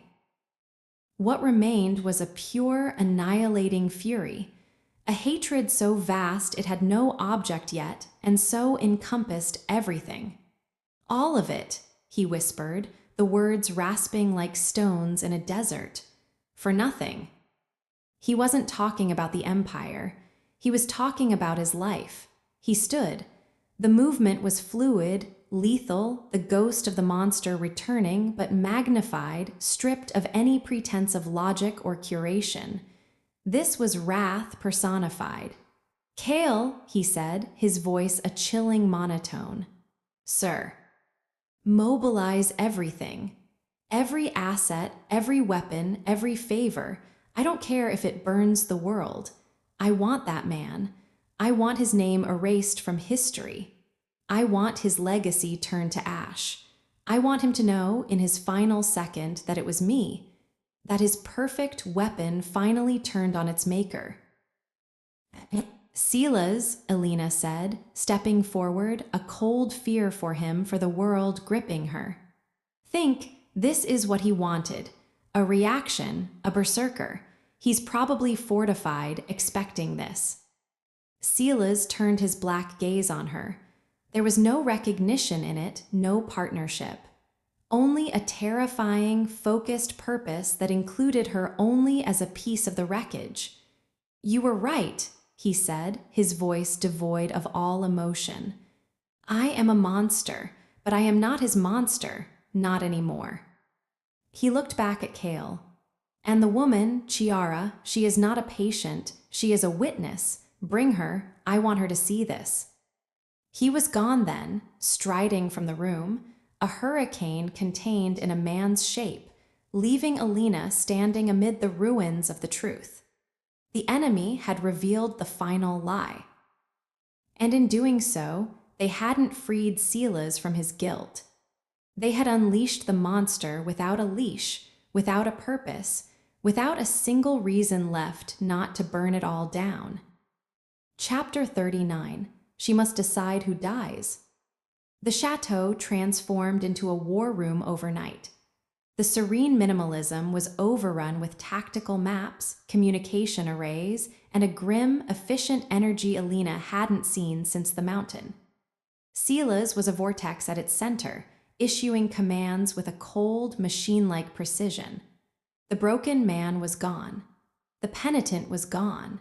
This was vengeance, distilled to its absolute, terrifying essence. He was targeting a fortress, not a physical one, but a financial and political citadel. The target, whose name now hung in the air like a poison gas, was a man embedded in the global power structure. To attack him was to declare war on a significant portion of the civilized world. Sela's didn't care. His plan was a symphony of ruin. Stock market collapses, data leaks exposing decades of state secrets, targeted assassinations of key allies, and finally, a physical strike on the man's orbital private retreat, a space station dubbed Elysium. It was madness, it was suicide. It was the act of a god who had decided to bring the temple down on everyone's head. Alina tried to reach him. You'll kill thousands, innocents, you'll destabilize entire nations. Stability is a lie they sold me, he replied, not looking up from a hologram of Elysium's defense grid. The world is chaos. I am simply choosing my preferred flavor. What about Chiara? You said you wanted to save her. His hands stilled for a moment. Saving her requires a world where the men who did this still have power. I am creating a new world. She will wake in it or she won't. The outcome is irrelevant to the action. He was beyond reason. The final lie had severed his last tether to humanity. He was now pure id, a force of destruction wearing a suit of grief and fury. Kale approached her later in the empty solarium. He will not stop, the big man said, his voice low. He will burn every bridge, including the one he's standing on, and he will take her. He nodded toward the secure wing where Chiara had been brought, sedated and unaware, into the fire with him. He'll get you all killed, Alina said. Loyalty is not a transaction, Kale replied simply. But you are not bound by it. You have a choice he no longer sees. A choice to do what? Run. He'd burn the world to find me, now more than ever. Not run, Kale said, his gaze steady. Stop him. The words hung in the orchid-scented air. She must decide who dies. The outline's prophecy yawned before her. This was the choice, not between love and freedom, between two forms of annihilation. Option 1, let Sela's proceed. The hidden enemy would die along with thousands of others, economies would crumble, and Sela's would either be killed in the process or become the most wanted war criminal in history. Chiara would be a casualty, either in the crossfire or as a permanent ghost in a dead man's machine. The monster would have his vengeance and the world would pay for it. Option 2, stop him. But how? He was too powerful, too prepared, too lost. There was only one vulnerability left in his armor, one thing he might not see coming from her, herself. She could turn his own systems against him. She knew the architecture of his vengeance, the digital triggers he was preparing to pull. She could preempt them. She could send a warning to the target, expose Sela's plans to every intelligence agency on the planet. She could make herself the enemy. It would mean turning the full, horrifying force of his wrath onto herself. He would see it as the ultimate betrayal. He would hunt her with a fervor that made his previous efforts look tame. He would kill her, not as a punishment, but as the final, logical excision of a flawed component that had failed its purpose. She would die, but the world might not burn. Chiara might have a chance in the aftermath with someone else. She thought of the broken, kneeling man offering her freedom. She thought of the brilliant, feverish monster in the lab. She thought of the hollow, furious ghost now planning Armageddon. They were all the same man, and she was the only one who had seen every version of him. She loved none of them. She pitied all of them. And she was, inextricably, a part of his story. The choice was clear, and it was awful. She didn't go to Sela's. She went to her terminal. She began to code, her fingers flying, building a silent, elegant kill switch into the heart of his apocalyptic plans. A worm of her own, not to destroy, but to expose. To sacrifice the pawn herself to check the king. As she worked, a single, traitorous tear traced a path through the dust on her cheek.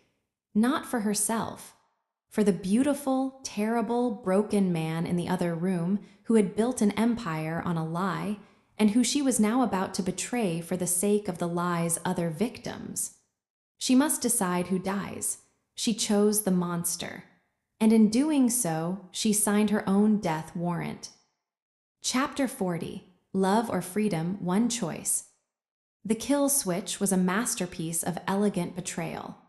It lay dormant within the primary attack server, a coiled serpent of code waiting for the launch sequence to initiate. Once triggered, it would do two things. First, it would send a complete, undeniable data packet to every major intelligence and financial regulatory agency on the planet, exposing Sela's plans and the target's crimes in one mutually assured scandal. Second, it would send a separate, priority alert directly to the security force of the orbital station Elysium, giving them a 90-second window to enact total lockdown. It wouldn't stop Sela's. Nothing could stop him now, but it would turn his surgical, vengeful strike into a global spectacle and a fortified suicide mission. It would sacrifice his vengeance, and in the resulting chaos, hopefully spare the countless invisible lives in the crossfire, and it would paint the brightest possible target on her own back. She uploaded the final module at 3:17 a.m. The chateau was a tomb of focused menace. She sat back in her chair, the glow of the screen the only light, her hands cold and still. There was no going back. The door to the study hissed open. She didn't need to turn. She felt him enter, a change in atmospheric pressure, a drop in temperature. His silence was more deafening than any roar. "The attack sequence is primed," he said, his voice unnervingly calm from the doorway. "Launch is in 72 hours. Kale will take you and Chiara to a secure location in Patagonia before the final phase." "I'm not going to Patagonia," she said, her own voice surprisingly steady. She turned the chair to face him. He stood just inside the room, silhouetted by the low light from the hall. He was dressed for war-dark, tactical gear. No pretense of the civilized man remained. His face was in shadow, but she could feel his eyes on her. "It is not a request," he said, taking a step forward. "The retaliation will be comprehensive. You will be safe there." "Safe from what? The world you're about to set on fire." She stood, facing him, the width of the polished desk between them. "Or safe from you when you realize what I've done." He went perfectly still. The air grew heavy, charged with the static before a lightning strike. "Explain." "I can't let you do this, Sela's. Not like this. You're not pruning a garden. You're launching a nuclear winter. You'll kill Chiara in the process. You'll kill Kale. You'll kill yourself. And you'll take half the world down with you for the sin of one man." "He is not a man," Sela's whispered, the calm cracking to reveal the inferno beneath. "He is the architect of my hell, of her hell. The balance must be zero." "And what about the balance of my soul?" She cried, the words ripping from her. "Or have you forgotten I have one? You made me complicit in Varia's death. You made me a weapon, I won't be complicit in genocide. His head tilted, a predator parsing a new sound. What have you done, Alina? She told him, not defiantly but as a statement of fact. She described the kill switch, its functions, its triggers. When you initiate the launch, you won't be declaring war. You'll be declaring yourself to every power on Earth. You'll be giving Elysium the keys to its own defense. Your vengeance will be a public execution, yours. The silence that followed was absolute, profound. She watched as the information processed behind his eyes. She saw not rage, but a cold, dawning calculation. He was assessing the flaw, evaluating the threat. Then he moved. It wasn't toward her. He walked to the main console, his fingers flying over the interface. He was checking, verifying. She saw the exact moment he found her serpent in the code. His shoulders tensed, then relaxed into a terrifying acceptance. He turned back to her. The raw, annihilating fury she had expected was not there. Instead, his expression was one of bleak, incomprehensible sorrow. You chose them, he said softly. The faceless masses, the corrupted world, over me. I chose to stop a monster from becoming a devil. I am the devil, he said, taking a slow step around the desk. I was made in one man's image. You had the chance to remake me in yours. You chose instead to break me. You were already broken. Her composure shattered.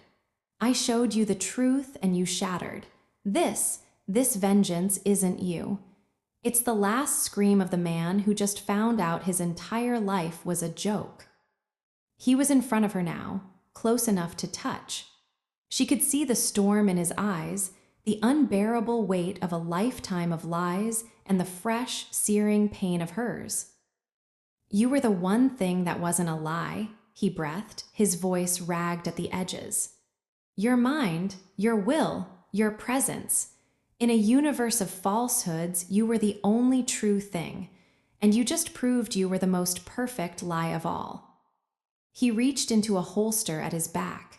Her heart stopped. This was it, the punishment for betrayal.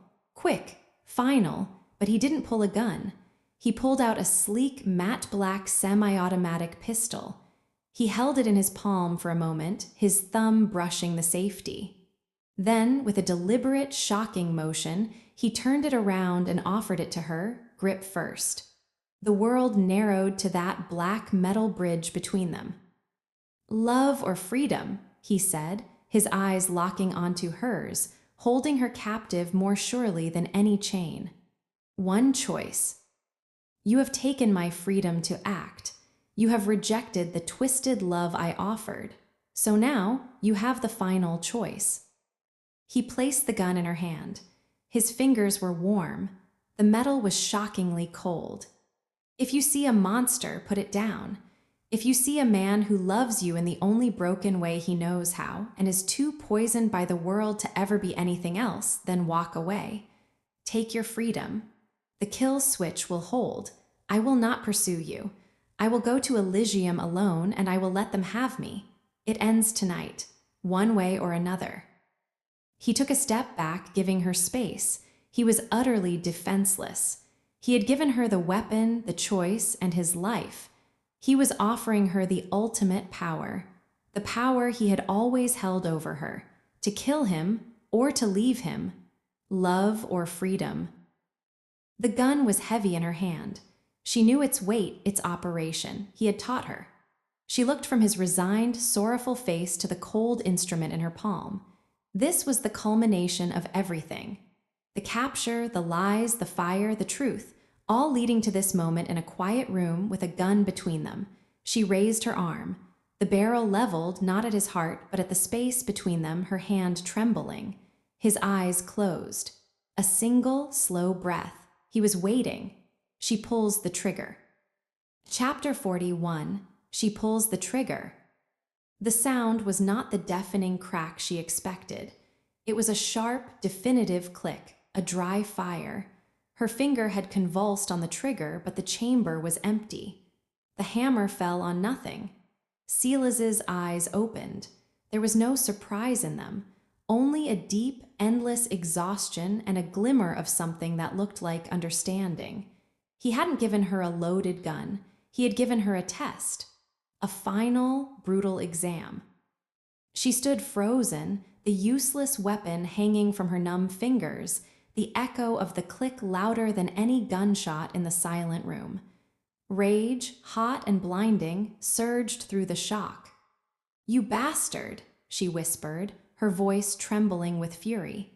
"You manipulative, cruel bastard." Was it cruel, he asked, his voice quiet, or was it mercy? "I gave you the power to choose my death without the burden of living with it. I gave you the catharsis of the act without the consequence." He took a step closer, his gaze pinned to the gun in her hand. "The choice was never about the bullet, Alina. It was about the intent, and your finger moved." She had, in that split second, with a storm of betrayal and pity and fury in her heart, her reflexive instinct had been to pull the trigger, to end it. She looked at the gun as if it were a venomous snake, dropping it onto the polished desk with a clatter. The sound was obscenely loud. "I would have," she said, the admission torn from her. "If it had been loaded in that second, I would have killed you." He nodded, a small, tragic gesture. "I know. And that is the only truth that matters between us now." He reached out slowly and retrieved the pistol. He ejected the empty magazine, checked the chamber with a practiced flick of his wrist, and reholstered it. "You have the capacity to end me. That is your freedom." He turned and walked back to the main console. He brought up the launch sequence. The kill switch, her kill switch, was highlighted, a pulsing red node in the elegant, deadly architecture of his plan. "Your sabotage is elegant," he said, his tone clinical once more, the moment of raw vulnerability sealed away. "It would have worked. It would have made me a spectacle, not a victor." His fingers danced across the interface. He didn't disarm it, he modified it. "What are you doing?" "Accepting your terms," he said, not looking at her, "but amending the contract." The screen updated. The worm's functionality shifted. The data packet to the global agencies was reconfigured. It would now expose only the target's crimes, his manipulation of the Chimera project, his role in Chiara's fate. It would paint Silas not as an aggressor, but as a victim seeking redress. A more palatable narrative. The alert to Elysium was stripped out entirely. "The station's defenses will be neutralized from here," he explained. "A direct, remote override. Clean, surgical, no 90-second warning. No prolonged siege. I will go aboard alone. He and I will settle accounts." He finally turned to face her. The monster was back, but it was a different monster. One that had integrated her betrayal, her attempted mercy, killing, into its new calculus. He was no longer a force of nature. He was a guided missile, and she had just reprogrammed his target. "You have your freedom, Alina. The world will not burn. Innocence will be spared. The kill switch is now our ally, providing cover." He paused. "But I am still going. The balance will still be 0. That is non-negotiable." He was offering her a compromise. She could have her moral victory, her saved lives, but he would have his vengeance. The core drive remained. "And after?" she asked, her voice hollow. "After, there is no after for me. There is only before and the moment of correction." His gaze softened just a fraction. "For you, there is Patagonia, or wherever you wish." "The choice," he said, echoing his earlier words with a terrible finality, "is still yours." He had taken her defiant act of sabotage and folded it into his own design. He had turned her betrayal into a tactical advantage. He was demonstrating, one last time, that in their game he was always the grandmaster. She had pulled the trigger on an empty chamber. She had chosen, in that split second, death for him, and he had used even that to refine his purpose. There was no winning against him. There was only choosing the degree of your own complicity. When? She asked. Dawn. She looked out the window, where the first faint light was bruising the eastern sky. I'm going with you. He went still. No. You said I was a part of this story. Of this neurological trinity. If this is the final chapter, I'm not reading it from Patagonia. I'm going to see it, to see him, to understand the face of the man who broke you both. She met his eyes, forcing steel into her voice. That is my non-negotiable. He studied her for a long moment, seeing not the captive, not the victim, not the saboteur, but the determined, furious witness, the one who had earned the right to see the end. Finally, he gave a single, sharp nod. As you wish. He turned back to the console, issuing a low command to Kale over the comms to prepare 2 suits for orbital insertion. The choice had been made. Not love, not freedom. Judgment. Chapter 42. Blood, Silence, Consequences.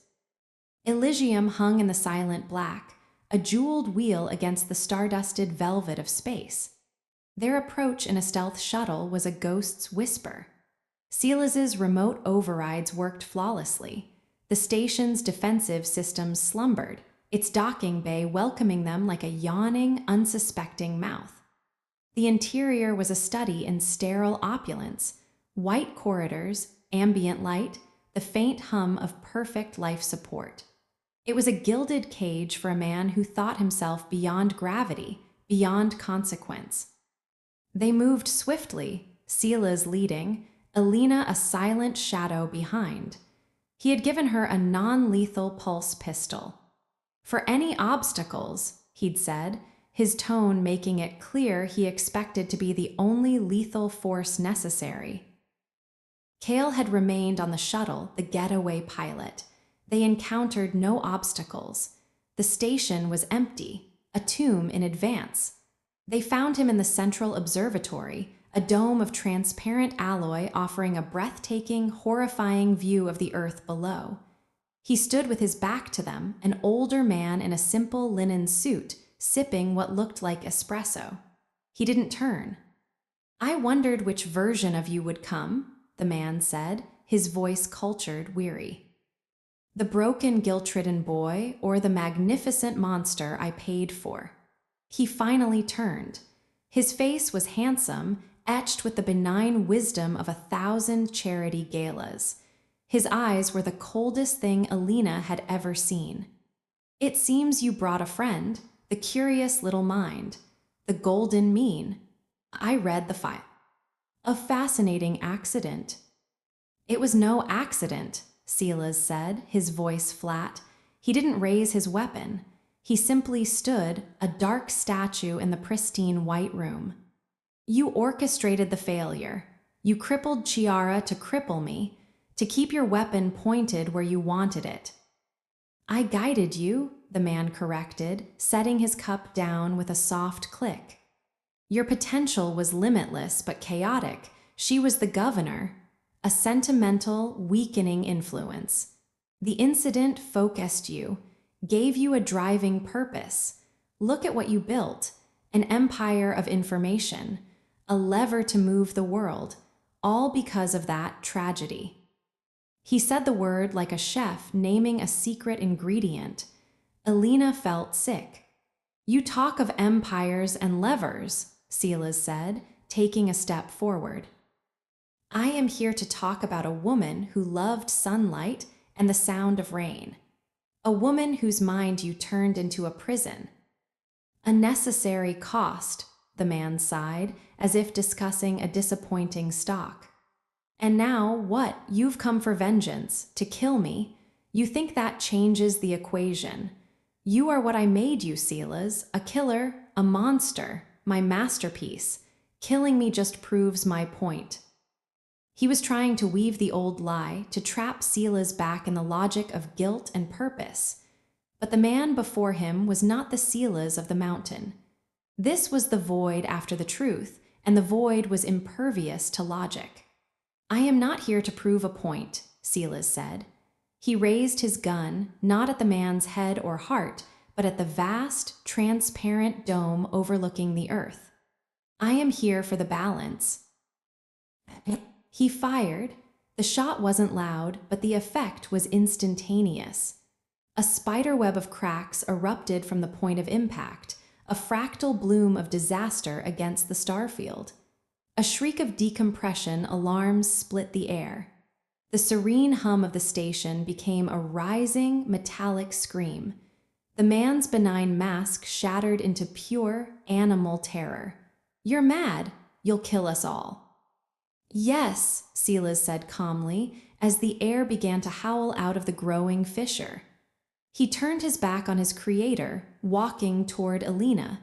He grabbed her arm, his grip like iron. "Time to go." They ran, fleeing the observatory as the air turned into a hurricane, whipping papers and furniture toward the cracking dome. The man's screams were swallowed by the gale. The shuttle bay was chaos, lights flashing red, emergency seals struggling to engage. They slammed into the shuttle, Kale already spooling up the engines. The bay doors, compromised by the station-wide decompression protocol, began to grind shut as Kale fired the thrusters, yanking them clear with violent force. Alina, strapped into her seat, looked back through the viewport. Elysium, the jeweled wheel, was visibly distorting, a plume of atmosphere crystallizing into a brief, glittering cloud before being swallowed by the vacuum. Then, a series of internal explosions blossomed from within, silent in the void, tearing the station apart in a slow-motion ballet of destruction. Silas watched, his face illuminated by the cold fire of the dying station. There was no triumph in his eyes. No relief. Only a final, quiet acknowledgement. The balance was zero. The shuttle turned and dove toward the glowing blue curve of the earth, leaving only blood, silence, and consequence in the endless dark behind them. Chapter 43. He offers marriage like a threat. Earth's gravity was a rude, grasping hand after the silent fall. They didn't go to Patagonia. They went to ground in a different kind of tomb, a decommissioned NORAD installation buried under a granite mountain in the Canadian Shield. It was colder than the Alps, humming with the ghosts of dead empires, a fitting refuge for their own. The world was in uproar. The destruction of Elysium was the lead story everywhere, a catastrophic accident with mysterious origins. The data packet Silas had sent, the curated one, exposing their targets' crimes, had hit the global networks like a neurotoxin. Governments were toppling in silent coups. Stock markets were reeling. The narrative of a rogue billionaire space station tragedy was already being woven, but in the intelligence community, the whispers were of Valerius. He was a ghost, a rumor, but he was back, and he had just killed a king. In the cold, gray command center of their new bunker, Silas stood before a bank of dormant screens. He had changed into simple black fatigues. He looked like what he was, a soldier from a war that had never been declared, awaiting his final orders. Kale moved in the periphery, securing systems, a silent monument to the new, pared-down reality. Alina stood by the heavy blast door, her arms wrapped around herself against the chill. She was free. She had stopped a global war. She had witnessed the death of a devil, and she felt utterly, completely hollow. Silas turned from the screens. His eyes found her in the dim light. There was no softness in his gaze, but the ravenous, annihilating fury from before the station was gone. It had been spent in the fire of the explosion. What remained was a terrible, clear-eyed finality. "There are 3 paths from here," he said, his voice echoing slightly in the cavernous space. 1. You leave. Kale will provide you with a flawless identity, enough resources to live in quiet comfort for 10 lifetimes, and a location where neither I nor any major agency will find you. You will be safe. You will be alone. You will be ordinary. The word hung between them like an epitaph, ordinary. After all of it, the thought was more terrifying than any threat. 2, he continued, taking a step toward her. You stay. As an ally, a partner in managing the fallout. We have secrets that are now the world's most wanted commodities. We have enemies who will never stop looking. We would be hunted forever. But we would be hunted together. It would be a war without end. He stopped a few feet from her. The air grew thin. And 3. He didn't elaborate with words. He reached into the pocket of his fatigues and pulled out a small, black velvet box. It was incongruous, absurd in the sterile military gloom. He didn't open it. He simply held it in his palm, offering it to her sight. The world believes Silas Valerius is a ghost. It will soon believe he is a dead ghost. Elena Rossi is already ash. His pale eyes held hers, unblinking. But legal fictions have power. A marriage. A binding contract recognized by the few remaining systems we don't own. It would make you my heir in all things. It would make you the sole custodian of Chiara's fate, of the remnants of the empire, of every secret. It would make us, in the eyes of the few records that would matter, one entity. He took a final step, closing the distance. He wasn't touching her, but his presence was a wall. I am not offering you love. I am offering you a merger, a consolidation of assets, a fortress with 2 rulers instead of 1. His voice dropped to a low, relentless murmur. But understand this. If you choose this, you choose me.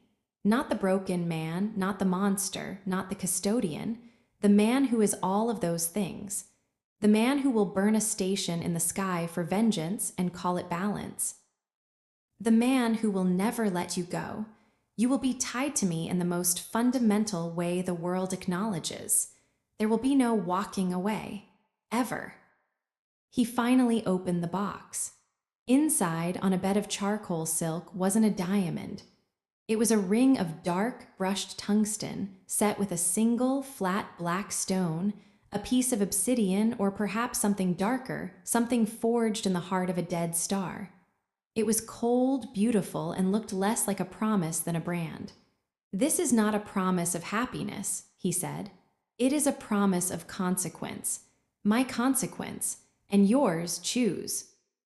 He offered marriage like a threat, like a life sentence, like the final, logical integration of 2 shattered pieces into one unbreakable whole. He was giving her every option: oblivion, endless war, or permanent, sanctioned bondage. She looked from the dark ring to his waiting, relentless face. She thought of the desert of ordinary life. She thought of the endless, lonely hunt of option, too. And she thought of the terrible, intoxicating clarity of being at his side, of having a purpose that scorched the soul, of ruling the ruins of a world they had helped break. She had chosen judgment before. Now she had to choose her sentence. A slow, cold calm settled over her. The hollow feeling filled with a dark, certain resolve. She reached out, not for the box, for his hand that held it. She closed her fingers around his wrist, feeling the steady, powerful beat of his pulse against her palm. Then she took the ring from the box. She didn't put it on. She held it up between them, the black stone drinking the faint light.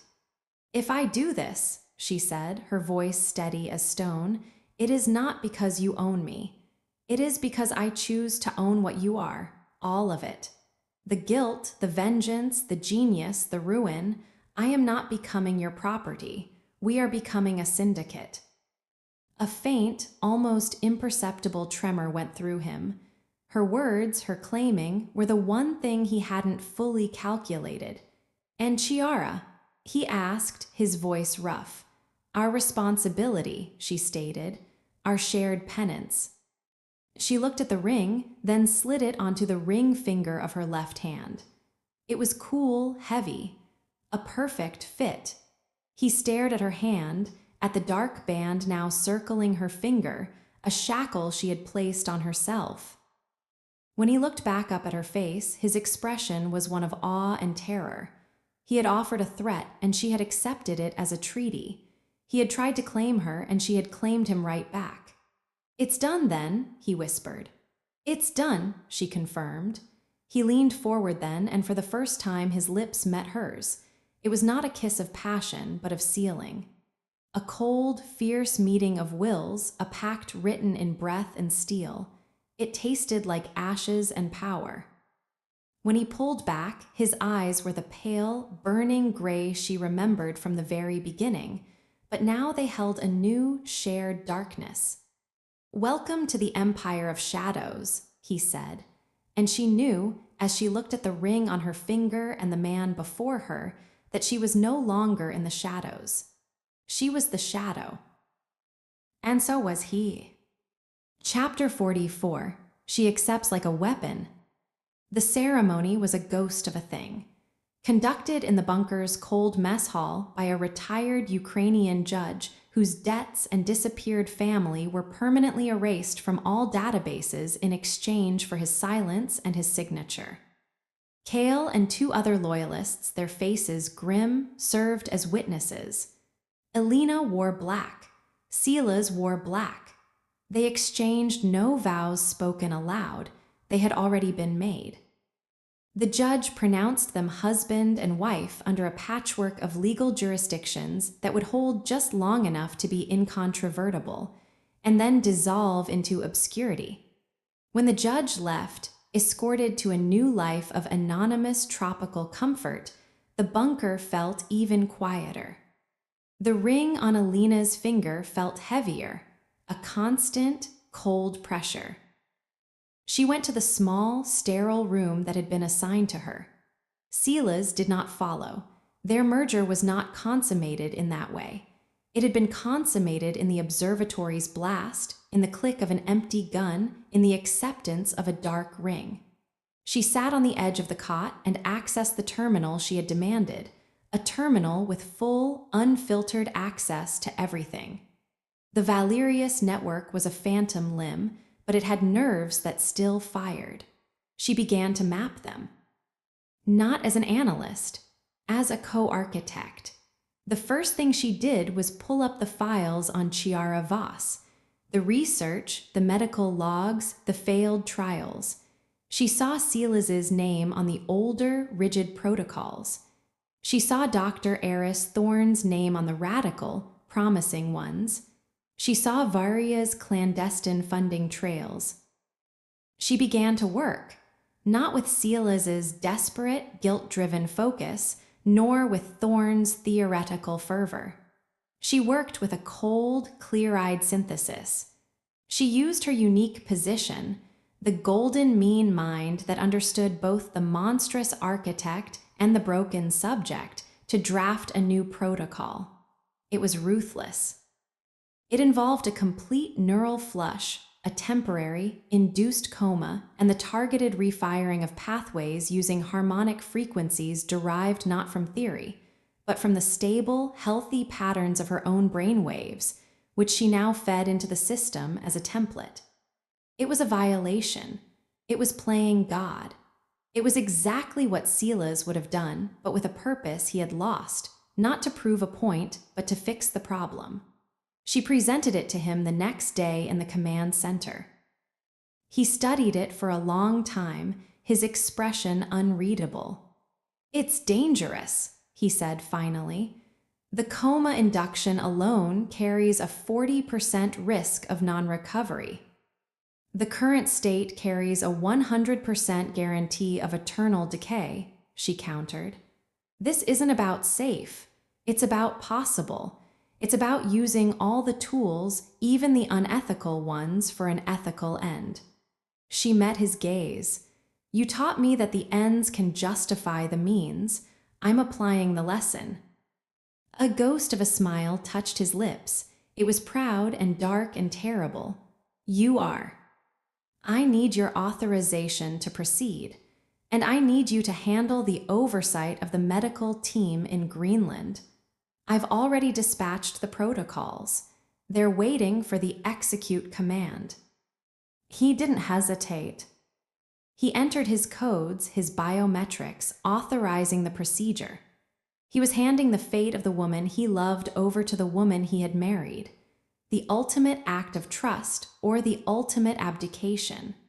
As he worked, she turned to another screen. She pulled up the fragmented remains of the financial empire. With swift, decisive commands, she began liquidating certain assets, not the core intelligence networks, but the shell companies, the vanity holdings, the weapons portfolios. She funneled the vast sums into a new, labyrinthine network of trusts and foundations, environmental remediation, neurological research grants, anonymous scholarships for survivors of systemic violence. She was pruning the empire, not for efficiency, but for a form of atonement. She was turning the blood money into a kind of penance. Silas watched the transfers flash across a secondary screen. He said nothing. He didn't stop her. He simply observed, his eyes tracking her movements with that same awe and terror. She was not just sharing his throne. She was remaking it in her own image. She was using the power he had given her, the power of the ring, the merger, the syndicate, as a weapon to heal one broken woman and to try to salve the wounds of a broken world. She accepted his offer not as a surrender, but as a hostile takeover. She accepted the ring not as a symbol of love, but as a socket wrench to dismantle his legacy and rebuild something she could live with. When she finished a particularly complex transfer, routing $500 million to a microfinance initiative in regions the old empire had destabilized, she finally looked at him. "This changes nothing," she said. "We're still monsters. We still have blood on our hands. This is just redirecting the resources of the monster." He walked over to her terminal. He leaned down, his hands on the back of her chair, his mouth close to her ear. His breath was warm against her skin. "I didn't marry you to change what we are," he murmured, his voice a low vibration she felt in her bones. "I married you because you are the only one who sees what we are and isn't afraid to wield it." He straightened up and placed his hand over hers on the console, his dark ring beside hers. A united front. "Now," he said, his voice returning to its commander's cadence, "let's go to war." Chapter 45. The world bows to their union. The world did not bow gracefully. It thrashed, it schemed, it sent forth its hunters. But the hunters found only phantoms. The entity known as Valerius had not simply returned, it had metamorphosed. The brutal, centralized power of the mountain was gone. In its place was a distributed, adaptive intelligence, a ghost in every machine, a whisper in every data stream. Elena's penance foundations were not acts of charity, they were neural hooks. Every environmental project used proprietary Valerius-designed monitoring systems. Every research grant came with data-sharing agreements written in code only they could fully decipher. The scholarships created a generation of loyal, brilliant outliers indebted to a mysterious benefactor. They weren't just giving money away. They were building a new, utterly silent nervous system across the globe, one that reported on corruption, on ecological tipping points, on the rise of new threats, and they ruled it together. Their command center was no longer a single room. It was a shifting locus, a secure connection between two minds. Sometimes they were in the Canadian bunker.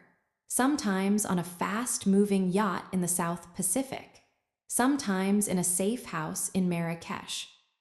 Their presence was a weather pattern impossible to pin down. Their first major joint edict was not an attack, but a correction. A mid-level dictator in a resource-rich nation, a client of their deceased benefactor, was preparing to unleash a manufactured ethnic conflict to consolidate power. In the old days, Silas might have sold the intelligence to the highest bidder or used it as leverage. Now they acted as one. Elena crafted the digital component. She leaked the dictator's detailed plans, not to rival agencies, but directly to the civilian resistance groups within his own country, encrypted in folk songs played on pirated radio stations. She drained his secret offshore accounts with a cascading algorithm that made the money appear to vanish into thin air. Silas handled the physical. He didn't send an army. He sent a single, tailored message. The dictator woke to find his entire personal guard unconscious, and a single obsidian ring, a match to the ones they wore, placed on the pillow beside him. No note was needed. The meaning was clear. You are seen. You are vulnerable. Stop. The conflict fizzled before it began. The world saw a dictator inexplicably back down, his finances in ruin, his secrets aired. They saw the whispers of the syndicate or the twin shadows. No one could prove it, but everyone in the know knew. The world began to bow, not to fear alone as it had to Silas, but to a more terrifying concept, governance. A silent, omnipresent, amoral governance that punished transgressions against its own new, inscrutable code of order.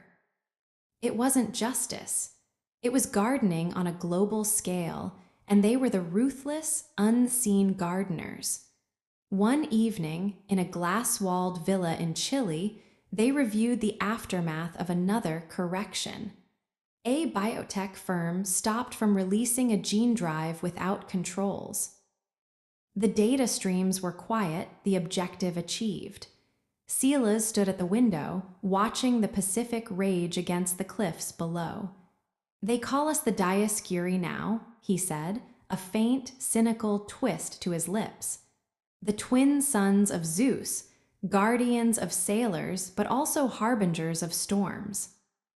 Elena didn't look up from her screen, where she was modeling the long-term ecological impact of their intervention. Which are we? Both, he said, turning to look at her. The setting sun painted him in hues of fire and blood.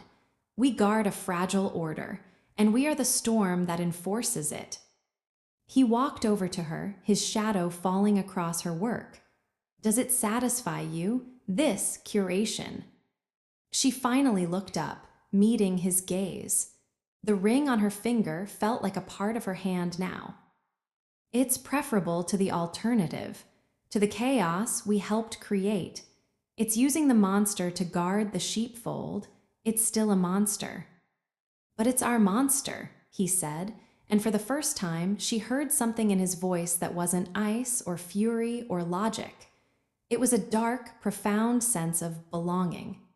He reached out, his fingers brushing the line of her jaw, a touch that was no longer a test or a claim, but a recognition. You have remade the empire in your image. You have remade me. You remade me first, she said, not pulling away. A cycle, he agreed, his thumb tracing her lower lip. A closed loop, entropy contained. He leaned in and kissed her. This kiss was different from the first. It was not a seal, but a discovery. A slow, deep exploration of the dark symmetry between them. It tasted not of ashes, but of the cold, clean ozone after a storm, of the profound silence at the eye of a hurricane. It was the kiss of two sovereigns acknowledging the borders of their shared, desolate kingdom. When they parted, the world outside the glass seemed very far away. The medical team in Greenland reports progress, he said, his forehead resting against hers, his breath mingling with hers. The coma is stable. The harmonic infusion is promising.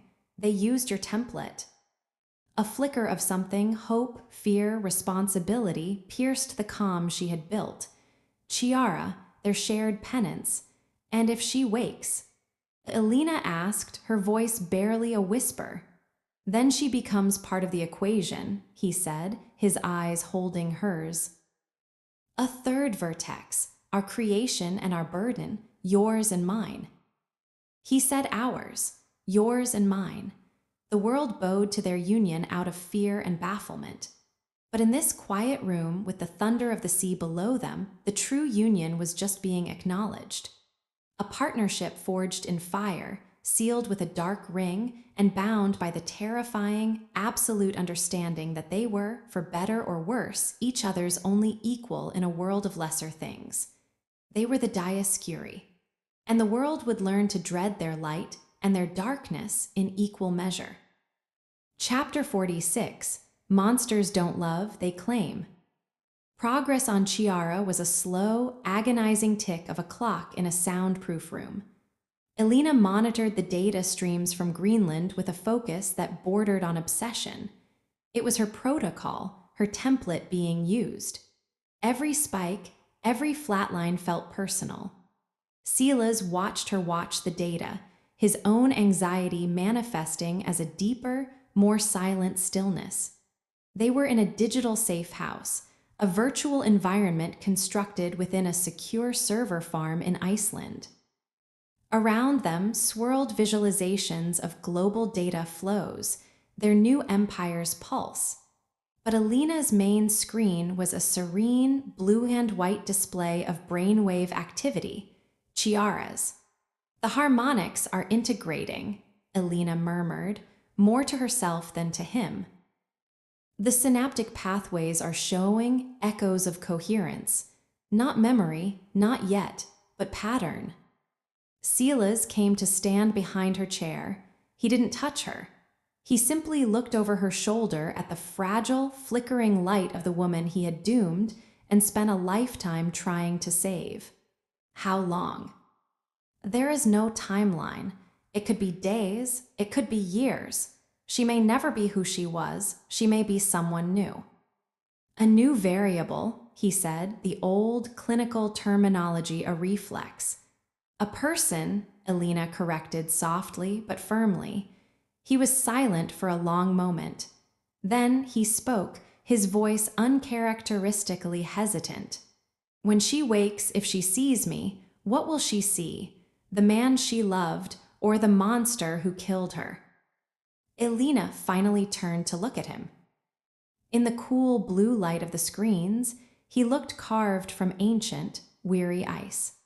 She'll see the man who spent his life in a cage of his own making, trying to free hers. A monstrous act of love is still an act of love, Silas. He flinched as if the word were a physical blow. Love, he repeated, tasting the syllable like it was a foreign, dangerous substance. Monsters don't love, Elena. They claim, they obsess, they possess. What I felt for her, he stopped, his gaze cutting to her, and the unspoken what I feel for you hung in the charged air between them. He was terrified of the word. For him, love was the root of the catastrophe.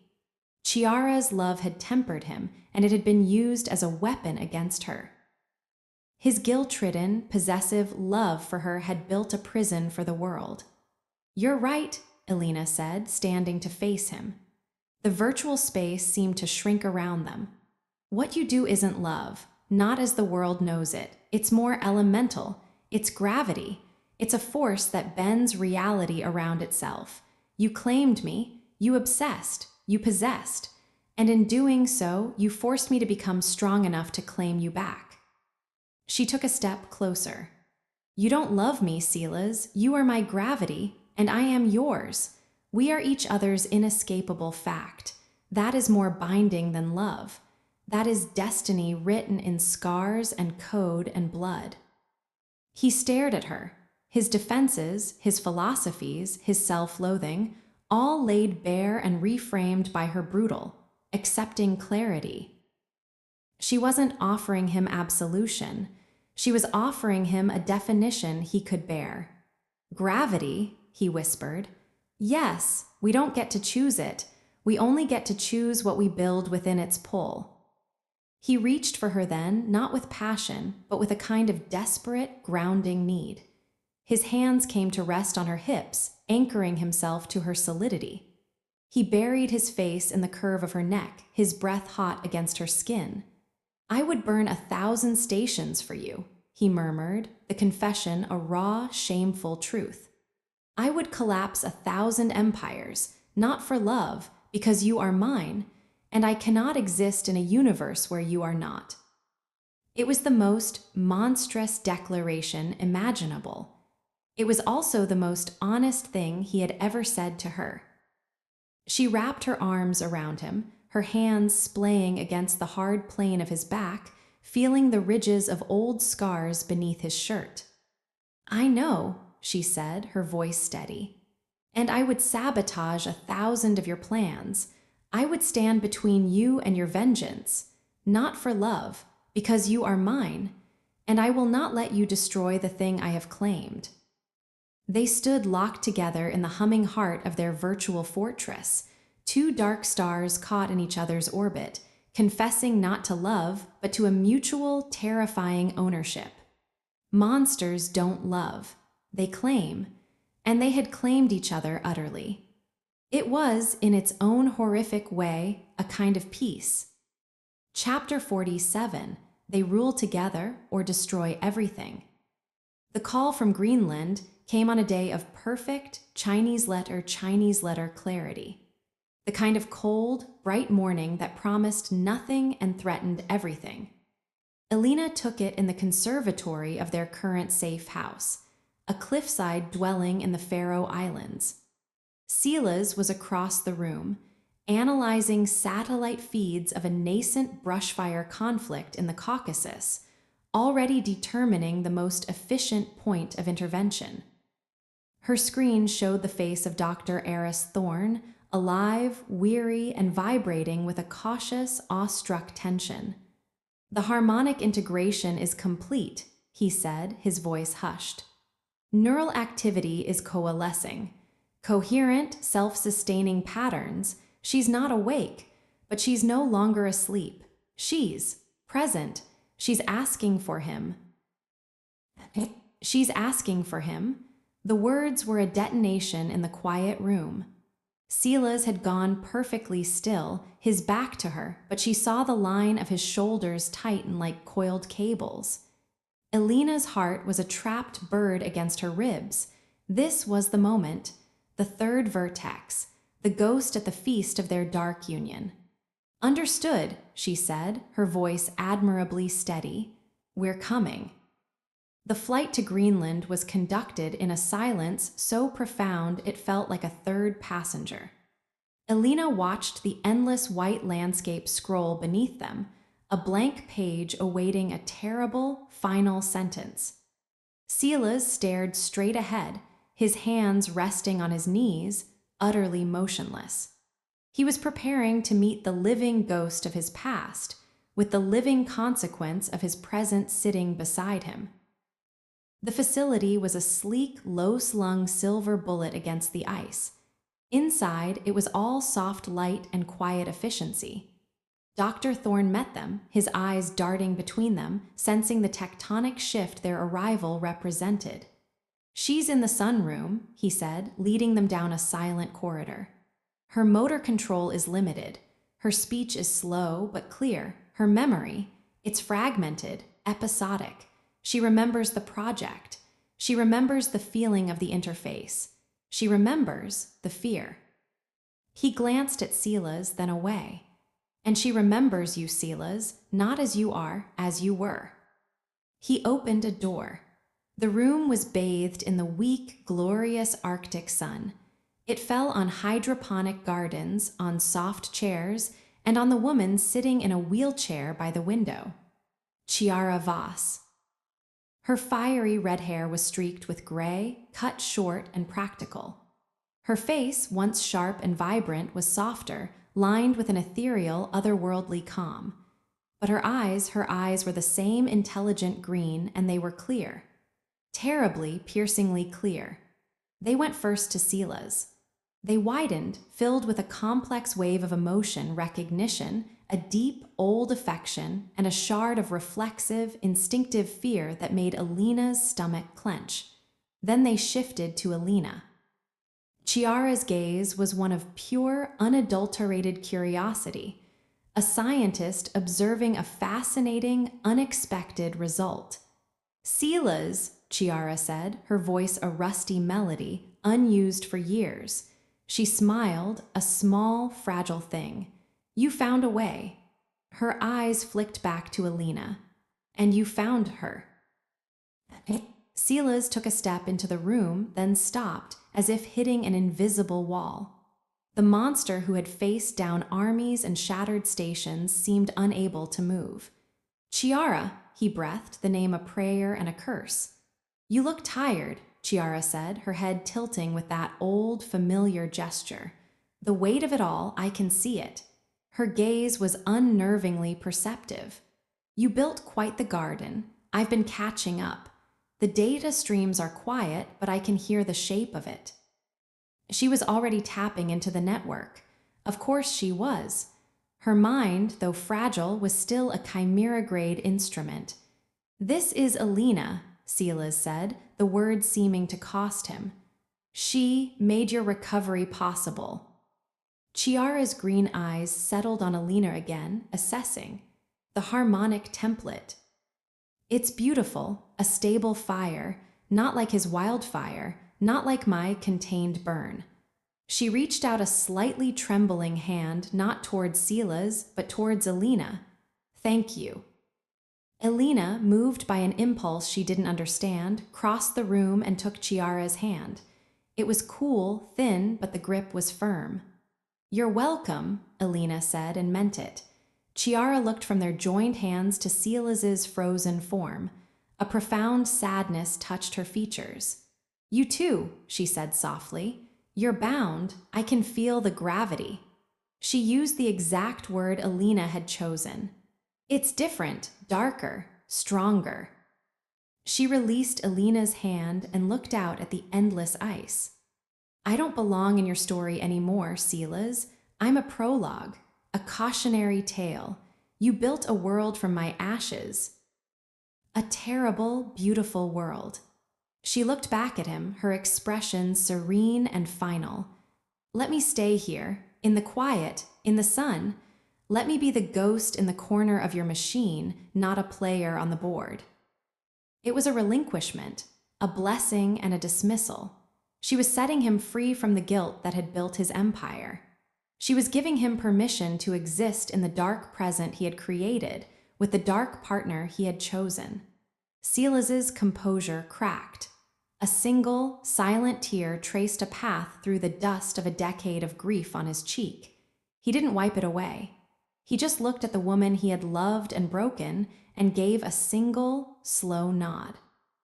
Chiara smiled, a real one this time, tinged with an infinite, weary compassion. Now go, she whispered. Rule your shadows. Or destroy everything, but do it together. It's the only way it ends. They left her there in the sunroom, a ghost finally at peace.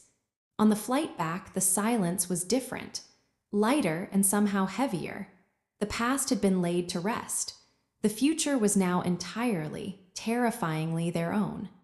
Back in the Faroe Islands, as the midnight sun painted the cliffs in hues of gold and blood, Sela stood on the edge of the storm-lashed patio. Alina joined him, the wind whipping her hair. The world is a tinderbox, he said, not looking at her. Our interventions have created stability, but it's a stability built on fear of us. It's a dam holding back chaos. One crack and it all goes. And, she asked, and we are the dam, he said, finally turning to her. His eyes held the reflection of the violent, beautiful sea below. We can continue. Prune, correct, maintain. A forever war. A eternal, silent tyranny of two. Or we can break the dam ourselves. Elena finished, understanding dawning. Release the chaos. Let the world have its wars, its suffering, its messy, bloody freedom, and walk away. To what? He asked, the question stark. To a beach, to a life of pretending we are not what we are. She looked at him, at this beautiful, broken, brilliant monster who was her gravity and her doom. She thought of Chiara's serene dismissal. She thought of the endless, wearying work of playing God. She thought of the cold, clear power of the ring on her finger. "We don't get to walk away," she said, her voice merging with the roar of the wind and sea. "We are what we built. We are the empire of shadows. To destroy it would be to destroy ourselves." A faint, dark smile touched his lips. He had been waiting for her to say it. "Then we rule." "Together," she confirmed. He reached for her, pulling her against him, his body a solid wall against the raging elements. His kiss was not a claim this time. It was a covenant. A vow made on the edge of the world, to a future with no end but the one they would choose, no law but the one they would write, and no light but the cold, reflected glow of their own monstrous hearts. Below them, the Atlantic seethed and churned, a chaos they would now spend a lifetime holding at bay. They ruled together. And in that rule, in that shared, terrible purpose, they found the only thing either of them had ever truly wanted. A meaning vast enough to justify the monsters they had become. Final chapter, end of book. Epilogue, 1 year later. A single, encrypted line of text appears on a secure monitor in a bunker that no longer exists. System query, status of Dioscuri protocols. Response, active, gardening. The shadows are deep and quiet. Query and the gardeners, response together, in the dark, where they belong, the connection terminates. The world turns, and somewhere in a place between places, two shadows watch over their empire forever. The end